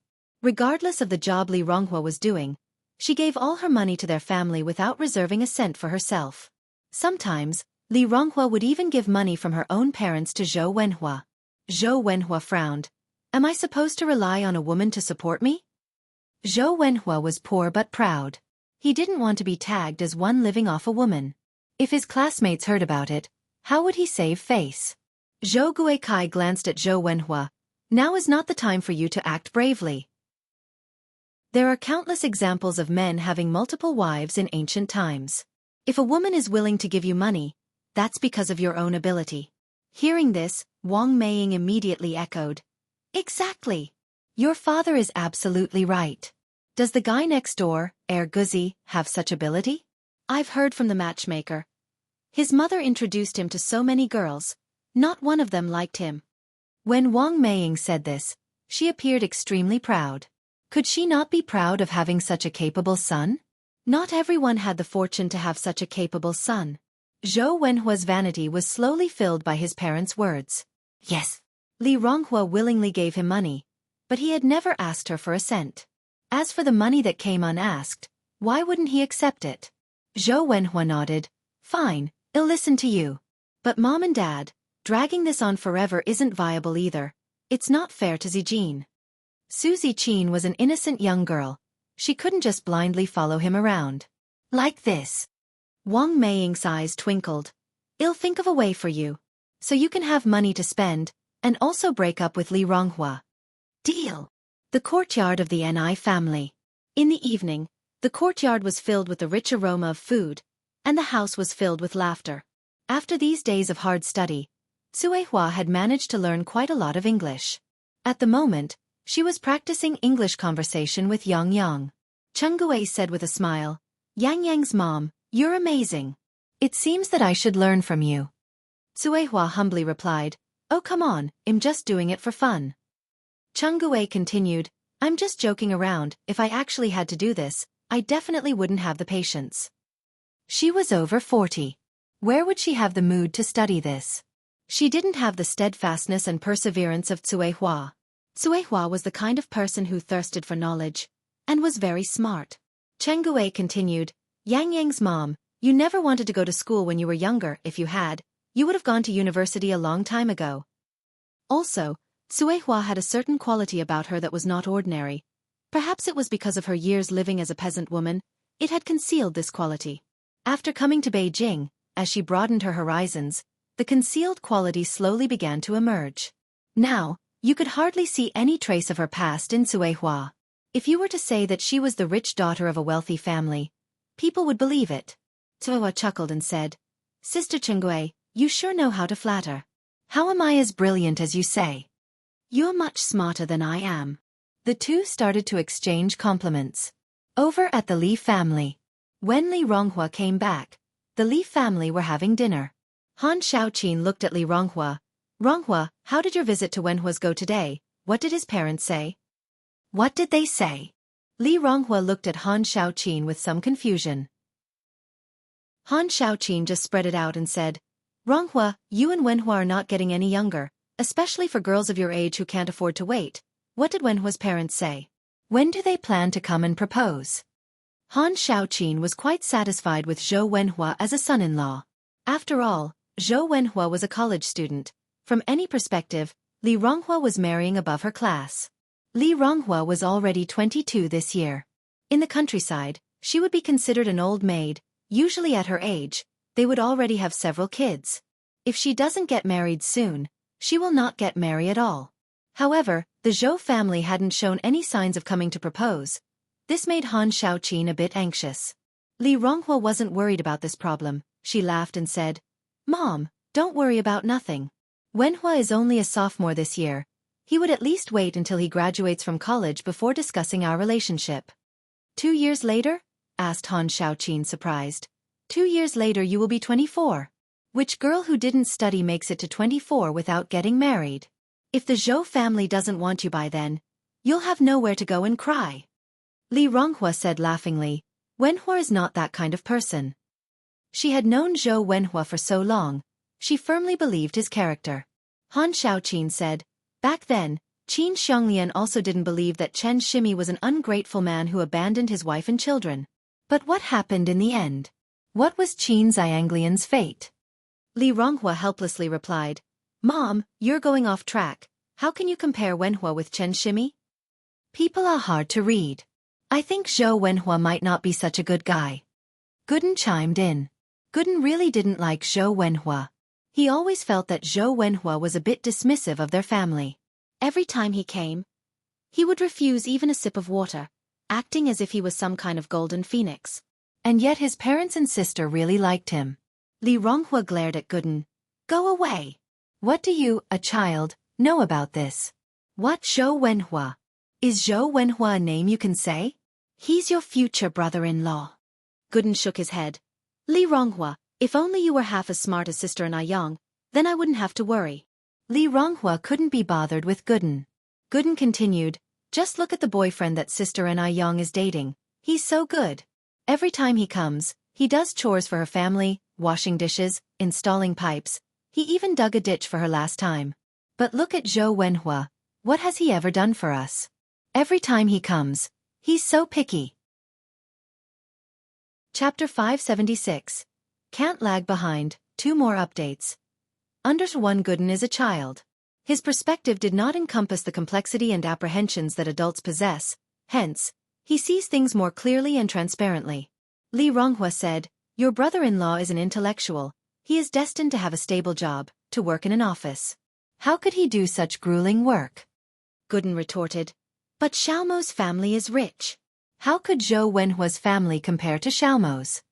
Hearing this, Han Xiaoqin and Guden's father's expressions changed. No one had mentioned this before, and they had not felt anything. But now that Guden has mentioned it, it seems like Zhou Wenhua does look down on their family. Guden's dad exhaled a puff of dry smoke. Xiaoma is indeed an exceptional child. Each time he sees us, he is always polite. Zhou Wenhua, whenever he sees people from the village, it's as if he wishes he could hold his head high in the clouds, let alone offer a greeting. Li Ronghua disagreed. Different people have different personalities. Wenhua is not a talkative person by nature. Han Xiaoqin frowned, then said, Ronghua, you should go talk to Wenhua's family about this matter tomorrow. If they do not show some sincerity, let them pay back all the money that you have subsidized for him over the years, and let's just forget about you too. Li Ronghua is beautiful. There's no worry that she won't be able to get married. Why should she have to stick to Zhou Wenhua? Guden's dad added, your mom is right. If their family is not sincere about this, let's drop it. No way. How could this be possible? Wenhua is only a sophomore this year. Aren't you all intentionally making things difficult for him? Mom, Dad, how could you? Li Ronghua was extremely unhappy with her parents' decision. Your dad and I are doing this for your own good. Han Xiaoqin continued. Guden is right. I suspect that Zhou Wenhua does look down on our family. Otherwise, he would not have been so indifferent all these years without giving you a title. As for their parents, they haven't even shown their faces from beginning to end. I don't think they value you at all. I don't want to argue with you. Li Ronghua slammed down her chopsticks and stormed into the house in a huff. Look at this child. You've spoiled her. What a temper. Han Xiaoqin looked at Gooden's dad, her face filled with anger. They didn't discriminate between men and women in their family, and since Li Ronghua was the only daughter, she had been inevitably spoiled a bit more. The reason Li Ronghua didn't continue her studies wasn't because her parents wouldn't let her. It was entirely because she didn't want to. Gooden's dad sighed. Let's just let her be. The next morning, Li Ronghua went to work without having breakfast. Yang just happened to be free today and came to help at the noodle restaurant. The business in the noodle restaurant was as good as ever. Ever since it opened, there has never been a shortage of people waiting in line. Let me tell you, the pickled fish noodles here are so delicious. You'll treat us today. Really? Absolutely. This voice sounds familiar. Yang looked up. Isn't this the two ants I met at the airport last time? Yang squinted, walked into the kitchen, brought out the camera, and placed it on the windowsill. The lens was pointed directly at their table. Li Ronghua is a good girl and a good employee. Yang didn't want her to be deceived. Although he is not sure whether or not this woman is Li Ronghua's boyfriend's mother, Yang does not want to miss the opportunity for Li Ronghua to see the truth. After he had put the camera on the windowsill, Yang came over to the table. May I ask, what would you two like to eat? Wang Meiying said, 2 bowls of pickled fish noodles, please. All right. Yang nodded. Please wait for a moment. When Yang brought the noodles to the table, Wang Meiying had already started boasting. She praised Zhou Wenhua to the skies. What counts as Li Ronghua? Li Ronghua couldn't even compare to a pile of dog poo. Daqiang's mom, let me tell you. Each time that girl comes over, she's always washing dishes and clothes. You can't even stop her. She even frequently gives my daughter pocket money. Really? Daqiang's mom found it hard to believe. Was there really such a masochistic young girl in this world? Even though Zhou Wenhua is a college student, surely he wouldn't have such burning feelings toward her? With satisfaction, Wang Meiying said, What do you mean, true or not? It just happened the day before yesterday. I even invited you to my house to visit, but you didn't come. If you had come, you would have definitely seen her behaving like a lapdog. Daqiangzi's mother said, When I have time, I'll definitely come to visit your home. Wang Meiying continued, However, you may not see it in the future. Why? Daqiangzi's mother was somewhat puzzled. Other families would beg to marry a bride, but the Zhou family is peculiar. They push away a bride-to-be who comes to their doorstep. The ones in the drought would be parched to death and those in the flood drowned. Because my son doesn't fancy such common girls who throw themselves at him. She's just working for a small business, while my son is a university graduate. Their social statuses are mismatching. To tell you the truth, my son now has a girlfriend who is on par with him, also a university student. Not only is she a pretty girl and a university student, but her parents are also high-ranking officials in the factory. Once my son graduates, he will become a leader in their factory. Daqiangzi's mother asked, So are you saying Zhou Wenhua will break up with that girl? Yes. Wang Meiying said, brimming with pride. Daqiangzi's mother sighed. The benefit of education is undeniable. Daqiangzi is even 2 years older than your Wenhua, yet is still single. After finishing their noodles, the two sat at the table for nearly half an hour, all the time praising Zhou Wenhua. After they left, Yang put away his camera. Li Ronghua's mood was somewhat complicated, and on top of that, she hadn't eaten breakfast, hence she felt a bit off. But when customers came, she still perked up. Icy Skin Jade is a high-end skincare product. Although there are not many customers, once a deal is struck, the transaction amount is usually around 100 yuan. Thanks to Li Ronghua's excellent selling skills, she managed to get 500 yuan in transactions just this morning.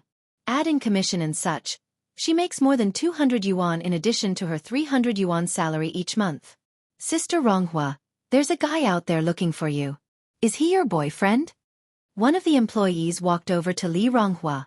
Another employee giggled. Sister Ronghua, your boyfriend is so handsome. Li Ronghua asked in surprise. Really? Really? Li Ronghua rushed to the entrance and indeed saw Zhou Wenhua standing there. Wenhua. Li Ronghua was beyond joy and surprise. Zhou Wenhua is a university student and has always looked down on her job. So Li Ronghua was surprised that Zhou Wenhua would actually come to see her. Perhaps that's what love is. Li Ronghua, this is for you.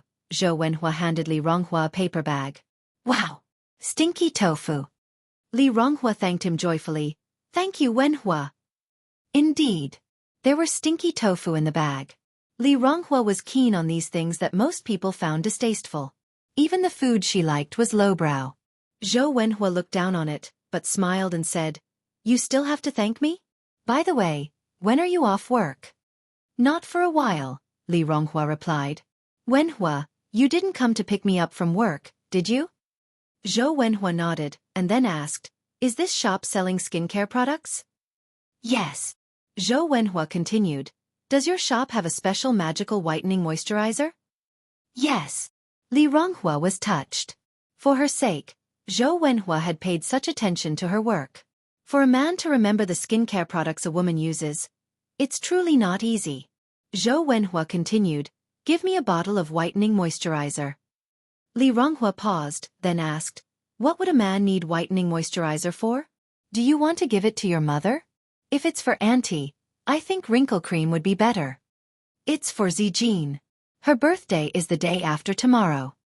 Earlier, when Zhou Wenhua was out shopping with Suzy Qin, they accidentally stumbled upon one of the branches of icy skin jade. Zhou Wenhua had queued up with Suzy Qin for a long time at that time, but unfortunately, they didn't get the whitening moisturizer that Suzy Qin wanted. Therefore, Zhou Wenhua wanted to give Suzy Qin a surprise on her birthday. Li Ronghua trusted Zhou Wenhua completely. Hearing that he wanted to give Suzy Qin the whitening moisturizer, she didn't think too much of it, taking it as a normal social interaction. Even though she didn't go to university, she knew that it was very important to build connections in the university. She couldn't afford to be Zhou Wenhua's deadweight. You're tuning in to the Wisdom Diary YouTube channel. Don't forget to subscribe and join us on this journey to catch the most captivating stories.